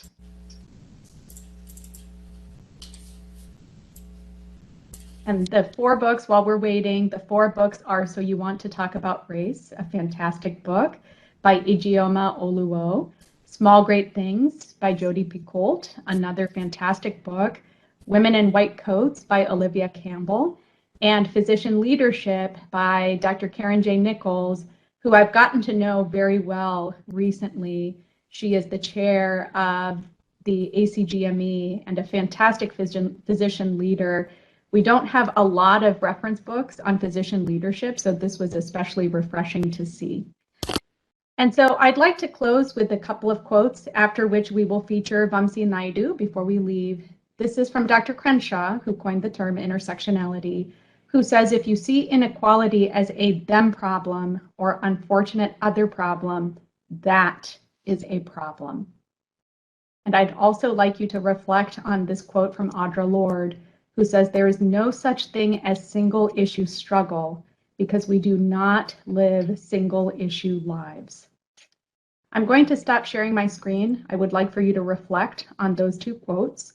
I just wanted to express my gratitude again to all of our sponsors, our conference planning committee, and especially to each one of you. It's been an incredible conference, not only because of our phenomenal lineup of speakers, but especially because of the engagement in the chat from our participants.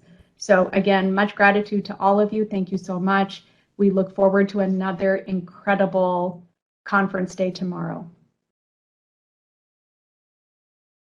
Good morning and welcome to day 2 of SIU Medicine's 5th annual Women in Medicine and Science Leadership Development Conference. For those of you who don't know me, my name is Dr. Vidya Prakash. I'm a professor of clinical internal medicine, as well as Associate Dean of Clinical Affairs and Population Health and Chief Medical Officer at SIU Medicine. I've been reflecting a lot on day one of our conference and reflected deeply on what I learned.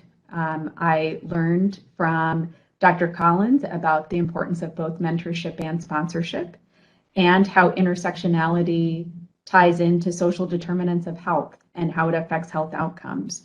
I also thought deeply about Dr. Yahia's Abide model and how groundbreaking it is to add being valued and having a sense of belonging and prioritizing that for our employees.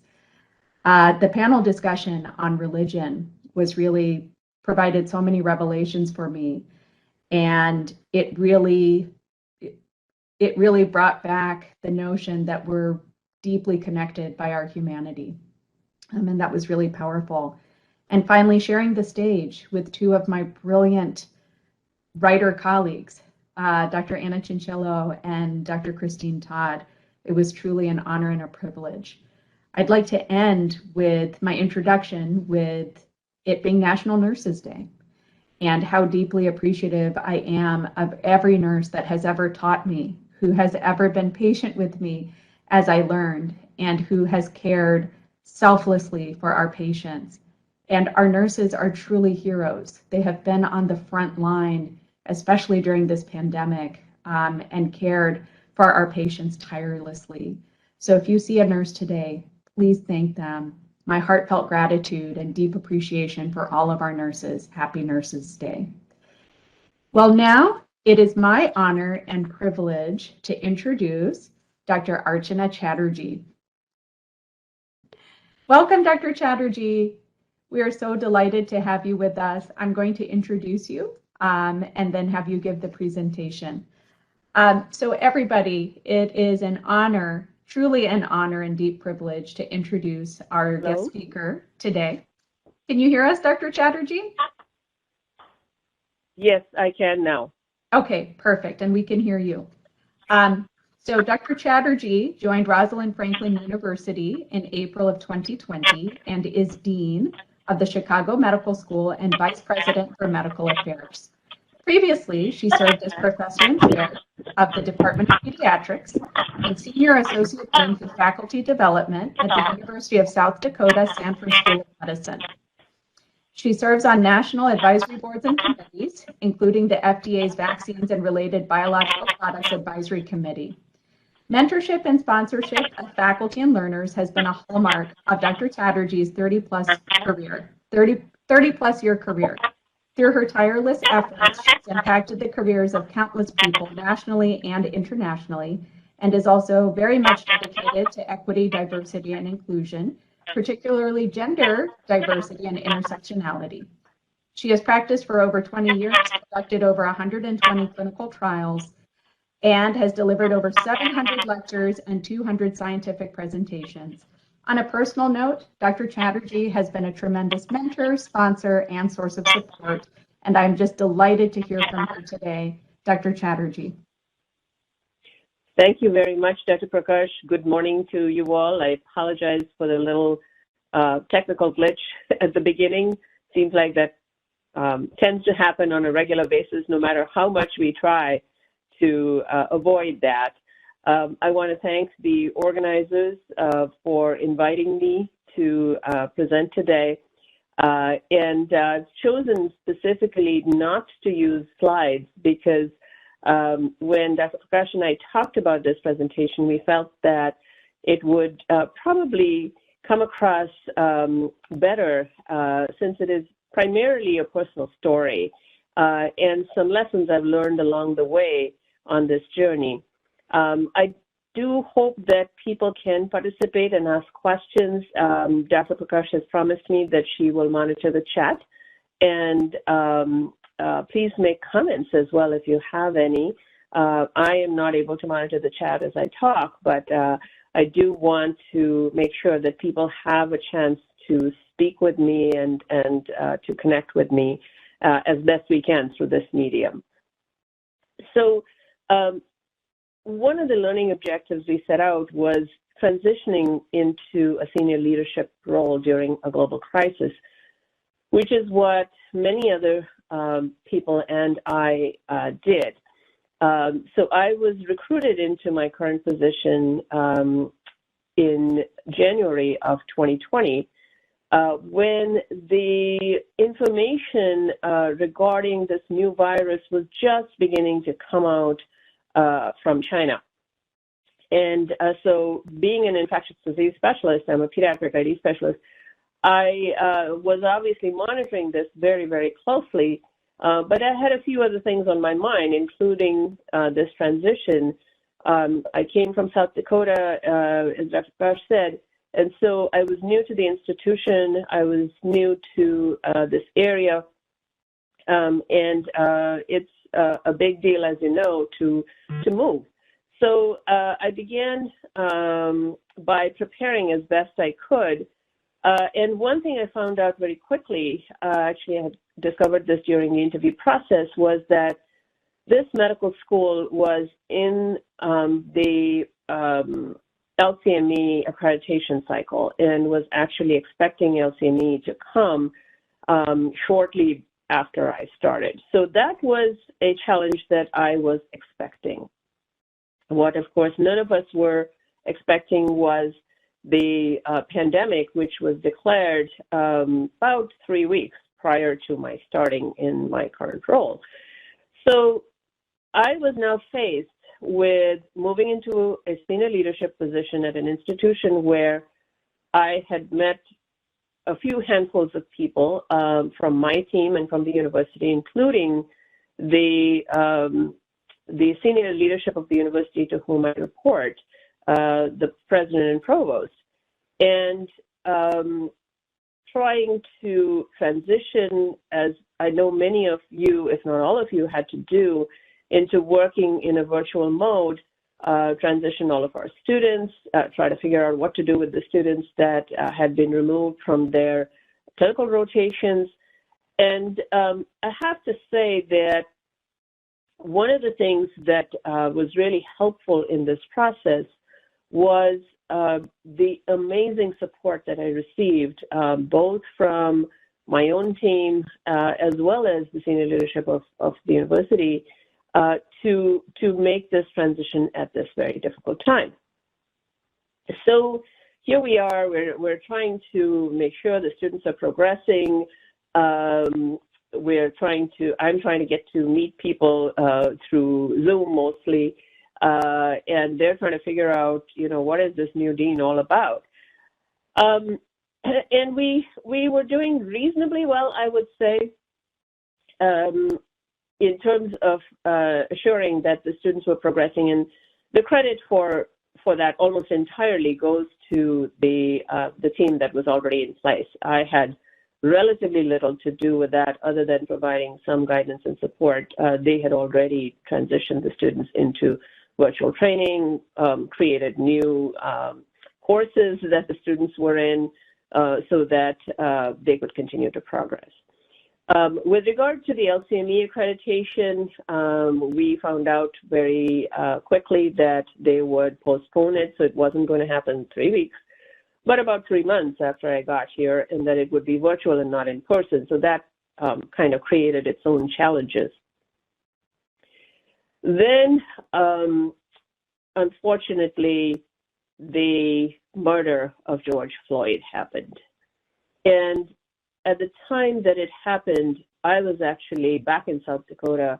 I have a daughter who goes to medical school there, and we were going to visit her on a regular basis. We still do that. But since we were working virtually, I could spend some time there and continue to work. We got back into town and actually went to the grocery store and realized very quickly that something was wrong because of the significant police presence all over the area, which we had not seen before. So we quickly came back home, turned on the TV, and realized what had happened. What I think many of us did not realize at the time was how this would impact our institutions, particularly our students. And I had a conversation with my, at that time, my student affairs dean. She is now my executive vice dean, Dr. Jeanette Morrison, who'd been here for a long time, and she said, you know, you need to make some kind of a statement. You need to connect with the students. Now, recognize that this is just a few weeks after I had started in my new position, and I really didn't know the students at all. So I did the best I could, put together a message which was vetted by several people within the medical school and the university, and we sent it out. And it raised a conflagration is too strong a word, but it raised a big hubbub. And the reason it did that, I think partly was everyone's emotions were running high. And there was one sentence in the message which people took exception to. My intent with saying that every life matters was certainly not to be disrespectful in any way, not to recognize the injustices that the Black community has faced, the brutality that it has faced, but that is how it was construed. And I had no knowledge of all of the political implications of a statement like that. And so I found myself in the midst of a big storm. I began to hear from the students, various student groups. So quickly, I decided that we would hold a town hall to try to explain to the students what my intentions were. I have to say that it did not go well. I was pretty much under attack by a lot of people. And there's a bit of the story here that I think is important, and that is that certain things had occurred prior to my arrival that I was completely unaware of. There was an individual who had essentially been dismissed. He'd resigned, but he was very much liked and revered by the students, and they felt that that had been an injustice. So it sort of all compounded together. What it ended up with was my statements, because we're doing this through Zoom again, so they were taken out of context, put on social media. I began to get messages saying, "Did you know what they're saying about you on Reddit?" And I was like, "What is Reddit?" I have no idea. I have no connection really to social media. And so I began to learn about how this sort of had a life of its own. How we managed this situation was, first of all, I pulled my diversity dean into the conversation very quickly. Dr. Mildred Olivier, who is no longer with us, she is the campus dean for Ponce Medical School in St. Louis now, but a tremendous help in trying to work with our student leadership. We do have a diversity advisory council, which I was not aware of, so I met with them, met with the leaders from the various student groups, and we actually ended up putting out a statement, a joint statement, which had never happened before, apparently, from myself as well as the student leaders, talking not only about the problems, but also about how we would address racial inequity, injustices that had gone on for so long. During this time, and it lasted about a couple of weeks, I had one of the most difficult times in my life. You know, when people say, what keeps you up at night, I always say nothing much, because I'm an old lady. I feel very tired and I go to bed and I go to sleep. But this was a time when I was staying up at night. I was not eating my meals on time. My daughter had joined us during this time since she was no longer going to classes, and she was taking her classes by Zoom from here.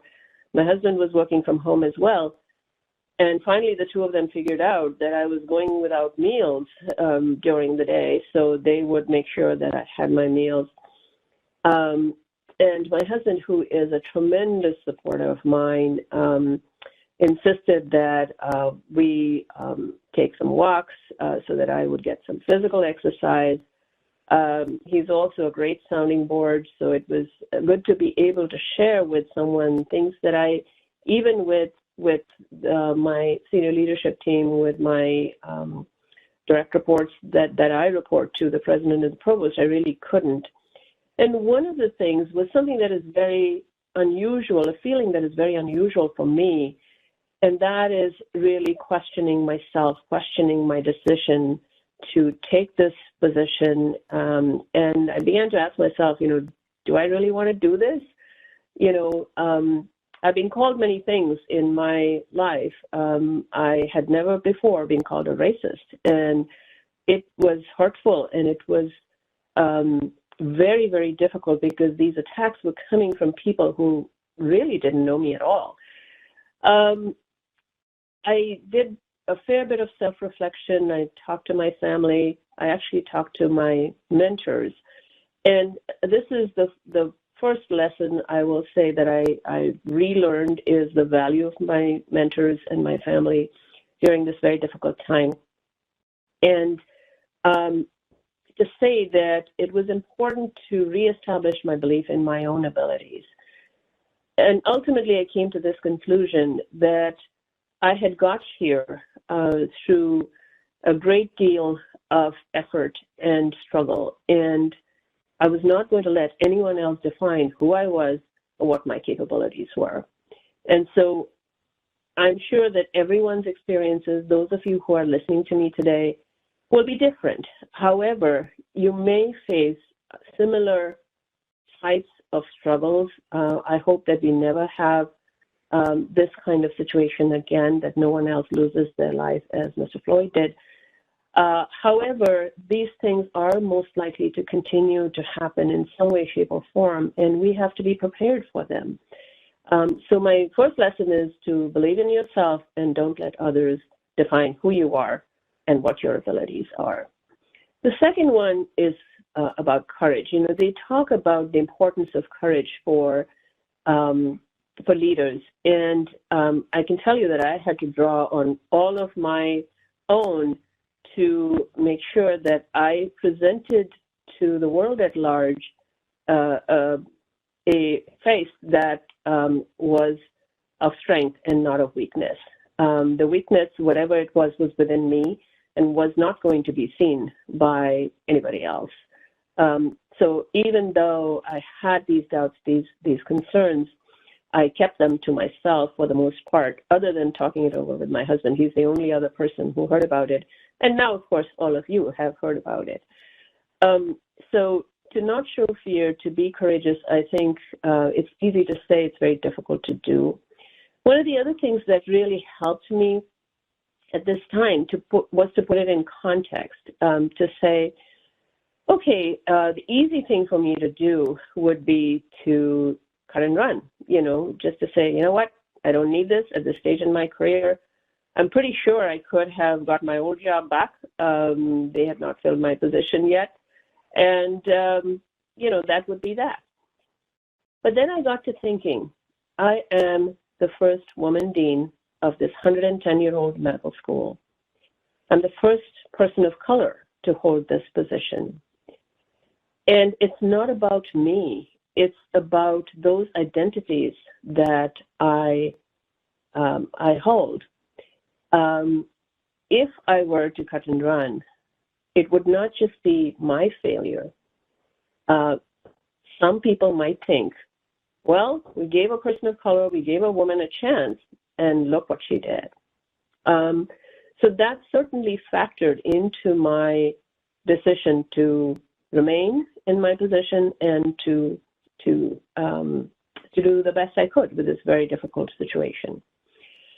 The third lesson I have for you is on leaning on the people around you whom you value. I've already mentioned my mentors, my family, call them my posse, and also the people who were trying to help me. Accept the help that people are trying to give you. You know, my diversity dean was invaluable at this time. My current vice dean for faculty affairs was Dr. Nutan Vedya, was an amazing person to lean on. We barely knew each other, but these folks were stepping up to help out.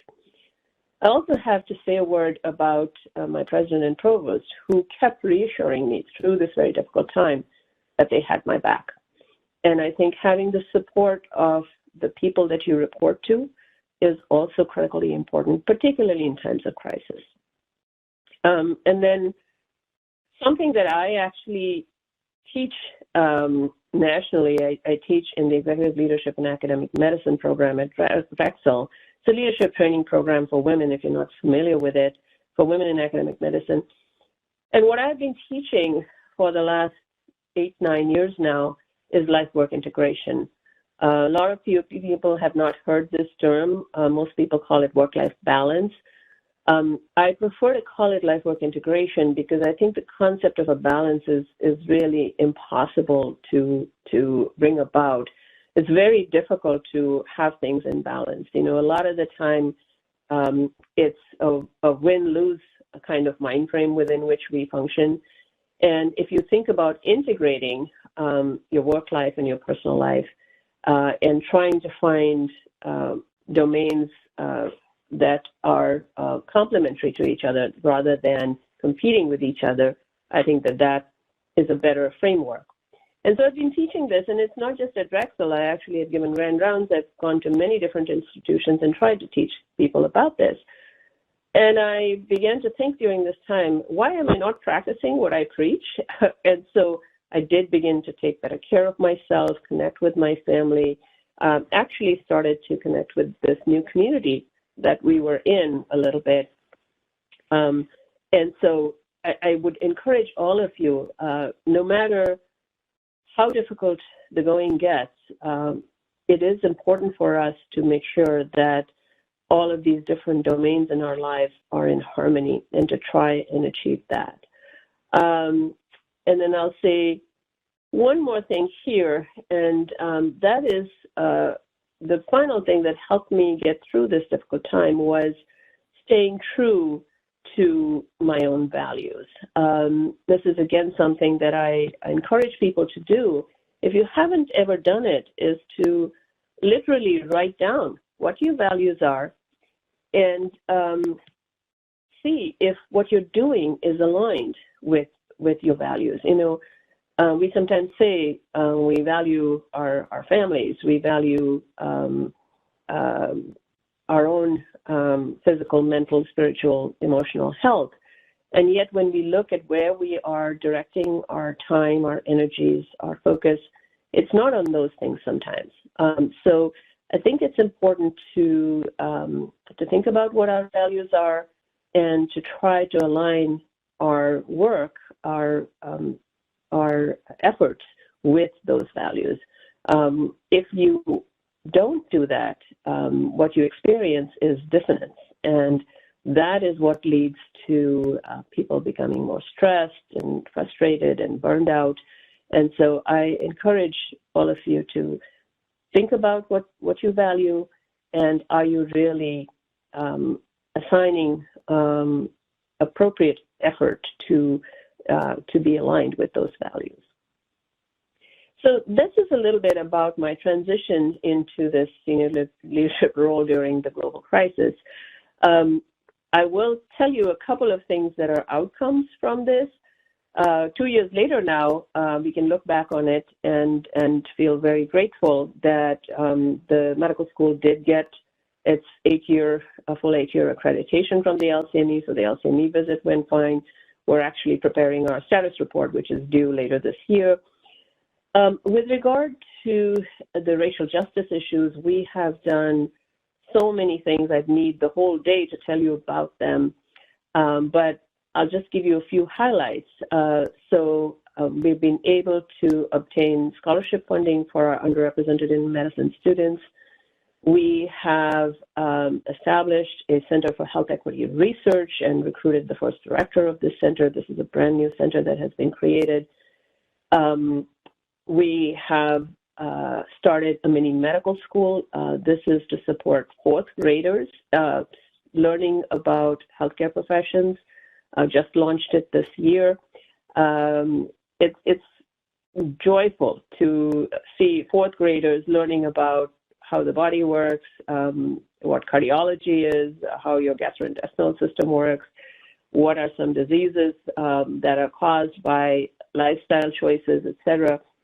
And the purpose of this mini medical school is really to work with students who are underrepresented in medicine, their parents and teachers. So these types of programs exist at other institutions.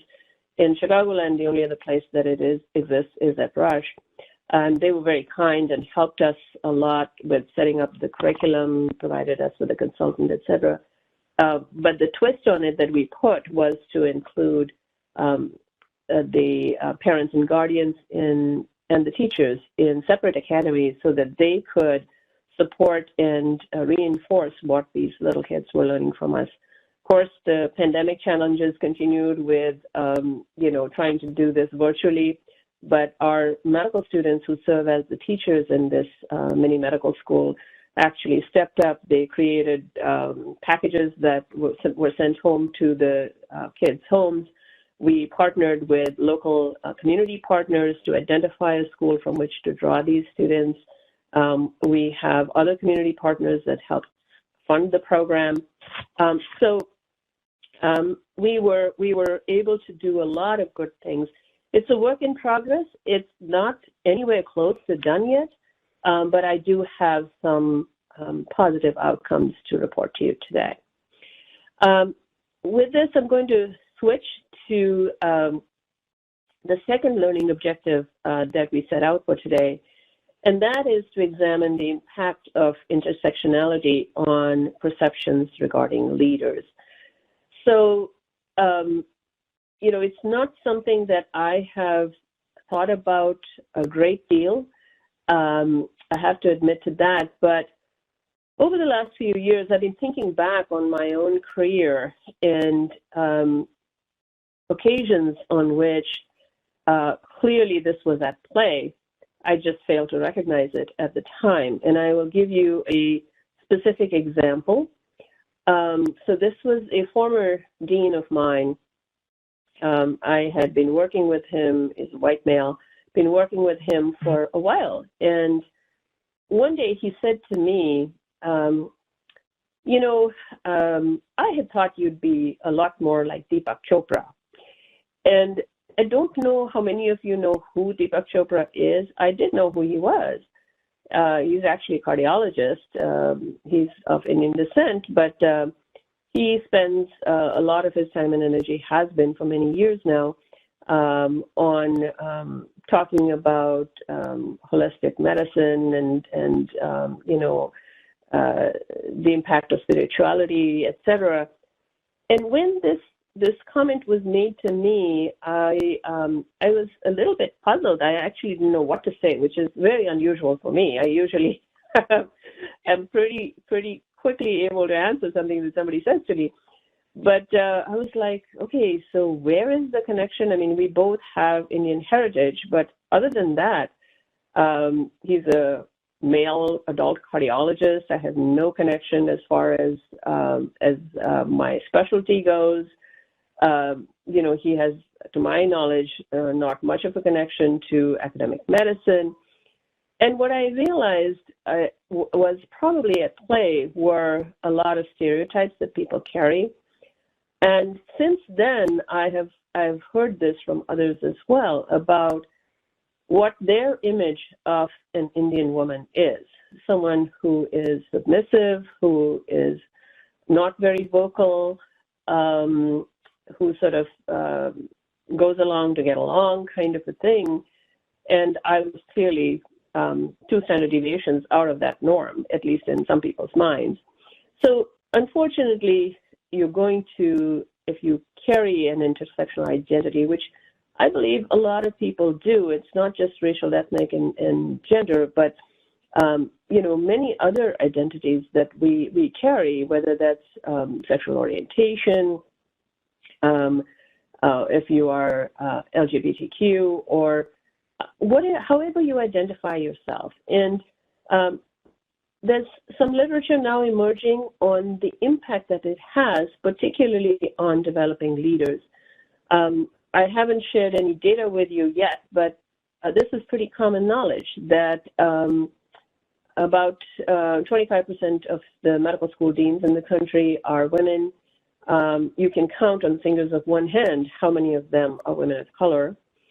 The same sort of data for department chairs, for center directors, for any kind of leadership role that you wish to look at. If you look on the hospital and health system side, CEOs, CMOs, same story everywhere that you look. And this is in the face of having medical school classes that currently actually are heavily favored in terms of women comprising 51% of our medical school classes since 2017. And even prior to that, actually for 30 or 40 years prior to that, while we did not have parity, we did have about 40% of the class that were women.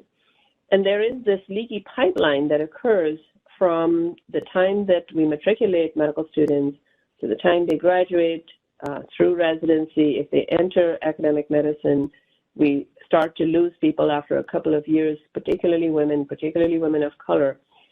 And I think it's important for us to ask why this is happening. Some people are beginning to find the answers to these questions. I would refer you, if you're not familiar with her work, to Dr. Reshma Jagsy from the University of Michigan. She's done a great deal of work looking at the impact that women's advancement, lack of advancement has on institutions, why these things happen.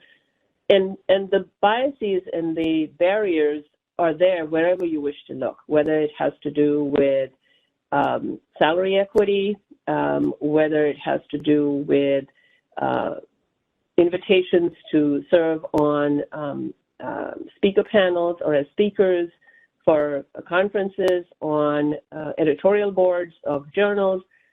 Anywhere you look, these discrepancies are there. And if you look at women of color, that is a double whammy. It is not only an additive problem, but it actually is a compounded problem. So we've identified the problem. There are solutions, and here's where I would reference some of the materials that I hope you will get. There's a list of resources that I put together for you. There are a whole series of toolkits that the Group on Women in Medicine and Science of the AAMC has put together. These are available to everybody. You just need to go Google GWIM's toolkits and you will be able to find them. The ones that I think are most important are the Women of Color toolkits. There are 2 of them, most relevant to our discussion today. And they are under revision. I have to admit that I am the co-author on both of them. But they delineate what institutions can do to remedy this problem and what individuals can do to prepare themselves for leadership positions, to advocate for themselves so that they are able to advance in their careers. Speaking of advancing in your career, I want to spend a little bit of time talking about how you do that.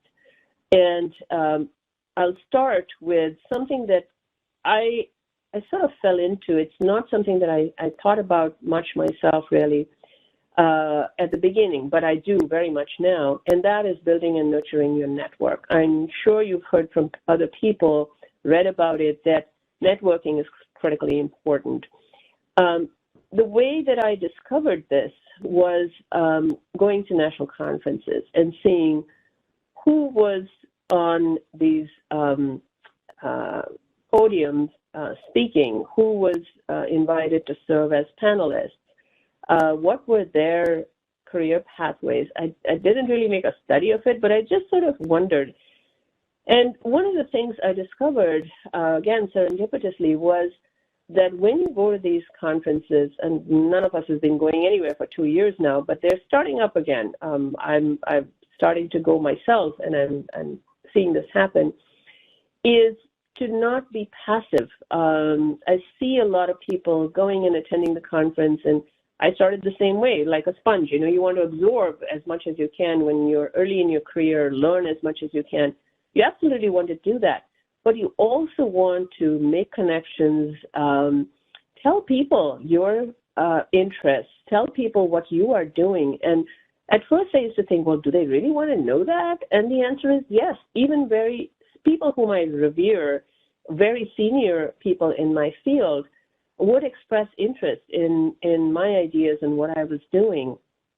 And so I think that this is a key strategy or a tactic to building your network and nurturing your network. Now, I've been told, you know, I'm very much of an extrovert, and so it is not difficult for me to go up to somebody whom I haven't met before, don't know, say hello, and start talking to them. And I realized that for those of you who are introverts, this is very challenging. This is not easy to do. So one of the things I started doing, and I recommend this to my senior colleagues, is to say, be that introducer, be that sponsor for the people who are there. And I'll tell you a story about this that will illustrate this point. We were at an infectious disease society meeting. These are large meetings, you know, there's 7,000 to 8,000 people who come to them.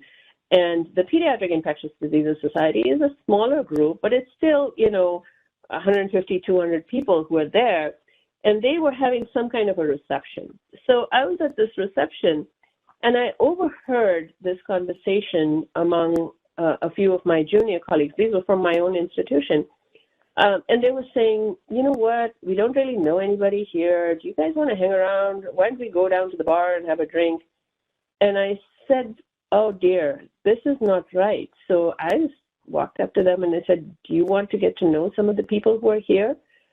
And they took me up on that. And they said, yeah. So I took them around, introduced them to a lot of the people that I knew. And I have made this a habit. Every time I go to a conference, if I find people who are sort of wallflowers, you know, they're hanging around on the outskirts, they're not talking to people, I will just go up to them and say, hello, here's who I am. Would you like to meet some of the other people who are here? And I think this is an obligation. This is a duty that we have to try to help people, especially people who are earlier in their careers, to build their networks. So I think that's important. The nurturing part is also important. So it's not enough just to be introduced to somebody, but to actually follow up and stay connected with those people as much as you can. The second thing that I'll focus on in terms of building your career is with regard to opportunities that come your way. This is a quote that has been attributed to Mark Twain. I'm not sure if it is accurate, but I have used it in the past. And it goes something like, opportunities come dressed in overalls and look like work. And what they're saying there is that opportunities will come your way, but they are work. They're extra work on top of whatever it is that you're doing. And for most of us, our plates are already full, right? However, if you utilize a couple of tactics, which I'm going to teach you now, I'm presuming that most of you don't know these, but it is to say a strategic yes and a graceful no. So what do I mean by that? A strategic yes is pretty easy. Someone asks you to serve on a committee, give a talk, do whatever that it is that they're asking, participate in a collaborative writing project, something like that. The question you should ask yourself is this aligned with my goals and priorities, with my values? And if it is, then an easy strategic yes. Yep, this is what I want to do. So you should go ahead and say yes. Be mindful that, you don't take too much on. We all tend to do that sometimes. That you are able to provide what is being asked, that you have the requisite knowledge, expertise, you have the time to devote to whatever is being asked. But if you do, say a strategic yes. How about the graceful no? When I'm doing this live with a live audience that is actually in the room, I usually invite people to say, what they think is a graceful no. There are 4 elements to a graceful no. The first is to acknowledge that someone has recognized that you bring some value to whatever they're trying to do. So to say thank you for inviting me to give this talk, to participate in this project, whatever it is that you've been invited to do. So that's number 1. Number 2 is to tell them why you can't do it, okay? And my usual way of saying this is, thank you very much for thinking about me.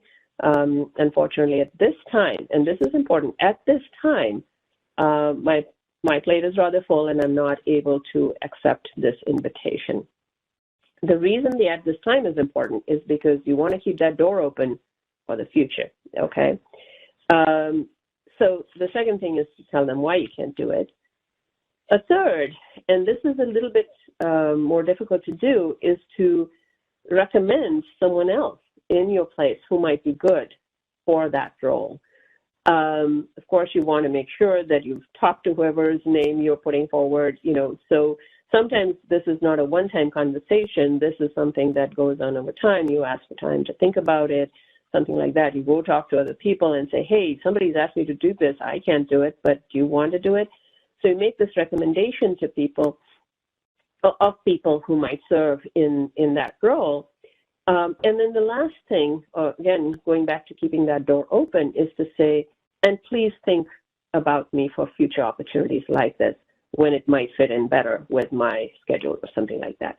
So those are the 4 elements of a graceful no. Acknowledge the person, explain why you can't take this at this time, suggest someone else who might be able to do it, and last but not least, let them know that you might be interested in it or something like it in the future. Why is this important? Because you want to make sure that that person, if there are future opportunities, comes back to you. And I have used these techniques for many years now, very successfully. So, and others whom I have taught this to tell me the same. So, having talked about the strategic yes and graceful no, keep in mind that opportunities do not come on your schedule. So sometimes you do have to stretch yourself. You have to look carefully and see, what am I doing that maybe I don't need to do? And as a leader, you have to do this. And I teach this to my leadership team, that delegation is a critical leadership competency. People need to learn how to delegate appropriately with accountability, so that someone else might be able to do that particular job better than you are, and you don't necessarily need to do everything. So keep that in mind as you are trying to figure out what to say a strategic yes to and a graceful no to. And keeping tabs on the time, I wanted to keep a few minutes at the end for questions and comments from the audience, but I'll quickly say a few things about the importance of mentors and sponsors in your career. I think there's a lot of things in the literature, in writing. It's been said that women are over-mentored and under-sponsored. I hope people know the difference between the two, but very briefly, you all know what a mentor is. We've all had mentors. The difference for a sponsor is that the sponsor puts their own reputation on the line for you, puts your name forward for things, vouches for you, really acts in your interest in a very public way. That's a simplistic difference between what a mentor does, which is mostly private between yourself and your mentor. So I would recommend that you have a diversity of mentors, men and women, different career ages and stages. I admitted earlier that I'm very poor when it comes to social media. I have some very young mentors who are teaching me. I had no idea how to do Instagram. I did not have an account, and I learned how to do Instagram Live. And if someone like me can learn, others can as well. So if people have skill sets that you don't have, that you wish to acquire, doesn't matter what age they are, what career stage they are, what gender they are, they can be helpful to you. I think it's also very important to obtain formal leadership training. I have had a lot of it. There are many, many different programs. If you're not familiar with them, the AAMC has early career development programs, mid-career development programs for women. They also have them for people from historically minoritized, marginalized populations as well. They're excellent programs. They're short. They're 3 or 4 days. It's a good way to get your feet wet if you want to just learn a little bit about career development, leadership, etc. Then there are the more longitudinal programs. I mentioned the ELAM program already. I was very fortunate to also be selected for the AAMC Council of Deans Fellowship Program. These programs tend to be very selective. The ELAM program is for women only. The COD Fellowship is for both men and women. My mindset is binary, so I have to admit my own bias, but doesn't matter whatever your gender identity is. Though the COD Fellowship is a wonderful program.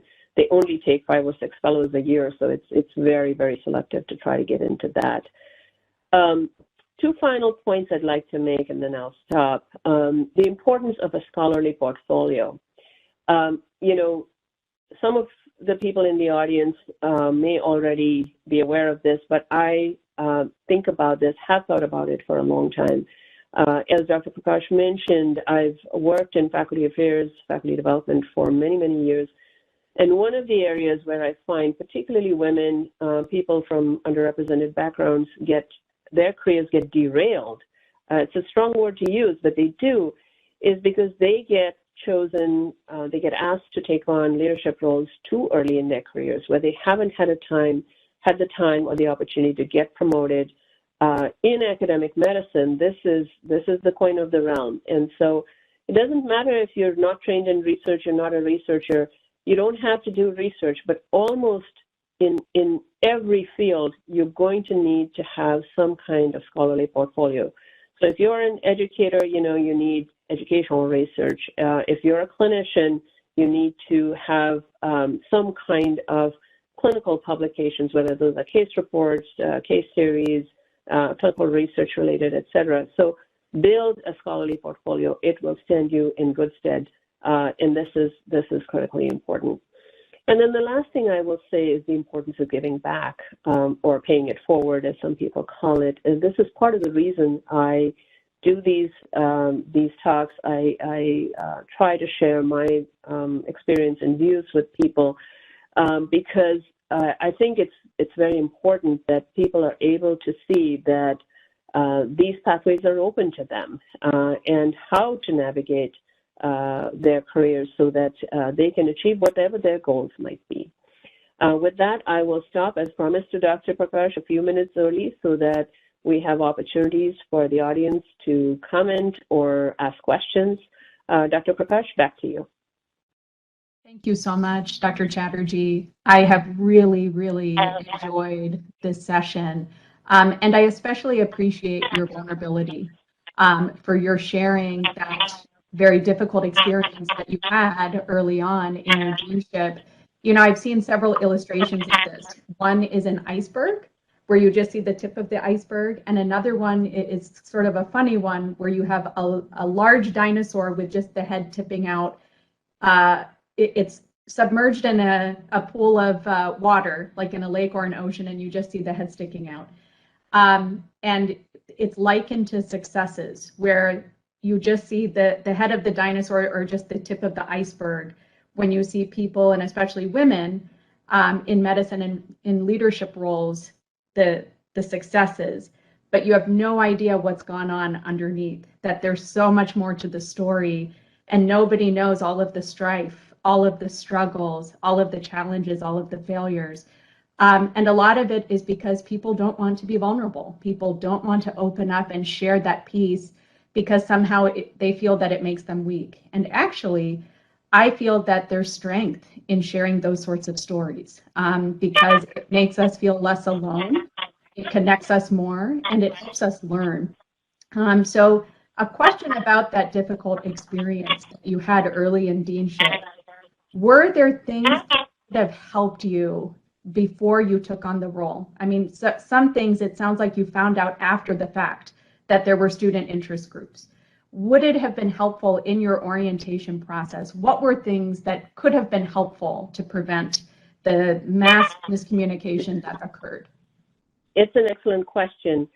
And the problem is that I did not have an orientation. Because of the pandemic, I basically got thrown into this job with zero orientation. I went to the campus, which was shut down, met with security, had my photo taken, and got a badge. And that was it. There was no orientation. But you're right.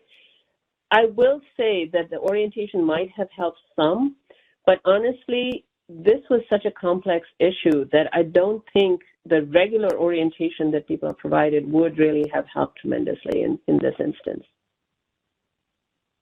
Thank you, Dr. Chatterjee. Something else that really resonated with me was your talk about shifting from work-life balance to work-life integration. And I have a story about that I've shared with many people who have joined us today. About halfway through the pandemic, I had an experience where I got off of my 9th or 10th Zoom meeting for the day, and I nearly fell over. And that was my aha moment that something was wrong. And so I made a list of things, everything that I do. And I did a lot of what you talked about with values. I did exactly that. I stepped away from the list, I came back, and for each one, I asked myself 3 things.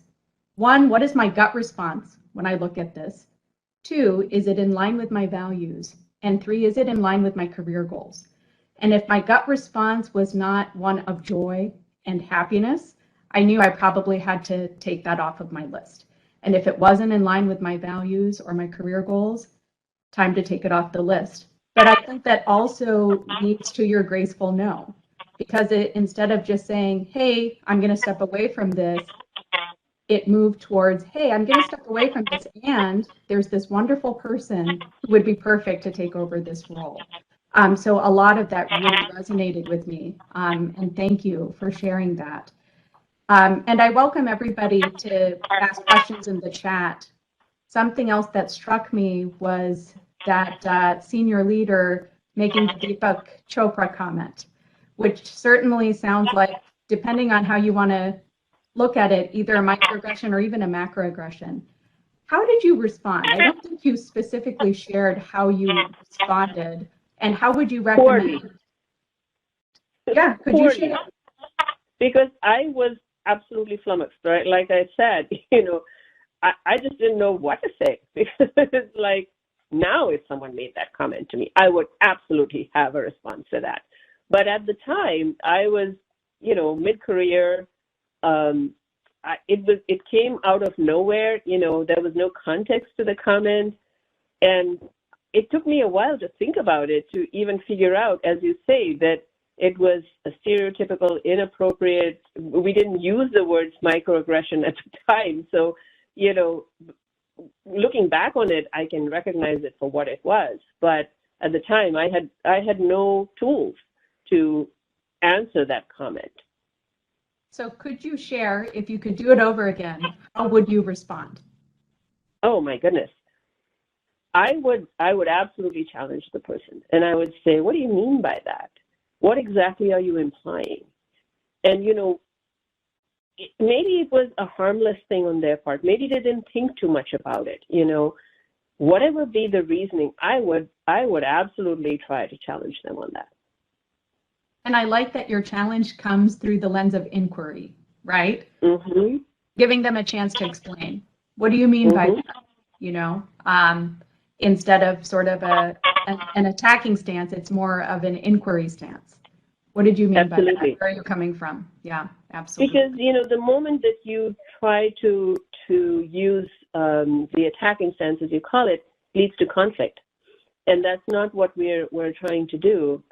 What I try to do is to resolve conflicts, to figure out where someone's coming from. And, each of us has our own life experiences, and maybe this is something that's coming from there. I have no idea, but I don't want to assume what made this person make this comment. Something else that really struck a chord was your discussion of who really you turned to during the difficult time. And you talked about your husband being an amazing source of support. And I think it speaks to the roles of confidants and allies, right? So allies primarily in the workplace, although you can have confidants in the workplace, much more tied to your career objectives and what you're trying to accomplish in terms of work. And confidants really being removed from work, people that you can talk to strictly in confidence, knowing that it's not going to leak back into the work sector. Can you talk to the power of that? Absolutely. I think one of the things that was tremendously helpful that I did not talk a lot about is one of my mentors who I speak with a lot, and that's Dr. Roberta Cimino. She is retired now, but she has been my mentor for many, many years and is exactly the confidant that you described. She's someone I can say anything to. I will get good advice. I know that. She won't share it with anybody else. And so having that confidence is very, very important. Your family, if you have family that you can rely on in the same way, because again, they're probably the people that know you the best, better than anybody else, and sometimes better than how you know yourself, which I find that very difficult to acknowledge, but it is true. And even, my daughter, who, as I mentioned, she's a medical student, but she has a lot of wisdom. And I have had to learn that an adult child can actually be a great source of advice and direction. And particularly when it came to dealing with my students, because she was very helpful in that. And the moment she realized what was going on, she's like, well, anything you write for the students, let me look at it first, So utilize your posse, whatever age or experience they might be. I think that's the important message from that. I know we're running out of time here with you. I do want to end with one thing. And when you were talking about the imagery, of the iceberg or the big dinosaur with the head showing, the one I like is the swan that's swimming in a lake, okay? You see this very graceful bird that is just going along, and you have no idea how fast they're pedaling underneath the water to keep themselves afloat. So often, leaders have to do that, and they are doing that actually all the time. We just don't see the feet going under the water. Beautiful. I love that one, Dr. Chatterjee, and I'm going to use it. This has been powerful. Thank you so much for imparting your wisdom and sharing these pearls. Again, such an honor and a privilege. Much gratitude. Thank you very much, and good luck to you and everyone else who is on this call. I hope the information I had to share is helpful to them in some way. And I look forward to talking with you again sometime soon. Take care. Definitely. Bye-bye. Thank you, Dr. Chatterjee. And we have a link to Dr. Chatterjee's talking points in the chat. Before I introduce our next speaker, Dr. Yoon, I would like to invite Dr. Anna Cinchello, who you met yesterday when she shared a piece of her writing with all of us. We have the privilege of hearing from her again. I'm delighted to invite you, Anna, to share your poem. Thank you so much. I am going to share my screen briefly as this, it's telling me I cannot share content. Let's see, maybe try it again. There we go. Okay, so this poem was a little unusual in that it was an ekphrastic poem. So that means that it was a poem that was written in response to a visual prompt. This the text is kind of small here, but the image is titled Conflict Resolution, and it was painted by Aurore Uwase Munyabera. My poem that I wrote in response was called Stepfather. 2 rings. The man who answers your call has a soft Texan drawl. Mom is out. He asks how you are doing. You think, Dad must have had a Midwestern accent, but for 40-some years you failed to notice, and now you can't remember his voice, like Dad couldn't remember you in the end. The Texan man makes Mom coffee, and they drink together on quiet mornings before church or bowling or packing lunches for the poor. Once in haste, they left 2 rings on the table. For their wedding, you painted them mugs, one Mr. and one Mrs. The Texan man knows you and he both love peanut butter, and Mom, if she would let him, he would give you the jar and a spoon, and you two would eat it together like kids eating ice cream. People say Dad would have wanted Mom to be happy, probably like the Texan man's wife would have wanted him to be happy. But those loved ones have passed on, and survival is the matter at hand. Gripping what's left of a life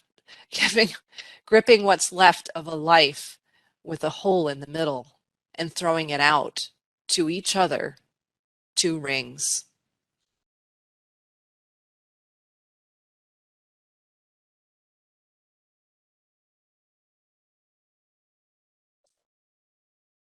That was beautiful, Anna. Thank you so much for sharing. When you shared it with me before, I had the privilege of reading this before, there were tears. It evoked a deeply emotional response, and it continues to do so. Thank you so much for sharing. Thank you. Thank you. Well, I am delighted to introduce our next guest, Dr. Heather Yoon. Dr. Heather Yoon received her BA from Colorado College and her MD from Yale University School of Medicine. Her internal medicine and infectious diseases training were completed at Sawcheck in San Antonio. She is a graduate of the Air War College. Dr. Yoon is currently the Deputy Commander of Medical Services at Brooke Army Medical Center, San Antonio Military Medical Center, where she oversees, directs, and coordinates over 1,700 personnel, 30 specialty services, and over 270 graduate medical education trainees. She has served on numerous national and Department of Defense committees, including as Vice Chair of the ACGME Residency Review Committee for Internal Medicine, the ABIM ID Specialty Board, and ID Week Program Committee. Her active areas of research include infectious diseases, complications of trauma, and infections with multi-drug resistant bacteria. She has been recognized with over 20 teaching, mentoring, and clinical excellence awards. She deployed to Craig Joint Theater Hospital, Bagram, Airfield, Afghanistan in 2011, where she cared for over 600 critically injured trauma patients. Colonel Yoon is married to her college sweetheart, Ted, and is the proud mother of Theo, Eli, and Lucy. I have to share a personal anecdote about you, Dr. Colonel Yoon, because many of you may know, Colonel Yoon has been one of my primary mentors throughout my career, and I feel I've come a long way under her tutelage. And I have to share this anecdote. Early on, I have known her since I was a baby doctor, since I was an intern, and she was my infectious diseases faculty, and we were on service and not seeing eye to eye with the team. And my method was to angrily argue with the other resident about our stance. And I went and confided in Colonel Yoon, who told me right on video, I totally agree with you. And let's go talk to that team. And I was thinking, yeah, they're going to get it. She's going to lay into them. And we walked into the room, and she walked in with this calm. She clasped her hands together in a very prayerful manner, leaned forward, listened with intentionality, and said very calmly, I understand that we're not seeing eye to eye. How can we work together so we can be on the same page? And right there, that's the Colonel Yoon that I know and love, and that is who I have modeled my practice and behavior around. And so gratitude, Colonel Yoon. You are young enough to be my sister, but I consider you my academic parent. So thank you. I'm so excited to learn from you and your leadership lessons over your illustrious military academic career. Well, thank you so much, Dr. Prakash. We've both come a long way, and it's such a privilege and an honor to be invited to be with you today. You know, I have to say, when she first reached out to me about giving this lecture, I had this moment of, well, what am I going to tell them at this intersectionality conference?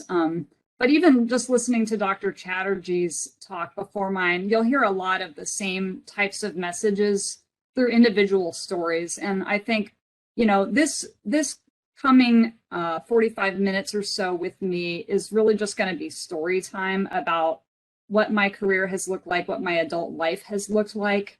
And I think what's generalizable from that for all of us, I think each one of us will find something a little different. So I have no conflicts to disclose really, other than this is story time. And these views obviously are not those of the United States government. They're my own private views and my own private story. So just to start with, I think, you know, it's informative to talk a little bit about who we are as a person, what's our path been. So, you know, as Dr. Prakash mentioned, I married my college sweetheart, Ted, who's here. He is an immigrant, a Korean immigrant who moved to the US in 1985, who I met in college, and our 3 kids.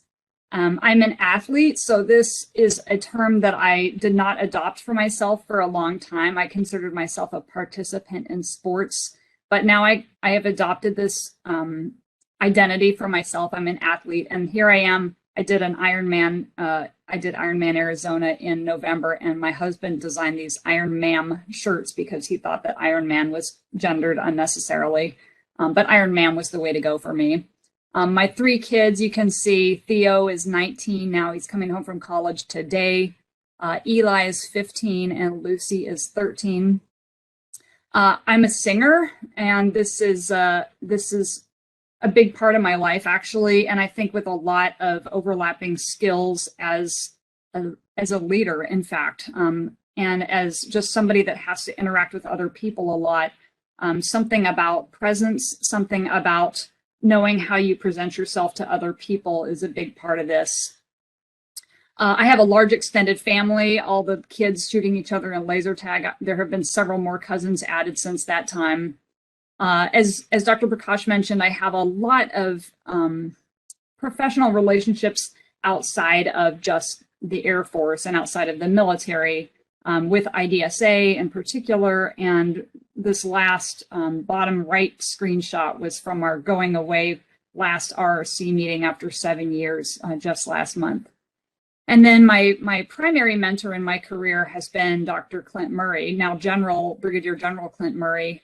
And you'll see the uniforms there are not the same. I'm in the Air Force, he's in the Army. I've worked in an Army hospital, and I'm a leader in an Army hospital through most of my career.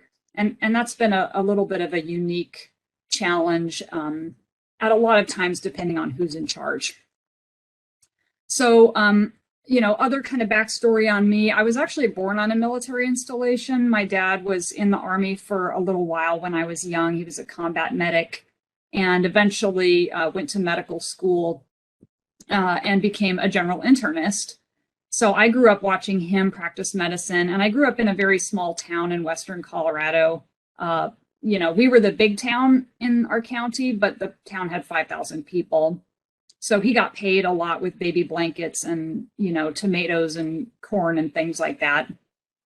We talked about my academic background, but kind of moving, you know, what were those personal life milestones in there? I got married right after college, so I was brand new newlywed when I started in medical school. And I went to Yale on an HPSP scholarship. So this is an Air Force scholarship where they pay for a year of medical school, and then you owe them a year in response after you're fully trained. So originally I owed 3 years to the Air Force. My first child was born when I was a second-year resident. My second child was born just immediately immediately after graduating fellowship. And then Lucy, my third, came 2 years later. Let's see if I can advance the slides. Okay. So brief bio sketch. Since then, almost immediately became the Infectious Disease Associate Program Director, and I was in that role for 5 years. As already was mentioned, I deployed to Afghanistan in 2011, and that was as a trauma intensivist, actually. So they didn't really deploy me as an infectious disease doctor, but wherever you go, there you are. So I did a lot of infectious diseases while I was there. Came back to be the program director for 6 years, moved into department level leadership as the deputy and then as the chair, and then moved into this role in the command suite. And sort of the civilian equivalent of this job would be like a senior vice president for medical affairs. I moved into this job just before the pandemic started. So the experience of being the ID doctor in the command suite got to be mine at the time. So a few lessons that I've kind of learned over this time. You know, the first one really is make peace with being challenged. So, you know, I don't recommend my first year as a staff physician to really anyone, but this is what it was. I was one of 5 ID faculty at Wilford Hall Medical Center, which was our big hospital at the time.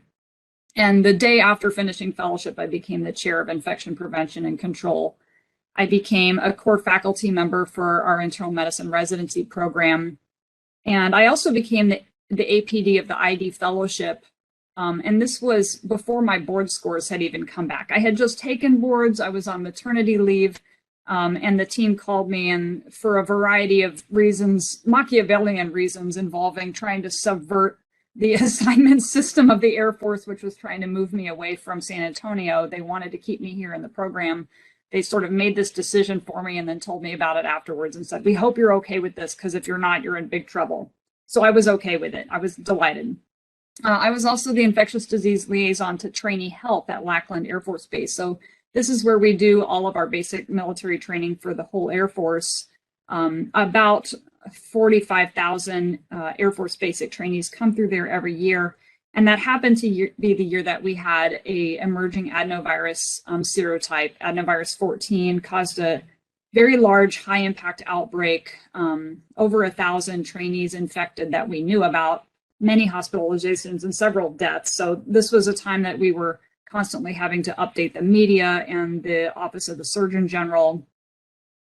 We also went through a major merger that year. So the Base Reassignment and Closure Act that Congress passed necessitated a movement, really a consolidation of our inpatient services at Brooke Army Medical Center, which is where I am now. And so we consolidated, had a merger, and moved. And then, as I already mentioned, I delivered my second child. I took my ID boards that year, and also my in-laws moved in with me, and I started my 3-year-old in preschool. So that was a challenging year. It was like getting shot out of a cannon, but in a lot of ways, it introduced me to the concept that discomfort is where growth happens. So as I implore you to get comfortable with being uncomfortable, you know, I just wanted to share this graphic with you. I think this is pretty accurate. You know, the comfort zone is where things are easy. It's where we're very qualified to do what we're doing. It's safe. It can be a little boring, and we're not learning a lot while we're there. The discomfort zone is really where all the learning happens. It's interesting, it's challenging, it's oftentimes scary. And then the alarm zone, honestly, that first year, I think a fair bit of it was in the alarm zone for me. And when you get to that stage and you're overwhelmed, you know, learning certainly decreases. If you're spending all of your time in the comfort zone, or almost all the time, really, it's probably the time to find a new opportunity. But that comfort zone keeps expanding as you keep learning. So, you know, you need to keep reevaluating where you're at. And by the time you feel really good at your job, that's probably about the time when you need to start thinking about what's next. And the alarm zone, again, was like 2020 as an ID physician in the command suite, not necessarily to be recommended. This is one that I've shared, honestly, with other ID nerds over the years. You know, you want to be a beta-lactam. We talk about pharmacokinetics with different kinds of antibiotics, and beta-lactams are time-dependent antibiotics. So what you're really aiming for is a certain percentage of time above the MIC of the organism. It doesn't have to be above the MIC all the time. In fact, you know, something between 40 and 70% is usually about right for most of these antibiotics. But what's important is, you know, when you get to that trough, it may be time for like a redose, but it's not necessarily time to increase the dose. And I see a lot of people, you know, we get a little bored because there's a little bit of a lull in the timing of things. Just wait a minute. Don't get too excited about increasing the dose right now. So you really can't control all of your workload with very fine precision, and you just want some percentage of your time above and below that stress threshold.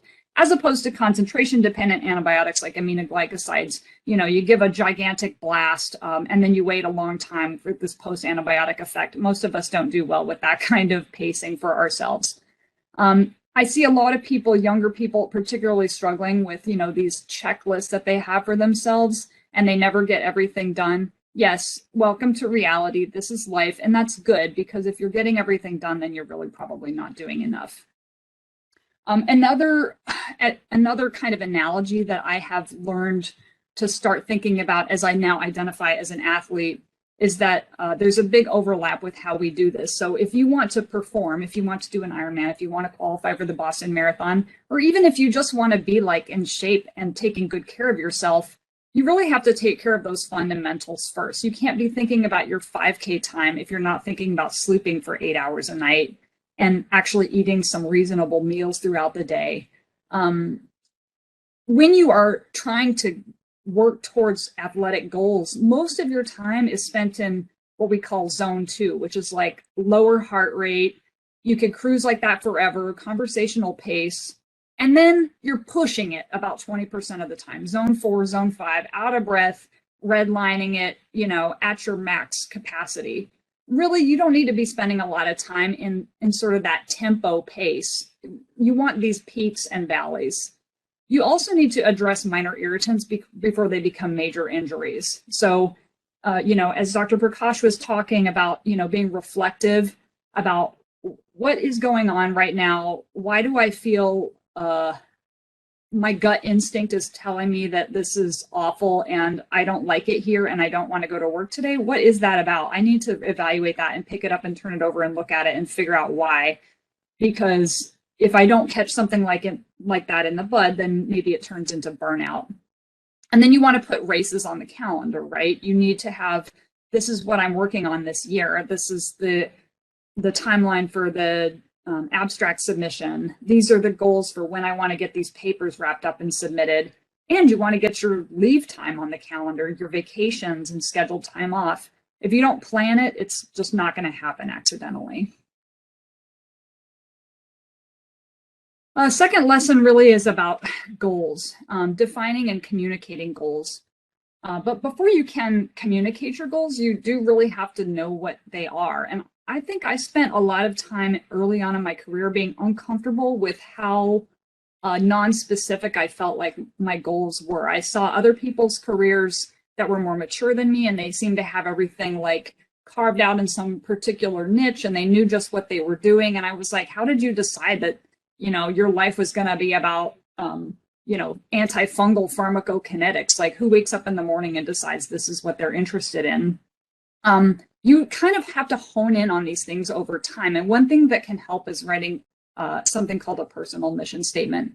We'll talk about that a little bit in a minute. I absolutely are a believer in making smart goals, making short-term goals, intermediate and long-term goals. Even if it's just for the purpose of preventing burnout and knowing that you're making some kind of progress, even if you don't have necessarily yet that long-term strategic vision for what you want your career to look like 20 years from now, you can still set a 3-month or a 6-month goal for yourself that helps you see where you're making progress and helps life feel less like this thing that you're just on a hamster wheel, you know, running and turning the wheel and doing whatever you're doing and nothing ever happens. You can actually see progress. And I do think you need goals for your career, of course, but also for, you know, relationships, important relationships to you, and just for yourself. Importantly, once you have some goals, tell other people what they are. Importantly, your boss, your supervisor, and people that can sponsor you, because you know, we always like to, if you get invited to give a talk, for example, by email, you've got a little bit of time and you can go ask your colleague, would you like to give this talk instead of me? But, you know, some of these things are on the fly, and you're in a room, something comes up and they need a name right now. If I know what your goals are, then I'm much more likely to be able to share that with a reasonable likelihood that you are going to be interested in that opportunity. So the personal mission statement, this was an exercise that I did at a leadership course through Uniformed Services University, an academic leadership course a number of years ago. And I was actually kind of impressed that I had never done this before. This is not necessarily my current one, but this is the one that I had done at the time. And what they asked you to do really was, you know, fill out these 3 columns. Who are the people or the populations with whom you're the most engaged? Problems or issues with which you feel most engaged? And then approaches or strategies which are the most natural to you. And these were the examples that I had at the time. And then, you know, they asked you to connect the dots, really, to draw, you know, where do these things intersect and converge into just a couple of the most important things in your life, the most important kinds of people, the most important kinds of problems, and those most natural kinds of strategies. And from there, you really can hone in on, you know, what is it that you're about? And this is what I wrote when I was the program director for ID in a military fellowship program, and really with an emphasis on mentorship. You know, I have, in military medicine, we have a very short half-life. So, you know, I told you about that HPSP scholarship, and I only owed 3 years to the Air Force back in the first place. Clearly, they got me for longer. But that's a little unusual, frankly. So for every 3 doctors that we have in the Air Force, 1 of them is in training at any given time. So people have these very compressed timelines, very short careers. And the advantage of that as an educator and as a mentor is that you can see these, you know, children and grandchildren and great-grandchildren and all this generational impact from what you did. And that has been very encouraging to me throughout my career. So that has always been part of my sort of personal mission statement. And then you use that mission statement as an azimuth check for yourself. You know, am I on the right vector? Am I still going where I wanted to be going? Does this new opportunity fit with my mission? And as we've already mentioned, you have to regularly revisit and refine that. I think it's important, once you have some of this idea of where you want to be going and what's important to you, you want to be able to communicate that really at the spur of the moment in very short summaries to people with whom you have an opportunity, who might be in a position to influence the outcome of what you're trying to do. So, you know, the elevator speeches for us are General Place, the 3-star in charge of the Defense Health Agency, shows up, and you have 15 seconds to communicate to him what your issues are, what's important to you, with really no background information or preamble. And then you have to find the opportunities to develop those elevator speeches. A funny story, you know, I used to give this talk at USHU's, so it's in DC, it's in Washington, DC. I live in San Antonio, and it was for their global medicine course, their tropical medicine course. And I love giving this talk, but I also hated going there because it was 2 hours of speaking, and I would travel across the country, and DC is not, you know, super navigable. I mean, you can get around on the metro, but you're going to be walking a long way. So I would take the metro to the metro station across from USU, and then I would get off, and I'm in my wool service dress, and it's summer, it's July every time. And I'm walking with the hat and the jacket, and I'm rolling my luggage, and it's like a mile over these hills. And then again, you're done, and you go straight to the airport in your service dress, towing your luggage, and now it's 100 degrees. And this car pulled over as I'm towing my luggage and asked, did I want to ride? I don't know who this is, but does it matter? I'm on a military installation. Nobody's going to kidnap me, you know. So I said yes, and put my luggage in the back of the car and hopped in and took one look at the driver, and it was the retired Surgeon General, Lieutenant General Schumacher, who I had just agreed to him giving me a ride to the metro station, and I just about died. But you can bet I gave him my elevator speech, so I took advantage of my embarrassment in that opportunity. Helping your boss help you. I think I notice this a lot with junior people that I meet with, that they have areas for improvement and how I can help them. So communication of goals, we already talked about that. And I think that's an easier thing to do, obviously, when you have some goals, but this is the one that people are the most likely to get right. Some stay interview questions. So, we oftentimes ask these kinds of questions as people are leaving an organization, but I think it's really important, just as a senior leader, when I interview younger people, how would you like to see your career progress over the next few years? What are the talents that you have that we haven't capitalized upon yet? And then what is your biggest challenge that you face when it comes to work? If your boss doesn't ask you these questions, that doesn't mean that you can't tell them the answers to them anyway when you meet with them. So that is something that I recommend. Learning the love language of your employer. This is an area that I see a lot of younger people maybe not necessarily super dialed into, even in the Army, even in the Air Force. They're working on the thing that they're interested in, but they're not really dialed into how does this key in with the strategic vision, with the lines of effort, with the initiatives of the entire organization.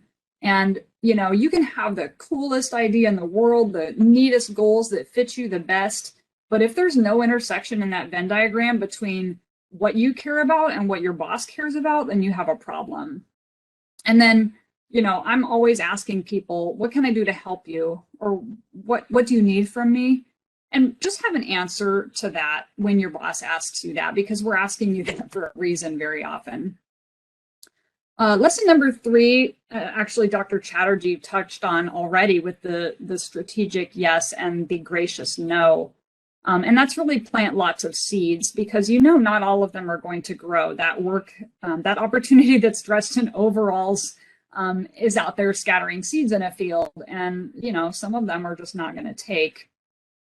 I hear a lot currently about learning to say no, and yes, learning to say no is important. But I also think learning to say yes is the bigger struggle for a lot of us, because we want to be perfectly well qualified for whatever it is that we are invited to do. We want to feel like we have mastered all of the requirements of this job opportunity, or we're not totally sure what we want to be doing later, and we're not sure that this aligns with the goals. I really do think that being generous with yes, or at least yes later. I will do this next year when this comes around again. As has already been discussed, if your plate is already completely full, which it usually is, then it's just time for that reevaluation of the alignment with the goals of what this new opportunity is compared with what is already there, some of which you may have mastered and which somebody else may benefit from at this stage in their career. And then ideally, you'll want to map out when projects will mature, basically, so that you're not getting all of those presentations maturing at the same time, and all of the papers having to be written, and all of the grants having to be submitted at the same time. And then you have to be patient. And this is one that took me a long time to learn. I was working really hard, and I was working, just doing all the things, and nothing was happening, like nothing. And this is normal. You will have long seasons in your life with very little evidence of productivity and very little to show for it. It is worth noting, it is a true statement, that really anything that is worth doing involves time. It involves lag time, and you should not despair just because you don't necessarily see things moving. I think that a lot of what we see in our careers is more of a stair step. It's a stepwise growth versus some kind of linear thing. And there were clearly years in my career where nothing was happening. And then the next year, everything was happening. Too much was happening. And that's okay. You just eat it one bite at a time. But life outside of work happens, obviously, and it does influence what is going on. This is a little, graphic that I put together a couple years ago, just to look at papers, publications that I had by various years, and then what was the impact of other things happening. Kids getting born, the year that I thought that I was getting out of the Air Force and really didn't want to take on new opportunities, the year that I was deployed. 2014 was a year that I started on several major committees and just had to learn that and work on that rather than writing a bunch of papers, etc. So over the long run, you can see how all of this plays out. Let's advance the slide. So this is just one quote in a finding that will surprise no one with toddlers. Women's productivity dips when those kids are young compared to those with no kids. And 2 preteens are associated with a productivity loss of 22% and 3 with an average loss of 33%. So by the time the mother of 3 children has reached, their children have reached their teens, there's a research record reflecting a loss of 4 years of research output. I think this is probably about right. And clearly there is some productivity loss that is made up for later. There are a lot of reasons for it. I think there's clearly survivorship bias that happens because, the ones that lasted this long and didn't quit medicine, didn't drop out of academics, aren't reflected in that denominator anymore. But take heart that just because you're not publishing a lot of papers doesn't mean you're not doing anything. And take the advice of the man in black, basically, get used to disappointment. I have a ritual when the letter comes back about the paper and the comments, even if it's clear that they're going to accept it, I'm just going to be annoyed when I read the comments. I know this, so I just don't read them for 24 hours. And then I read them and I address them and you move on with your life. So lesson number 4, you want to figure out what your decisive advantages are. What I mean by that is, what are the things that you are good at uniquely? What are the things that you bring to the table that are your ecologic niche? So ultimately, we're really all replaceable, and I'm a big proponent of developing one's own succession plan or being involved in one's own succession plan whenever possible. However, you also want to make yourself a little bit difficult to be replaced. So figure out for yourself, what are those decisive advantages? And they can be, what's the particular educational experience that you've had, things like your emotional intelligence, your level of engagement, your public speaking skills, what's your clinical reputation. Basically, what is your personal brand and how do others see you? Not just as a female, not just as, whatever, racial, ethnic group, LGBTQ, whatever category they might otherize you in, but also, what is that brand and how do you present yourself professionally to others? This is something you find out by asking, really, and through trusting relationships with mentees and with other people that'll tell you the truth. And as I already alluded to, your niche, your ecologic niche, needs to be in something that your employer also cares about. And if it isn't, really, you either need a new niche or a new employer. So this is iterative, it comes over years of reflection, but ultimately you want to be doing the thing that only the authentic you can do as well as you can do it.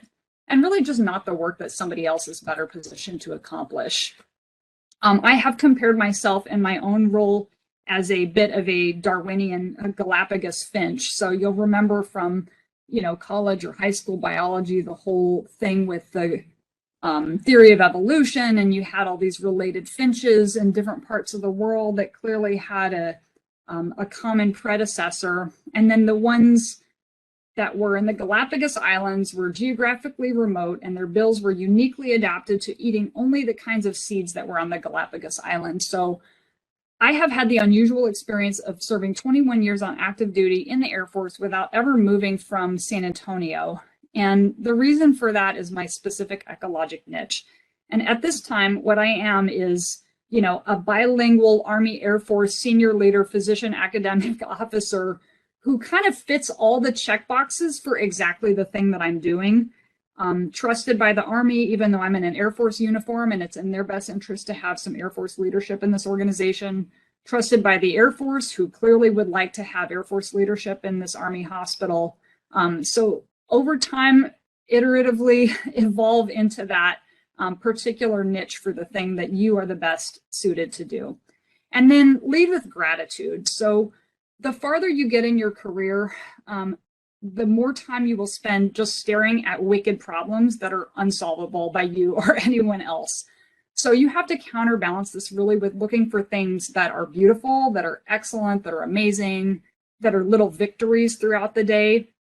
You know, even if you're walking along a gravel road and staring at the ground, there's some pretty interesting rocks down there if you stop and pick them up and see what's under them. And you might find a bug, and it might be an interesting bug. And I'm being a little bit hyperbolic here, but I think you know what I'm talking about. I think a lot of us through the last 2 years have felt like we're staring at this gravel, you know, kicking up dust, and it's just this monotonous thing. And when are we ever going to get through it? Find the interesting rocks, please. And then show other people. So this has so many positive side effects. It creates belonging. It creates a sense of teamwork and relationship. It's clearly a mechanism to promote positive feedback and practice that, because it's really other people that are the beautiful things if you look around. It's a forcing function for leader engagement. So you have to get out of your office. You have to close your email. Clearly, it cultivates empathy, and it promotes a lot of resilience. And, you know, I'm interested in everybody else's resilience, but first I've got to be interested in my own resilience. And if I can't keep my own resilience, I'm clearly not going to be able to promote anybody else's. These were a couple of pictures that I took when I was in Afghanistan, and I wasn't taking these as ironic pictures. I was taking these because I saw something beautiful. So you can see, like, at this end of Connex's over here, there's a rainbow. And I was like, yes, I found it. Here it is. There's a rainbow today. And the other one, like past the razor wire, past the like muddy, awful base, you can see the first snow in the mountains in Afghanistan, which was beautiful, not only because snow on the mountains is beautiful, but also because it meant that power was coming. I'm back. Sorry, I had a technical difficulty, as you can see. No worries. This is a perfect tie-in to my next point, which is in the Stockdale paradox. So Stockdale was a prisoner of war in Vietnam, and he talked a lot about his experience there. It was a very prolonged period, and, you know, he talked about seeing his fellow prisoners essentially lose hope. And it would be the ones that would die, he said, would be the ones that would say, we're getting out of here by Easter. We're getting out of here by Christmas. And then Easter would come and go, and Christmas would come and go, and they'd still be here, and they'd give up, and they would die. And he said the key basically to his survival was confronting the brutal facts, but also keeping faith that ultimately that he would prevail in the end, which he did. So as you lead with gratitude, it doesn't mean toxic positivity. It doesn't mean ignoring the fact that your computer just died when you were giving your lecture or whatever, but you will prevail in the end. Example of how I did this when I was deployed. You know, this was one of my first efforts at involving other people in this, but we had a whiteboard in what we called the doc box, which was, you know, the workroom that we all shared, surgeons and pediatrician and myself and the other intensivists. And I was like, okay, here's the challenge. We're going to write every day 3 good things about this place. And they can't be ironic, they can't be sarcastic, and it can't be, at least I'm not at Shank, the place that would get rocketed more than we did. And it can be very basic, but we're going to find 3 things. So, you know, one of the first examples was medicine plus surgery equals BFF, because that was a relationship that none of us had experienced before. You know, unlimited bottled water. Who doesn't love having free bottled water? This is great. You know, knowing your team, having hot breakfast every day, getting care packages, just being a doctor and not having to worry about, you know, doing all the other stuff that we did in our admin jobs. Only having 1 load of laundry a week is just for me, and it's like the 5 PT shirts that I wore and all the underwear. You know, that was a nice break. So these are the kinds of things that we would put on the board, and it just helped us all to stay dialed in and was a little bit of an immunization against despair. Next lesson is really a kind of a tie into that, and it's about blooming where you're planted. Some phases of your life, some phases of your career are going to be really less obviously aligned with your goals than others.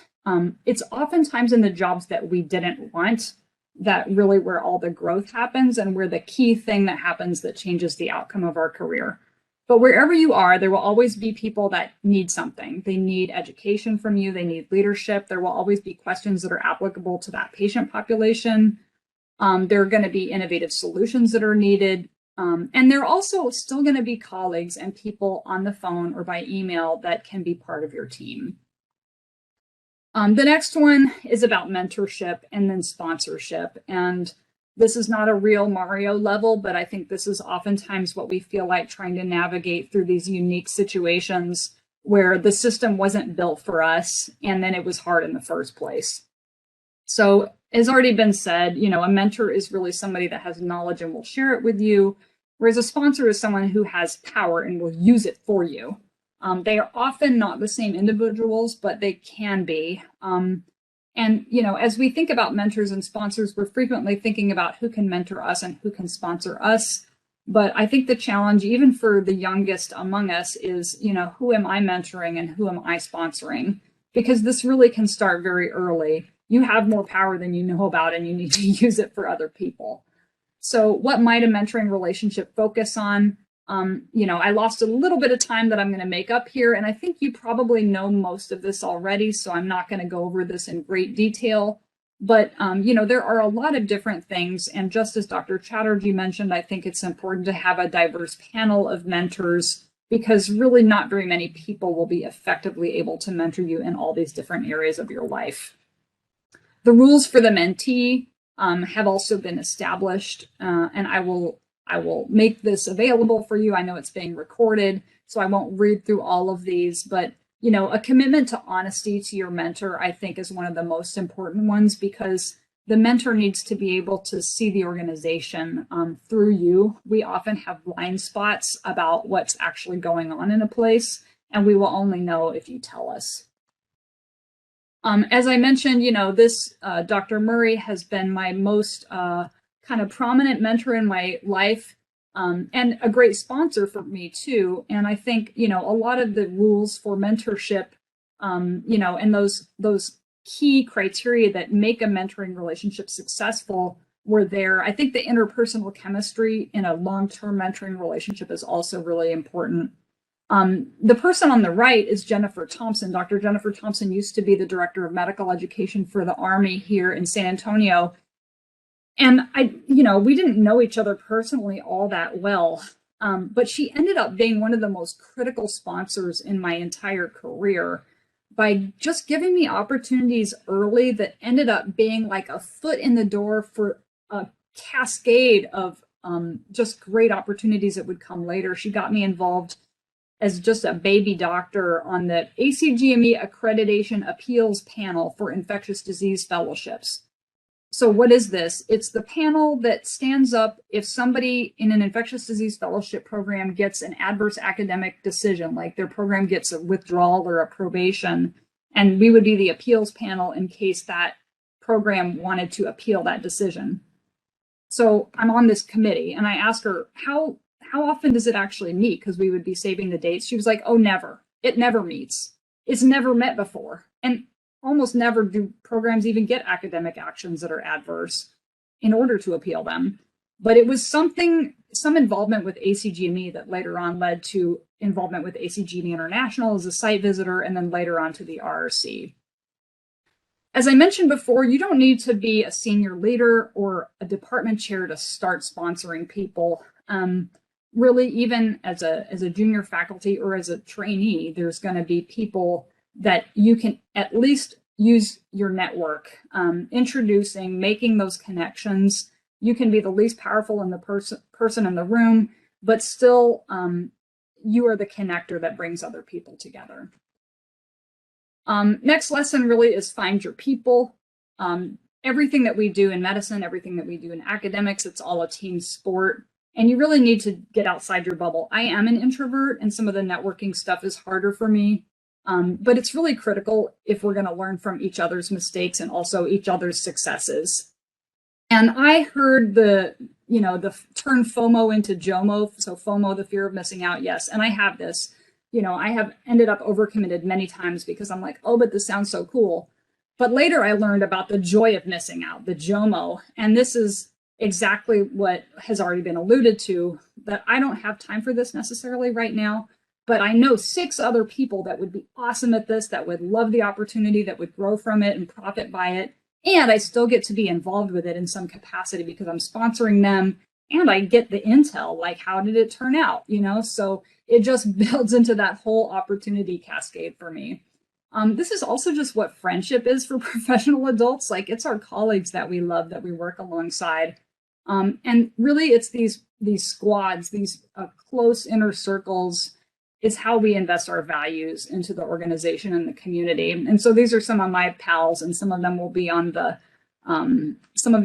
panel later. But you know, once I got my foot in the door for some of these opportunities, like at ID Week, you know, this top picture with the elephant was at the Smithsonian the last time IDSA was in Washington, D.C., and we had a leadership reception there. And, you know, everybody's involved with IDSA leadership now, which is awesome. And, you know, it's because we promote each other, and it's because we sponsor each other.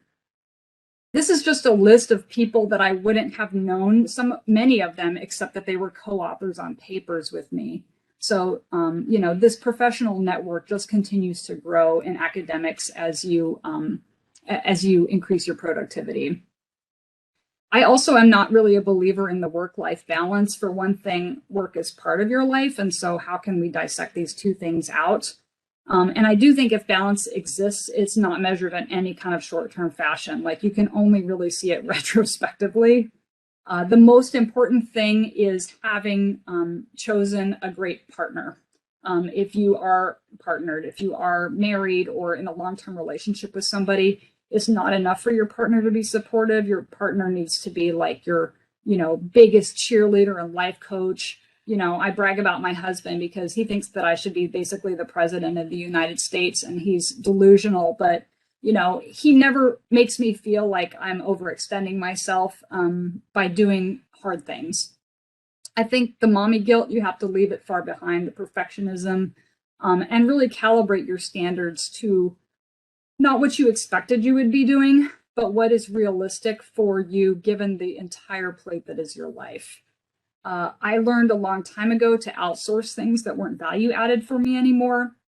And, you know, you do it at home when you hire somebody to come do your grass or, you know, clean up your toilets or something like that. But even with, you know, having childcare and an au pair, it was like, if you can do the stuff with the kids that, you know, is just time consuming and is not necessarily value added, and I'm going to do the value added stuff because I'm the mom.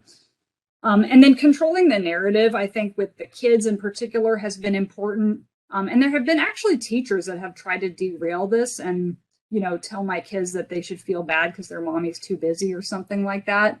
But, you know, you tell the story of your life, and you tell the story of how your kids are involved with your career, if you have kids and if that's important to you, so that they know like how proud you are of them for being involved in this great work that you're doing in some way.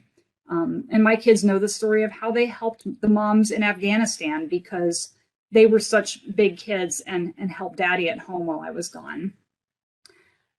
People talk about compartmentalizing things and, you know, having really good boundaries between home life and work life. That really has never worked for me. My career and my family really grew up at the same time. What worked for me best was just kind of owning it and being like, this is what it is. It is my circumstance, and I'm just going to go ahead and proceed until apprehended. And, you know, I used to bring my toddler when I was a fellow. I would have to go to Bug Club, which was this citywide infectious disease conference. And of course, it was like at 5:30 p.m.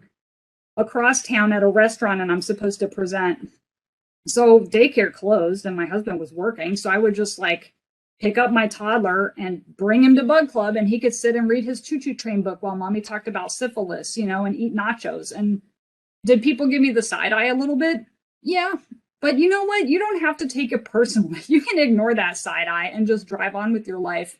And what you don't notice is all the people that are kind of silently like, yes, look at this. Like, look at her go. She is making it work. So make it work however you can. You know, talking about ditching the mommy guilt, this was really a formative moment for me in Afghanistan. You know, honestly, it was like super hard, like leaving my kids at home, sleeping toddlers, and getting on a plane and going to this war zone. I'm not going to kind of sugarcoat it. And I felt terrible. And I had all this remorse about like, what kind of mom chooses this life for herself? And my kids, I feel so sorry for them, blah, blah, blah. True story, true. And I, you know, I'm not saying I regret feeling those feelings. They were my feelings. But about 2 weeks after I got there, we had this little girl admitted to the hospital, and she, her house had been rocketed, and she had a fragment in her brain, and her parents were gone. Nobody knew if they were going to ever come get her or what that shady situation was with this neurologically injured 3-year-old child in Afghanistan. And she's waking up on a spaceship surrounded by people who don't speak her language, and she's in pain. So we would all kind of take turns trying to like comfort this little girl. And meanwhile, my sister was in San Antonio, and she was sending me pictures of my kids at SeaWorld, and it was this moment of conscience for me about perspective. And you know what? My kids are actually the most blessed children in the history of the universe, and they're fine. They're so much better than fine. They have in abundance everything that they could ever need. And actually, somebody else's kid actually needs me more than my own children right now. And that has been very liberating for me ever since. And some things you can never really integrate. When you get home from an experience like this and your iPhotos all load, they load in chronological order. They don't load in how your brain kind of compartmentalizes things. And so, these were kind of how the pictures came up, like Lucy with her little pink ukulele and her jammies, and then also the bomb that was fixing to be dropped somewhere.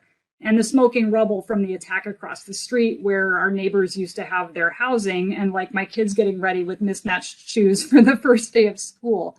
So those things, some things you never can really integrate.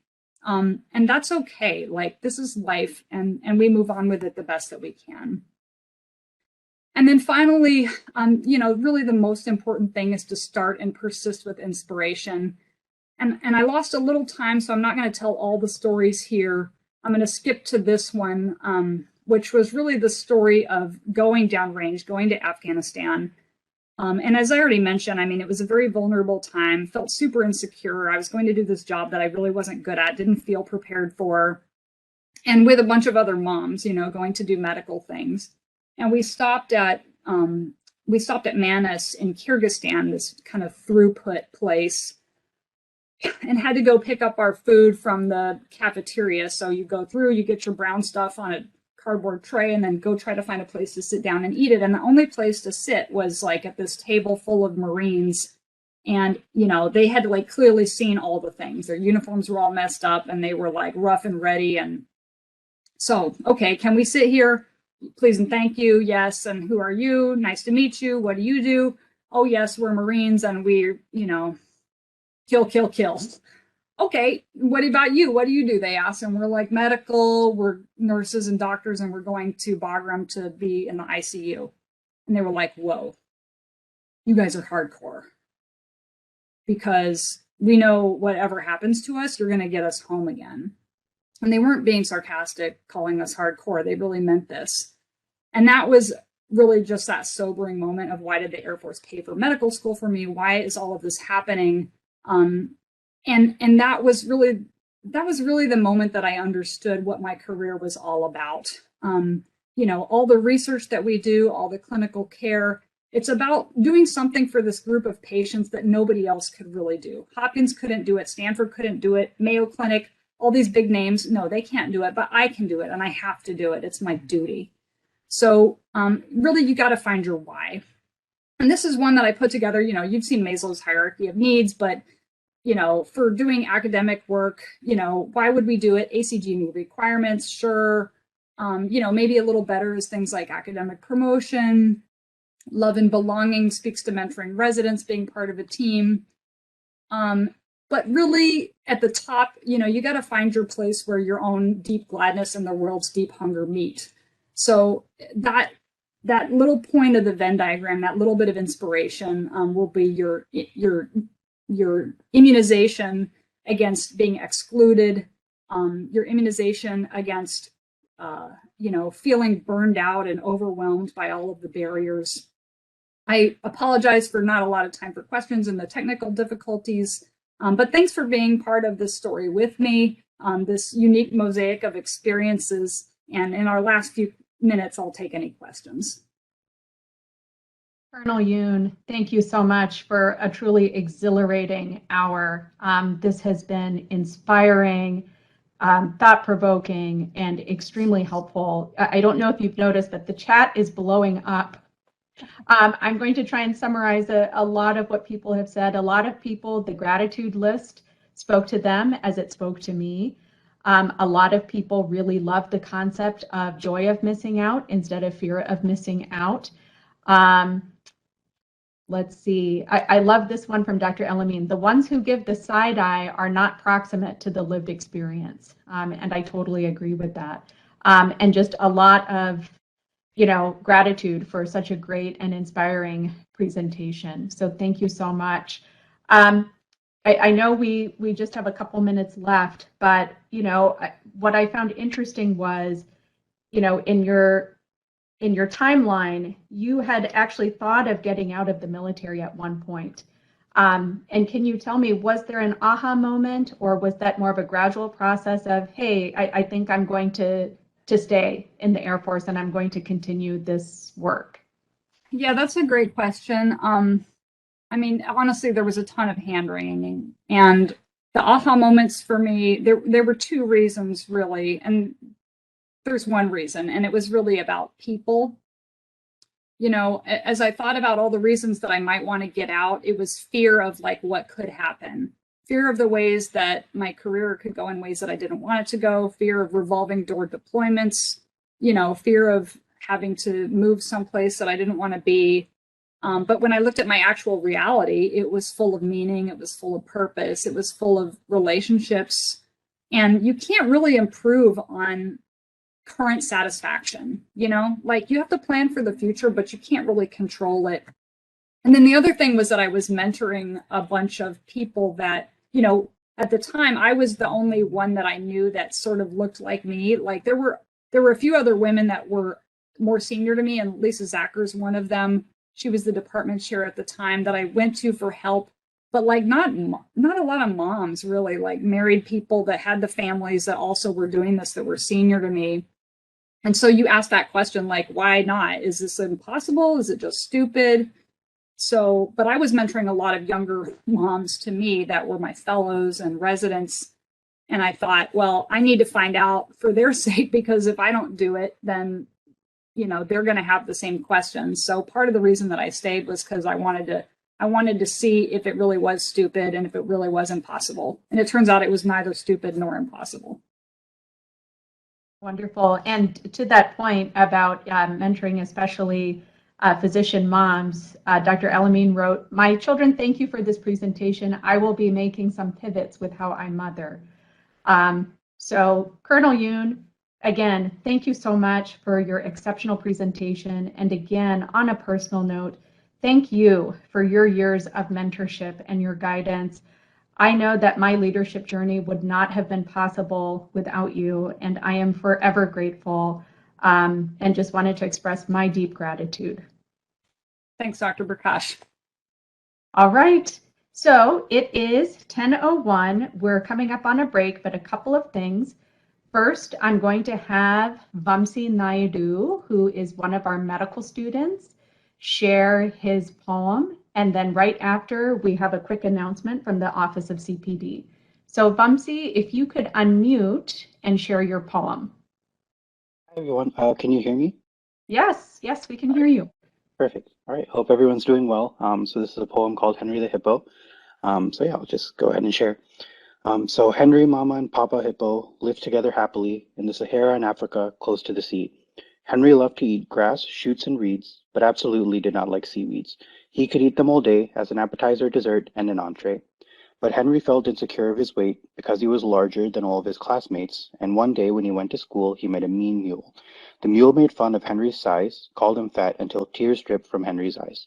So that day he left school very depressed, and as a result, he became obsessed with losing weight, so he stopped eating for 2 days straight. His mom and dad noticed something was wrong. "Henry, you haven't eaten all day long." He sadly replied, "I'm just too fat, so I refuse to eat, and that's that." His parents said, "You have no reason to be ashamed. Love your body and yourself," his parents proclaimed. And that's how Henry came to realize that he should be confident about his body and size. And when he went to school, the very next day, he completely ignored what the mean mule had to say. Yeah, that's all. I love that. Thank you so much, Vamsi, for sharing. Excuse me, I'm going to hand it over to Laura Worrell, who has a couple of announcements. And right after that, please take a break and come back at 10:10 because we have a wonderful panel discussion featuring women leaders in the military.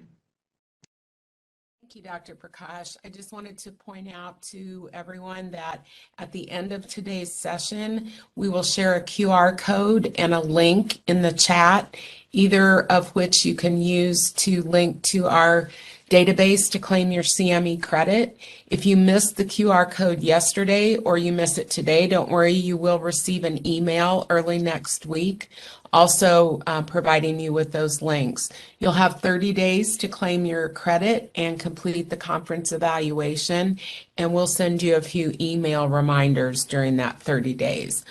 Also, if you're planning to join us for the networking session at 11:30, you'll notice that there is a separate link for that session, and that is so you as attendees in that session will have access to your microphone and camera. So if you have the agenda that was sent out, there's the link is included in there. We will also share it in the chat just prior to the networking session at 11:30. If you have any questions about the credit process, feel free to put those in the chat, or you can email our office at ocpd@siumed.edu. Thank you.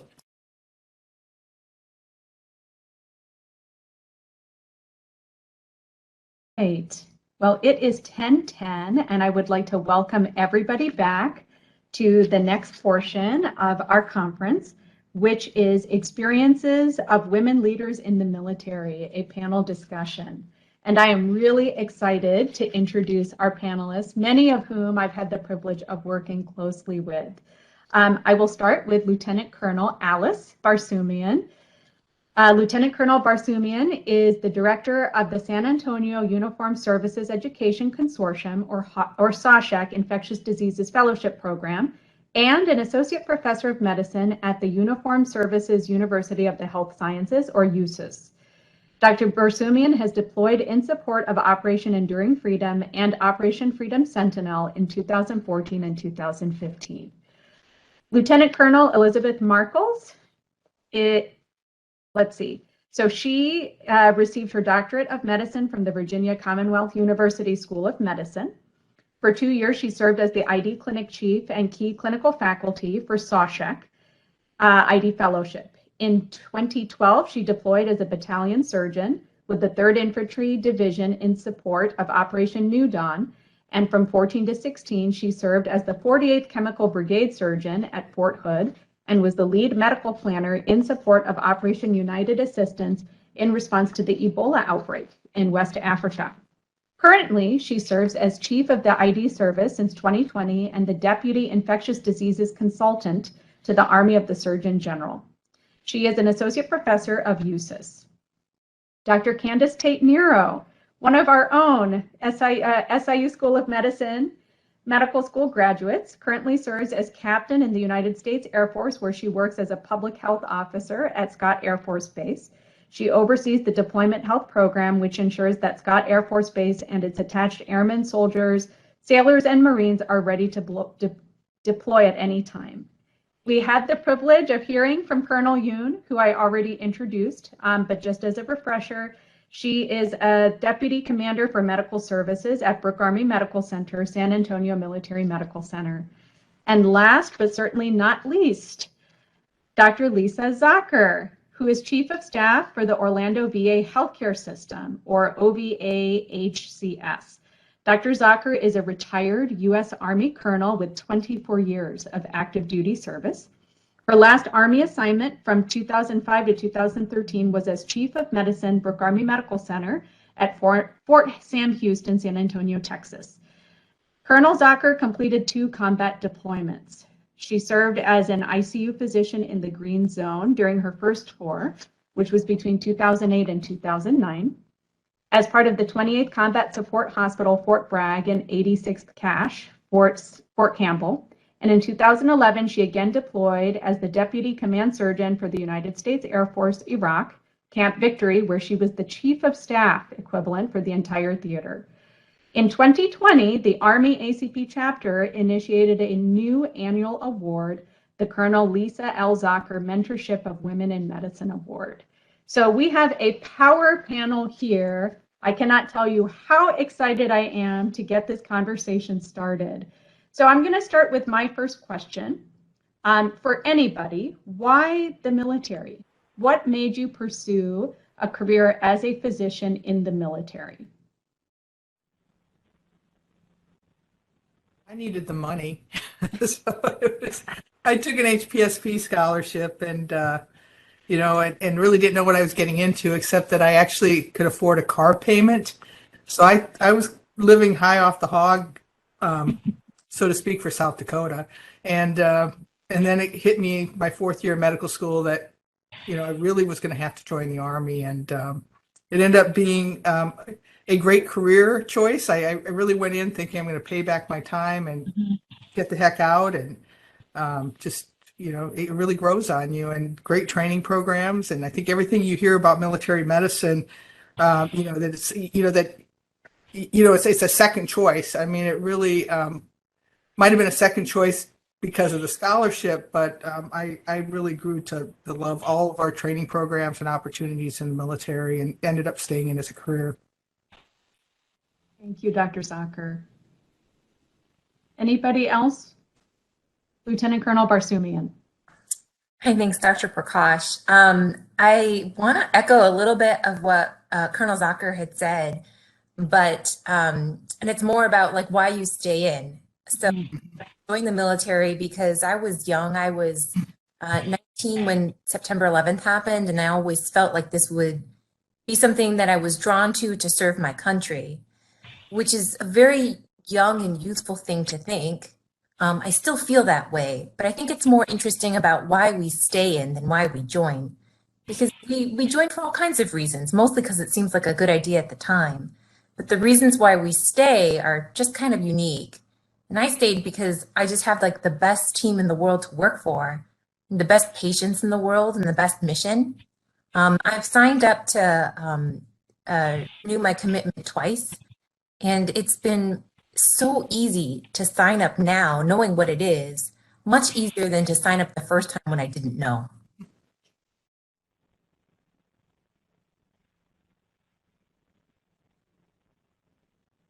Hi, good morning. Thank you, Dr. Prakash. And it is wonderful to see people that I know and I know well. Hi, Dr. Zucker. And of course, we all had the privilege to hear Heather Youn's, Colonel Youn's lecture. And basically, since I've been in medicine training in the military, she's been basically a part of my life, and so have many of these other ladies. And you can imagine it's hard to walk away from that. It has truly been a community of friends and family and people that inspire you and motivate you. And I just can't think of a better place to be.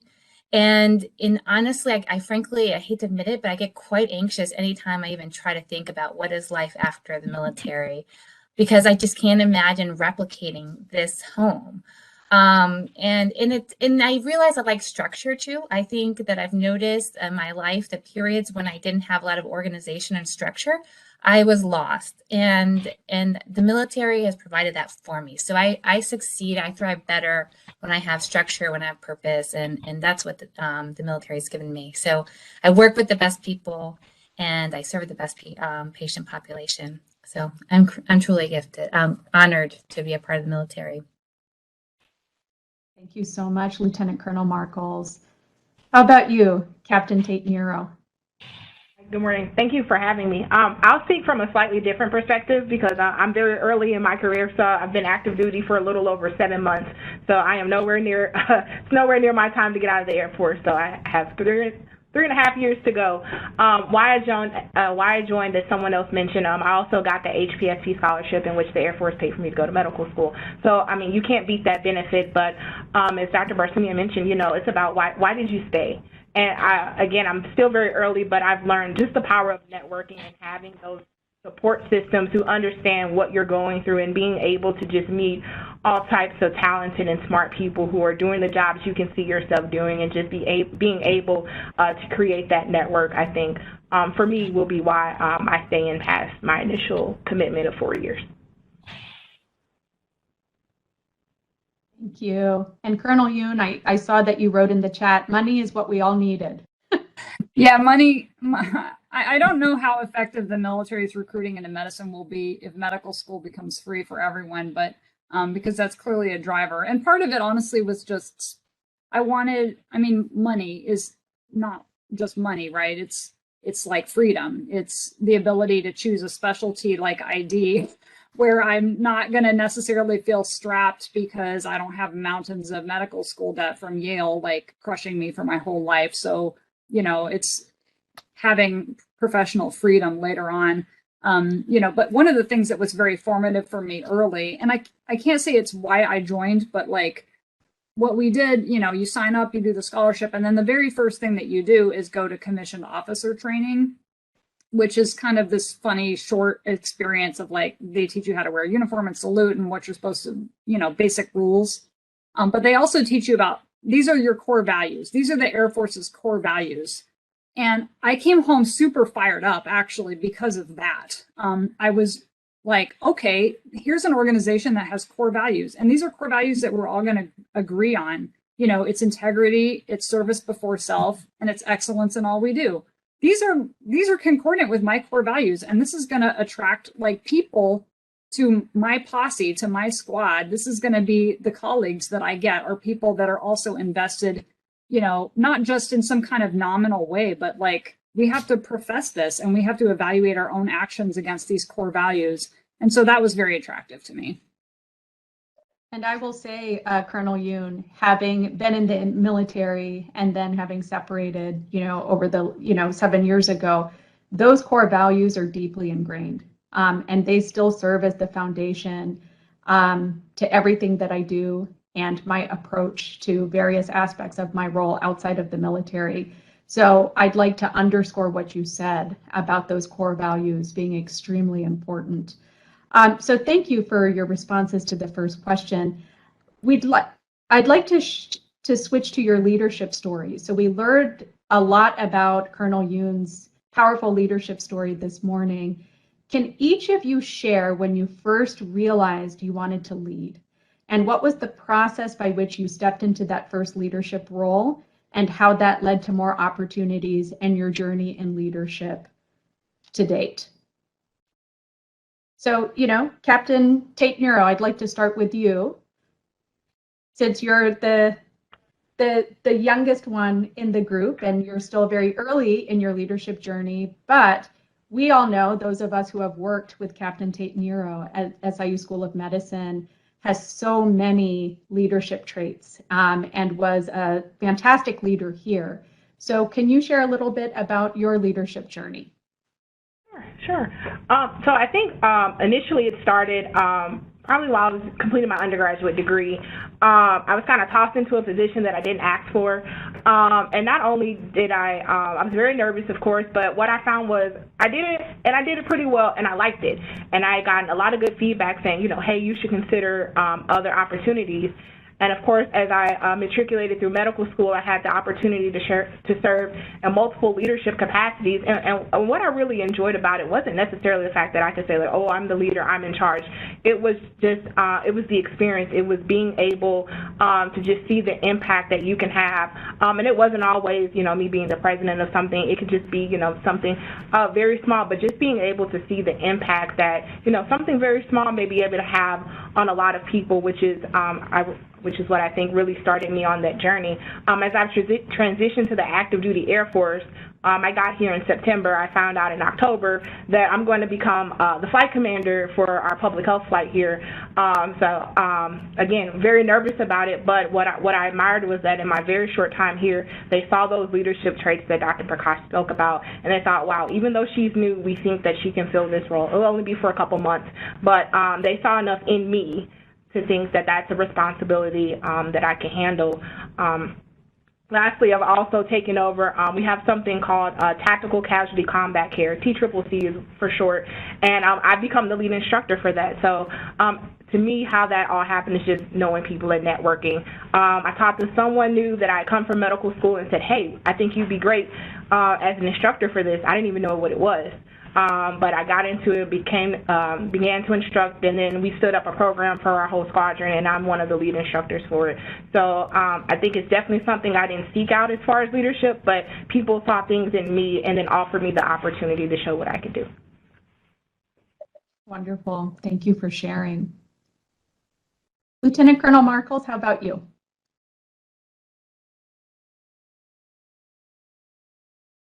Oh boy, so I describe myself as a pretty passive person. So I think at first I didn't really want to pursue many leadership positions. To me, that didn't go well with being in the military at first. But the military, as we may discuss later, provides a lot of military opportunities, and especially leadership opportunities. But I think the first time that I felt like I led was when I was selected to be a brigade surgeon in Fort Hood, Texas. And for those of you that are not military, that does not mean I was a surgeon. I'm an ID doctor, and I can only do one procedure just about. So I was not doing surgery. It's a medical advisor to the commander, and also someone that can also provide primary care to the brigade, which is anywhere between 1,000 and 2,000 soldiers. And I had no idea. That was my first time really outside of hospital medicine. I had deployed as a battalion surgeon, but I didn't have a leadership role at that time. And so I didn't know the language per se of, this is what we call like the real army, the non-medical army. But I showed up, and I decided that I was going to give it my best. And I realized that by being invested, doing my best, even though it was a position I wasn't comfortable with, my best was great for the team. And it really was a great team effort. And I really succeeded at being a staff officer. And I liked that I was able to support our team. I felt empowered that I was able to make sure that our team was medically ready to deploy, and certainly with all the planning that we did to deploy service members to West Africa because of the Ebola mission. So that was my first. And certainly from, did I have allies and sponsors and mentors? Absolutely. So Colonel Yoon brought me right back to Brooke Army Medical Center to be the associate program director right after that time as a brigade surgeon. And to be honest, that was a lot of faith in her part, because I didn't do anything academic for those 2 years. I wasn't teaching residents. I wasn't practicing infectious disease, but she gave me the opportunity to come back. And from there, I've had additional sponsorship to be the medical director of infection prevention, which has led to lots of interesting challenges, starting off with Legionella and then of course COVID. And then now with my opportunity to be the service chief and the deputy chief of medicine. So it's just a lot of mentorship, but it all started with that first opportunity as being a brigade surgeon. Thank you so much. Lieutenant Colonel Barsoomian? I think I always enjoyed leadership roles, but believing in myself or seeing myself as a leader has been like my life's work. And in high school and college, when I was in a club, I would get through the leadership roles up until like the executive level, but I would never go all the way. Like I never put in for president of this or that. I never put in for, whatever. I just thought, well, maybe I could do a little bit, but I didn't see myself as a leader. How could anyone like me as a leader? How could I do that well? And while I think it is extraordinarily valuable to have faith in yourself, I didn't. I had to borrow the faith that other people had in me, particularly, Colonel Yoon. Colonel Markels and I are actually near peers, and but she was my senior resident when I was an intern. And so I've had these people and General Murray who believed in me and who saw the things in myself before I was able to adopt that identity. And so as for like the specific leadership positions, like there's the opportunity to lead where you are. When you're a resident, when you're a medical student, you lead those beneath you. You can pursue formal roles, but you lead a team in rounds. You lead your attending when your attending is like out of date and old or whatever to try and do the right thing for his patient. And then you go around, and when you're an attending, you lead your team that they don't know anything, and they need to have more fear of fate in them, and you give them that too. And so there's a lot of leading where you are. The formal leadership roles I had, when I deployed downrange, I'm the program director of the fellowship program, which has just been so wonderful to try and make sure my trainees are in good headspaces and continue to learn during really challenging times. But some of the ones I've grown the most in have been where I was assigned to lead something nebulous without any authority to do so. So like when I was the antibiotic stewardship chair for 4 years, I'm responsible for making the hospital inspection ready and like saving patients' lives through better antibiotic use. And I have no ability to actually enforce any of my good ideas. And so that team building was really wonderful and challenging and frustrating and all the things. And I've given those opportunities because people believed in me before I was able to believe in myself. And I'm enormously grateful for that. I'm noticing a pattern here. Not one of you raised your hands and said, I'll do it. I'll volunteer for this leadership position. I know I'm qualified and I know I'll do a great job. Each one of you was tapped. And as Lieutenant Colonel Barsoomian just said, it was somebody seeing something in you more than you saw in yourself. And that really resonates with me because with my current position, I had shared yesterday when I saw the emails, the first couple of emails that came out announcing the position, my instinct was to hit delete and move on with my life and continue in my current role. And it wasn't until one mentor and then two mentors and then several mentors tapped me on the shoulder and said, you should really consider this, that I even started to think of applying for the role. And so you start wondering, a lot of people blame the women on that, right? What's wrong with the women that they don't see something in themselves or that something is wrong with the women? It's actually more reflective of our culture and the system. And so the question really becomes, what do we do to fix the system so that it becomes more natural for somebody to not click delete when they see a leadership opportunity? The natural response is, wow, I could really do this, and I'm certainly qualified to do this. Something I would like to hear more from Dr. Zacher and Colonel Yoon when they share their responses. Dr. Zacher? Yes, I think my first real leadership opportunity was when I went back to my training program, and they had a sudden need for an internal medicine program director, and it really became just such a wonderful opportunity. And I think Dr. Jennifer Thompson was mentioned in Heather Yoon's talk. She was my associate program director, and we made quite the team. And it was a residency program in William Beaumont Army Medical Center that wasn't doing very well, and lots of leadership challenges there. I think one of the things I learned, though, was the chief of medicine job opened up at William Beaumont, which is much smaller than Brooke Army Medical Center, and I applied. And I was told by the chief that, I was the best qualified. However, who was going to be able to run the program if I became chief? And actually, Dr. Thompson had moved on to do some research at Walter Reed, and and then she really went into education full time, full speed. And that just kind of, that was kind of a jar. But opportunity, it was literally 2 weeks later, one of the generals was from BAMC, Brooke Army Medical Center, was at El Paso, pulled me out of Morning Report and said, hey, you think you're qualified to be chief of medicine at Brooke Army Medical Center? I said, yes, sir. And he said, good, because you are the new chief of medicine at Brooke Army Medical Center. So that was my battlefield promotion, literally. And afterwards, I think I almost passed out because, to me, BAMC was so big. And I was a lieutenant colonel at the time. And I think when I got there, too, there was a lot of people that were upset because it wasn't a competed job, and, that I must know someone. And I'm thinking, I couldn't pick this general out without his star on the middle of his chest. So that was, a great opportunity. And, and I think we all suffer from imposter syndrome. I remember sitting out in the lot, in the parking lot the first day of work, and just having to psych myself up that I can really do this. And I think those that see Brooke Army Medical Center, there's these pictures on the wall, and they're all men. And I'm glad they're not all men anymore. And, you know, it was, I think at the time, I really wasn't thinking myself as the first woman chief of medicine.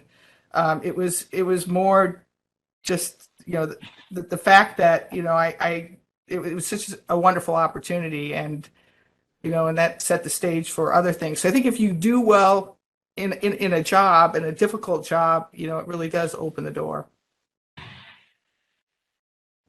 Thank you, Dr. Zucker. Colonel Yoon? And y'all heard a lot from me already, and you know, I would foot stomp a lot of the statements that have already been made, but you know, Dr. Barsoomian's distinction between just leadership by influence and leadership by position, you know, the leadership by influence, we can't help it, sort of, because of just, you know, we're old as children, or we're too busy, or we see problems and we want to solve them, and we know people and we can communicate, and so this just kind of happens by accident. And then there's the positional leadership, which, you know, I think, yeah, if you look for how many of us saw some job and thought, yeah, I want to do this and I'm totally qualified for it and I'm super jazzed up, I'm going to beat everyone for this position. Yeah, that's not a shared experience, I think. The shared experience is the, you know, if I don't do this, then who is going to do it? And if I don't do it now, when am I going to do it? And I think most of the roles that I've ended up in my life have been something like that, which is not so much that I always aspired to do this job, but that it clearly needs to be done, that it's important that someone does it that cares and shows up, and that, you know, it's one thing to say, I'm not good enough for this, I'm not totally qualified, there are other people in the world that would be better at this than me. Okay, well, who are those people? And are they actually available?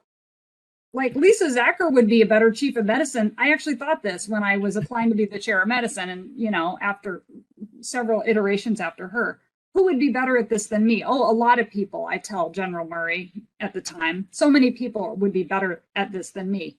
Well, who?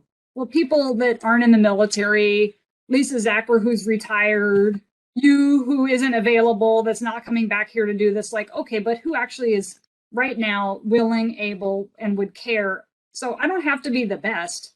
I just have to like be available, care, and be willing. And that is how I end up in a lot of these jobs, is because I know somebody has to do them. And I may not be the best, but I'm not the worst. I can accept that I'm not the worst. I love that. And I love your points too, Colonel Yoon, about the distinction between sort of formal authority and informal authority, and that you don't need formal authority or a title to lead. That a lot of the leadership that's happening is through people without the titles, without the formal authority, and that you can certainly lead by influence. Something that Dr. Zacher said, a couple of things that struck me were, you know, when you were asked, Dr. Zacher, do you think you're qualified to be chief of medicine? I love that you just said yes. A lot of women that I know, including myself, will say, well, and then trail off instead of just confidently saying, yes, I am qualified. So that was especially refreshing. I think another part of your experience that leads into my next question is a lot of people weren't too happy with you stepping into that role at first, and it sounded like you were questioned. And so I wonder how much of that had to do with gender bias. So my next question for the panel has to do with gender bias. Have you experienced gender and or racial bias, either you personally or something that you witnessed? And the second piece is, where do you think allyship, particularly from men, would be helpful? So Lieutenant Colonel Barsoomian, I'll start with you. Any personal or witnessed experiences of bias that you would like to share? I think I'm pretty lucky in my career. I've had the accumulation of comments and interactions that are unpleasant and that are definitely gender motivated by people who are oblivious and then people who are intentional. The most difficult thing I had to do, which I I think was related to my gender was not really getting along well with my team when I deployed in 2014. There was a lot of contributing factors, but I also felt at the time that I was a little bit targeted for being a woman, but it's not something specific. I have been, I have some of the unpleasant experiences that I've accumulated have been the usual suspects. You know, a supervisor of mine, when I told him I was pregnant, you know, and in the military, you have to kind of tell your supervisor pregnant, like almost as soon as you pee on a stick. And so I told him I was pregnant, and he said, "Oh, congratulations," and very well-meaningly said, "Well, we were going to move you into more leadership roles, and we'll wait till you come back from maternity leave," which was 16 months away, or, you know, something like that. It's like, oh, really? So I'm just going to be on pause for 16 months? And so different things like that, you know, so my experiences as a woman in the military has been punctuated by times of pregnancy and pregnancy loss and all these things. And, you know, you do have to take a little bit of a step back in those times. But it's difficult for me to say that I've had a lot of negative experiences, because I really haven't. Thank you. And I love the point that you made. Thank you for sharing that anecdote about your supervisor. This is what I'm talking about as far as systems problems go, because it's usually very well-meaning supervisors who feel like they're looking out for the woman who's going to be on maternity leave. And then the unintended consequences keeping them from key leadership roles and progression through leadership. And so there's no surprise that, especially the pandemic, which has uncovered a lot of this, with women taking on a disproportionate, you know, burden of childcare and elder care, that we have a lot of women leaving the workforce, especially in the medical sector. You know, Vidya, I do have an experience that I think was impacted by my gender and my gender role. But during the pandemic, we had periods where we were not busy. And so we wanted a lot of people to work from home. And so I kind of worked from home probably about 50% of the time, because I had to take care of my kids. I wanted to do that to unburden my parents, who didn't sign up to take care of my kids when they were all kicked out of school, and I have 3. And I do recognize that I missed out on a lot of opportunities at work. So the hallway conversations for the manuscripts you want to publish, like, you know, you have the idea on Monday and you want to submit the manuscript by Friday, which have been many, happened when I wasn't there. Mm-hmm. And I remember getting like phone called by my colleague, with whom I had worked many times before, who said, "Hey, do you have a resident who's around? Because we really need someone to, like, you know, get on this manuscript." You know, and the manuscript ends up having 20 people on it. And the most I contributed was forwarding them the resident's name. So things like that. But, you know, with the comment about the pregnancy step back with the pandemic, you know, those things came at a time in my life when I was more mature, and I was able to better create my own experiences and my own opportunities. But I did have that kind of a setback or realization. It kind of made me feel like I wasn't exactly part of the team, even though I was the program director of an ID fellowship in a pandemic. So there you go. Yeah, and we've learned a lot about how we worked during this pandemic. I did a lot of work from home as well, because I had leadership that was supportive of that. And I actually found that I was much more productive and industrious than I was when I was chained to a desk for 8 hours a day. And so I wonder if that requires a cultural shift as well, where we honor people with parents, people with children, and give them the flexibility to work more from home. And I really questioned the decision to exclude you from the manuscript, because what about that required your being physically at work? Those sorts of things, you can still contribute meaningfully, even if you're not physically present necessarily. We live in the electronic era. So I wonder about that a little bit. Can we shift towards male allyship a little bit more, and times that you wished you had a male ally?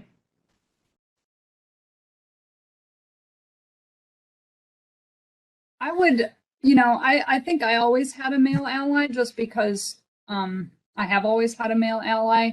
But when I think about allyship, I think just about, you know, the lived experience of imperfections, right? Like nobody is ever a perfect ally. And, you know, even with General Murray, like if you're close to people, they're going to hurt you, right? And there are going to be experiences where they didn't say the right thing. They didn't do the right thing. But I think for all of us, it's important, you know, that line of where grace extends, you know, people that you know are on your side that are fighting for you and trusting in positive intent and teaching them along the way, like helping that PDSA cycle of how to ever become a better and better ally. You have to have courage in order to try to come alongside somebody whose experience you don't share. Because you are going to say the wrong thing sometimes, and you probably do the wrong thing sometimes. And that's why trust is just so important. And it's really the currency of any kind of relationship. It's the currency of leadership. But to me, that's what allyship really boils down to. It's, you know, how can we trust each other? Trust you to have positive intent. Trust me to tell you the truth when you say something dumb, you know, and help you fix it for the next time. I think that's a great point. And Dr. Yahia talked about this in his session yesterday, where we have to approach these situations with grace and recognize that people are not going to say, well-intentioned people may not say the right things all the time and may not even be there for you always, but that the approach needs to be grace and we need to be patient and continue to be there for one another. Captain Tate Nero, we haven't heard from you. Can you share any experiences you've had with gender or racial bias and specifically times that you really wish you had an ally? So I'll kind of speak towards my time here in the Air Force, well, active Air Force. I really haven't experienced either, but what I will discuss is, as Dr. Zacher mentioned, as she was walking through the hallway, she's looking at the prior chiefs of medicine, they're all men. Every day when I walk into the hospital, there's a row of our leadership, and every day I walk past it, I see a row of white men. And so for me, again, it's not, you know, racial or gender, but for me, that gives me fuel to keep pushing because I want to be a person on the wall. I want to show people that, hey, you can be a Black woman physician and you can be in leadership. Although that's not, you know, that's not how it is here. My goal is to be able to eventually get to that point later in my career. Another thing I would mention as far as male allyship, I think that will be incredibly important. As everyone probably knows, the military is overwhelmingly male. And so I know I will need those allies as I continue throughout my career. And my goal is that they would say, you know, hey, these are the people we typically pick from, and just say, hey, maybe think out of the box. Maybe go pick the person who you wouldn't normally pick, and just offer those opportunities to different types of people. A lot of times the thought is, oh, you got to have a seat at the table. But I think good leaders know, like, there are people who don't even have a chance to be at the table, but they still should be allowed opportunities. So that is what I will say. Thank you so much. You know, in the last couple of minutes, I'd like to hear from each of you on a piece of advice that you would give to any woman in medicine and science. Colonel Zacher, I will start with you. You start with me. I think everyone's touched on it a little bit is, you have to believe in yourself, and and you have to want to have that seat at the table. And, I've watched leaders literally, cling to the wall, and you got to get at the table, you got to lean forward, you got to let your voice be heard. And there's that balance too, that you want to be assertive, but you don't, it's a little bit of a tightrope that you walk, but I wouldn't worry so much about that or what people are going to think. I think, just to be visible and look for those opportunities, and then always be mentoring, and you're mentoring women, but you're mentoring men. I mean, you're in a leadership role and you have so much tremendous opportunity. I think a good example is I tell every one of my secretaries that comes in that I expect them to be gone in 2 years. Because if they're not, if they're still around, they're not doing what I want them to do. and it's a little bit different in the federal government, or that, that these are younger people that, that often even don't picture that they'd ever be in a leadership role. So I'm always making sure that they get an opportunity to go to leadership courses, and then whether it's HRO or just anything local, or, I think you got to push people out of their comfort zone. And I think one of the biggest joys I've had when I was an educator was, when you had a resident or a student that maybe didn't have the opportunity to go to the best school, but they've got so much potential, and you get to see them incrementally improve and grow, and then watch their careers progress. So that to me is what what science and math is all about too. That that again, there's that stereotype that you have to overcome and continue to overcome, and really try to help the next generation too, to see that they really have a future in medicine and science. Thank you so much. Lieutenant Colonel Barsoomian, piece of advice. Okay, so it's going to be like a total overlap of what Dr. Zacher said. It's so good to see you, Dr. Zacher. You probably don't know me. No. Yes, I do. Yeah, when you are a female leader in medicine and science, the women are watching you. The women throughout the institution are watching you. They think that you're their leader, even if you have a superficial relationship. And so keep your door open and let them come in. That person who doesn't exactly know you can talk to you about their career decision making, or their personal problems, or, an assault, or whatever. Keep your door open. You are their leader. They are watching you. And since they're watching you and they think of you as their leader, however well or however not well you know them, get over yourself and put your hand down and lift them up. Take a look at their CV. Take a look at their annual evaluation. Hey, let me give you some feedback. Here are some tips. There's this opportunity to foster talent and reach back down and lift somebody up. And I think what holds a lot of women leaders back is because they don't see themselves as a leader, as responsible for the next generation, or they don't think that they have anything to contribute to the next generation. And it is wrong. You do not need to feed these people much in order to feed them. And I think those were the things that I would like to see in my colleagues, my female colleagues in medicine. Wonderful. Thank you. Lieutenant Colonel Markels. Yeah, so what Alice said, that really resonates with me.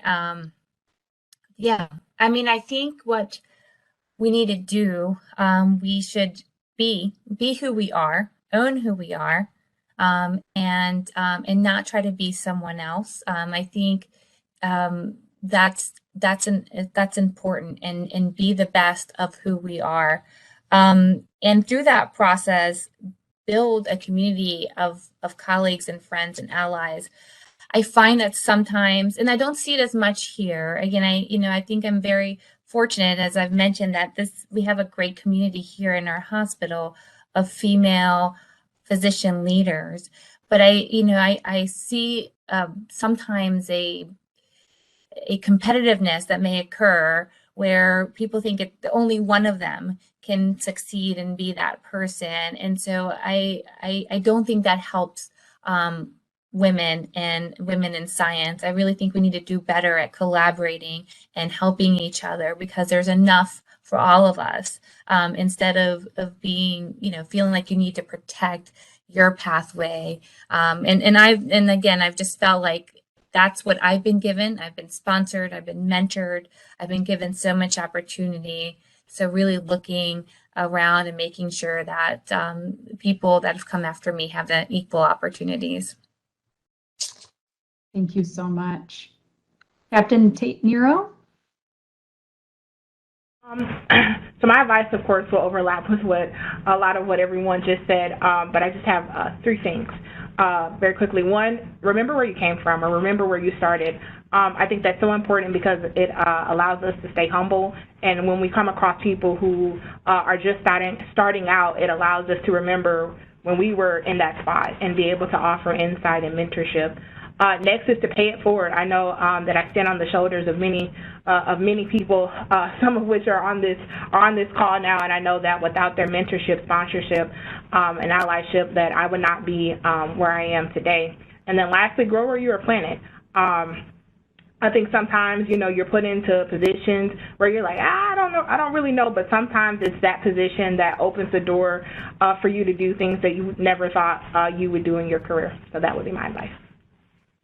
Love it. Thank you.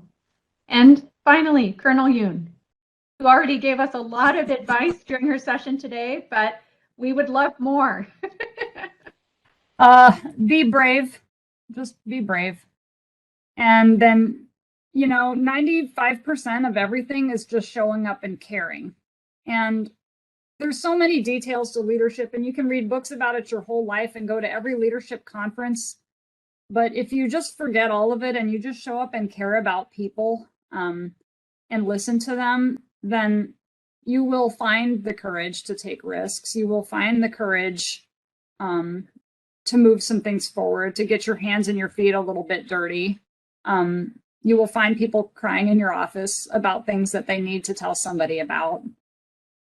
And you will end up, this is how leadership isn't about writing policies. It isn't about making organizational change so much as it is about creating a legacy by investing your values into the organization. And it's all about people. And you only have that when you show up and you just care every day. And you can only do the little bit that you can do today. You can't control what happened already. I really have no control over what happens in the future. But you lock in on what's the best thing that I can do right now. And if you just keep addressing right now over and over again, then long term, you can really make a difference. Thank you so much, Colonel Yoon.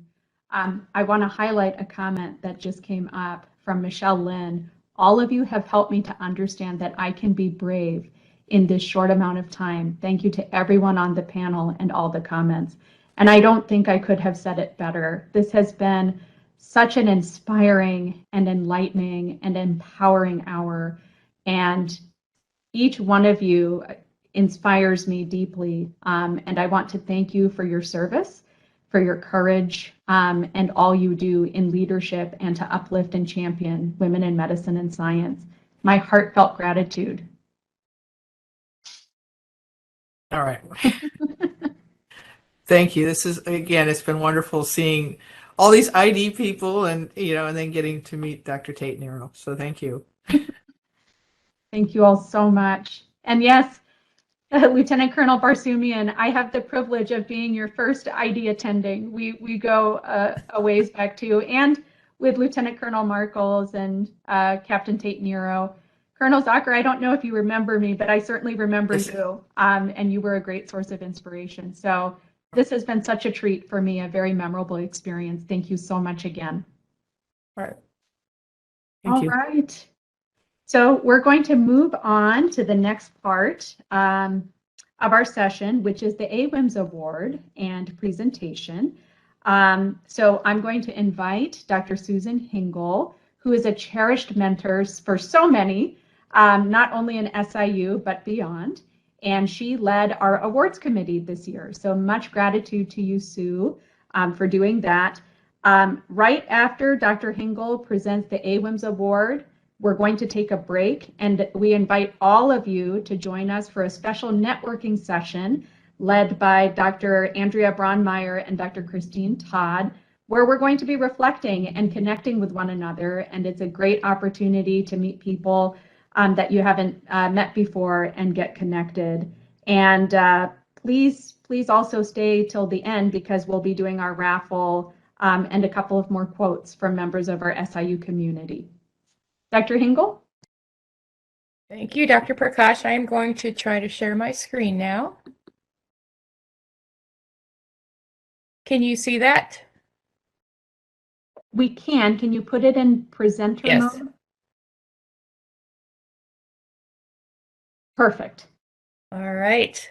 So it is truly an honor and a privilege to get to really share 10 amazing people from SIU who we are going to highlight today. We will give out an award, but I want to start by saying that all of our nominees are incredible, and this truly is a special celebration. So as you all know, the theme of the conference is on intersectionality. And I truly believe that the beauty, the strength and the power of us collectively is in our diversity. And you will find when we go through all of the people who were nominated, there is a lot of that diversity that is represented. The nominees come from 8 different departments throughout our organization.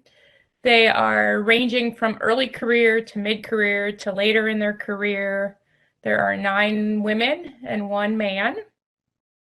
They come from different racial and ethnic backgrounds. They are physicians, scientists, nurses, and staff. So really, I think the fact that people from so many different backgrounds within our organization were nominated truly represents that beauty and strength that I was talking about. So the Aweims Award is, as you can see on this slide, an award that's given annually to an individual of any gender who exemplifies the core tenets of the Aweims mission. And those include promoting positive change in the realm of gender equity, championing professional development and career advancement for women in medicine and science, supporting efforts to improve work-life integration for all members of the medical community, as well as a commitment and service to the community. So we have 10 amazing nominees to recognize, but before we do that, I also want to express a deep felt gratitude to all of our nominators as well. It has been said multiple times throughout the conference so far that we rise by lifting others up. And that is not only represented in the work that our nominees do, but also the fact that our nominators took the time to express their gratitude to their mentors, to their colleagues. And they truly are demonstrating that they are lifting others up by lifting up their mentors, their colleagues. So we have as a nominee, Dr. Lydia Arbogast, who was nominated by Dr. Prima Narayanan, Buffy Ellsworth, and Buck Hales. Sacharitha Bowers, who was nominated by Carolyn Pointer. Paige Crawford, nominated by Lydia Churchill. Ruchika Goel, who was nominated by Stephanie Bittner, John Day, and Sujitha Kanini. Catherine Hild Mosley, who was nominated by Mary Hitt. Nicole Marocha, who was nominated by Megan Golden. Oops, sorry about that. Janet Patterson, who was nominated by Meredith Voley and Anna Hickey. Robert Robinson, who was nominated by Hee-Young Han. Mary Stewart, who was nominated by Michelle Kiefer, Andrea Mumal, Tia Wessel, and Lisa Mueller. And Anne Stroink, who was nominated by Jeff Cousins. So I want to, again, not only recognize these 10 amazing nominees, but also express our gratitude to our nominators.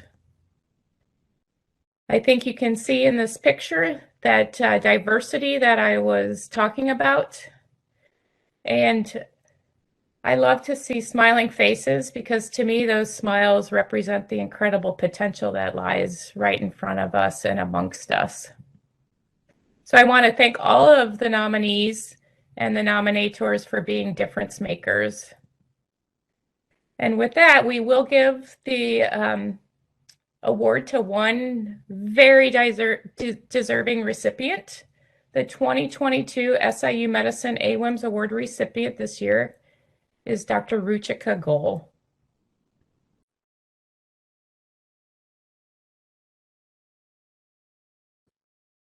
So in the words of her nominators, it is certainly not only my career that Dr. Goel has accelerated, but she has worked tirelessly for the advancement of women in academics.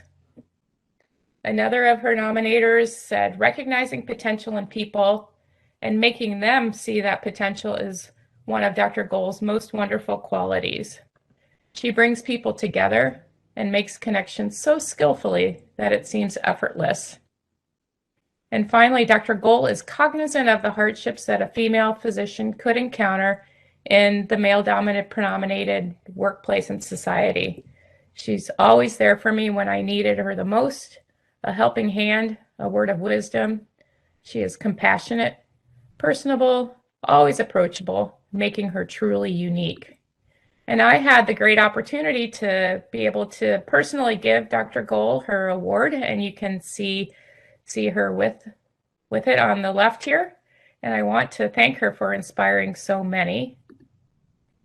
Congratulations and gratitude. And with that, I'm going to stop sharing my screen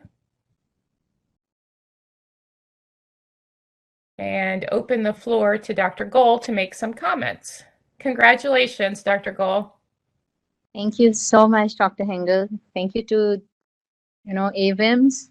Thank you to the entire committee and to the nominees and all my amazing colleagues here at SIU and beyond. I think this is an absolutely incredible honor. I'm going to be completing 4 years at SIU soon. It just seems like it happened so fast. And I think really one thing which I expressed before the day the news was announced is that since my joining SIU, Alliance for Women in Medicine and Science has really played an increasingly important role in the journey. And I've just become so much more mindful and cognizant of, the value of mutual support, respect, advocacy, and scholarship. I had essentially been very, very focused on like purely academic endeavors, but I think the incredible awareness that I've developed over the past few years, it has made me a better person, a better teacher, and I think a better advocate for, future generation of trainees. So really a sincere thank you to my nominees as well. And I think one quote which I have it on my office written is that I expressed it: in learning you will teach, and in teaching you will learn. So I think anytime there's been an opportunity to mentor, it is just like so gratifying, and it has been I have been helped before, and the opportunity to be able to mentor or help or guide it's a big privilege in itself. So I'm very, very grateful for this. Thank you so much. Congratulations, Dr. Gohl. Very well deserved. And again, congratulations to all of the nominees, and gratitude to everyone who took the time to nominate someone. This is an annual recognition, so be on the lookout for the next call so you can nominate people who have really positively impacted you in your journeys. And with that, I will turn things back over to you, Dr. Prakash. Thank you so much, Dr. Hengel. Dr. Goyle, many, many congratulations. So excited for you. This was so well deserved. And I think your nominators, their comments that Dr. Hengel shared speaks volumes. We are so lucky that you joined our SIU family over the last couple of years. It is truly a joy and a privilege to work with you, and I constantly learn from you all the time. So many congrats again.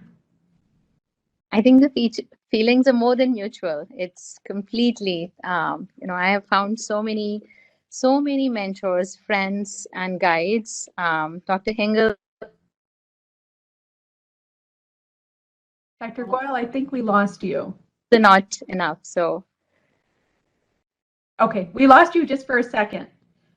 Oh, I was just saying that, it has not been one, but I found many huge, deep friendships, support, and advocates and guides. So, Dr. Hengel, Dr. Prakash, both of you, sincere thank you. And it's just a motivation to, keep going on the right paths and pay it forward. I think that's the big message. The overarching theme from the conference that, that we're all here for each other, resonating our feelings. And, there is always someone you can help out, someone you can guide, and just keep paying it forward. I love that. I love that, Dr. Goyle. That's so powerful. We are all here for each other. Thank you so much, and many congrats again.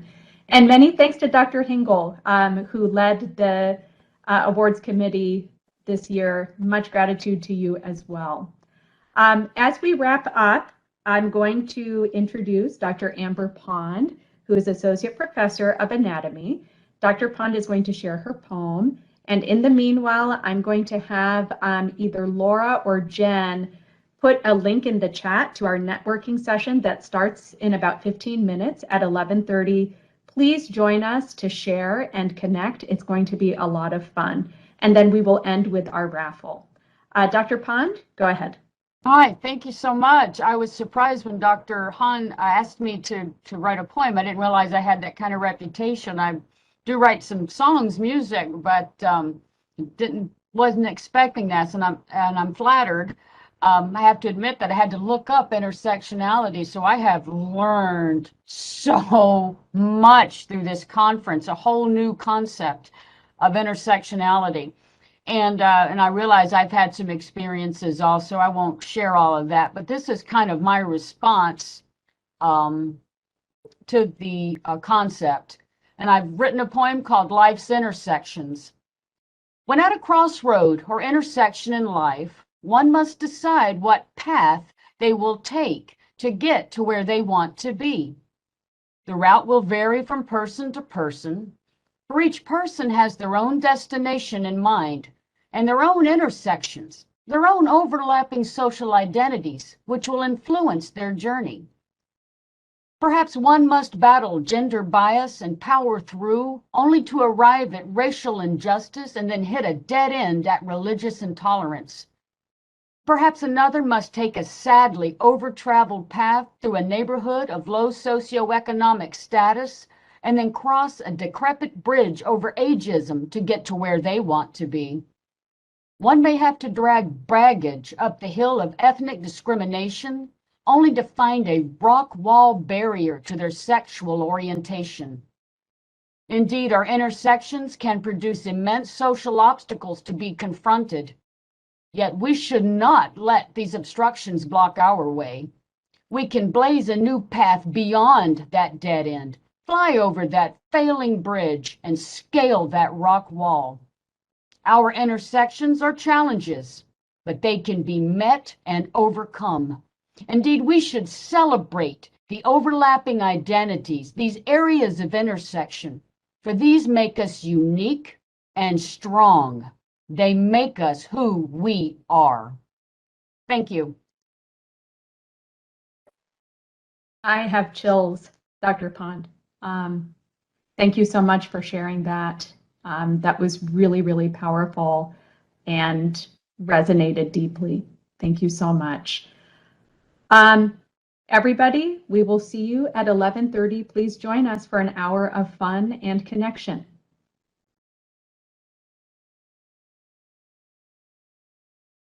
I just want to leave the impression with all of you that about how much you are moving the mark and making a legacy and setting an example, not just to our female students or our students who associate with that gender, but every single student. As part of the early on curriculum, I can see the impact that our faculty, and honestly, it's not just faculty, it's support, it's everybody at our institution is having on making it a safe place for our students to learn and to feel comfortable, but also how they are going to practice these skills that we are teaching them. And so I just want to say thank you very much. And while it is very hard to see that in the now, 20 years from now, they will be asking you back to come and talk to the faculty and share your experiences. So thank you very much. Great point, Dr. Brandmeier. And thank you for doing your part to lead our students and being a tremendous role model for them. So many thanks to you and Dr. Todd for leading a wonderful session. We're getting close to the end. I would like to start with our raffle. Jen and Laura, if you could share the names of our 2 raffle winners, and then we'll close with a quote. And finally, one of our own medical students, Chiquita Collins, who will be graduating soon. She's going to be sharing her poem. Before we get to Chiquita Collins, you know, I have reflected so much and learned so much during the last 2 days. It's been really powerful, and I want to thank each and every one of you and all of our participants for being with us and especially for your participation and for your honesty, your courage, and your vulnerability. Many thanks to my conference planning committee, which includes many of the people who are with us in this session, Dr. Hyung Han, Dr. Stacy Satovia, Dr. Vidya Sundaration, Dr. Susan Hingle, Dr. Wendy Elamine, Ms. Laura Worrell. You all are my core team here, and you have been invaluable in making this conference a success year after year. And many thanks to you, Jen Coyle, for we had over 20 speakers during this conference, and she managed that beautifully. So many thanks to her. And so, yes, you know, to our speakers, our sponsors, and our participants and conference planning committee, many thanks. And in close, before we feature Buki's poem, I really want to leave everybody with this quote, which really captures so much of what we're doing in our equity work, especially as it pertains to intersectionality. Fannie Lou Hamer said, "Nobody's free until everybody's free." And this is why we're in this work together, because we're not free until everybody's free. I am going to turn it over to Buki Tabiti, who is a fourth-year medical student who I'm really excited has chosen internal medicine as a career path. And we're going to slowly convince her to join infectious diseases as well and come back. Right, Buki? Yes. Well, I thank you for the great introduction. Thank you also, Dr. Prakash, for just having me at this amazing meeting. This was absolutely amazing. Thank you. So I did write this poetry, and it's called The Female Doctor, and it's dedicated to all you amazing women in medicine. So here we go. Your titles are unlimited. They know no boundaries, malleable in nature and form. A mother, without fail, defined by early mornings to care for the little ones, and late nights to tuck them into bed. A sister with heavy shoulders who lead always by example, flawless in every step, captivating the admiration of her siblings. A teacher with abundant wisdom, selflessly pouring knowledge into the future of medicine, indulging her students. A doctor who nurtures the ill, carer of the forsaken and forgotten, conveying empathy in every word and delicacy in every touch. You are the female doctor, the epitome of heroine, the embodiment of resilience, the reformer of tomorrow. Your titles are unlimited. Thank you. That was the perfect way to end the last 2 days, Buki. Brilliant, powerful. Thank you. And thank you so much to all of you. We look forward to connecting again with all these great ideas in the chat. And until our next conference next year, which I'm sure will be just as wonderful and inspiring as this one. You all inspire me. Many thanks.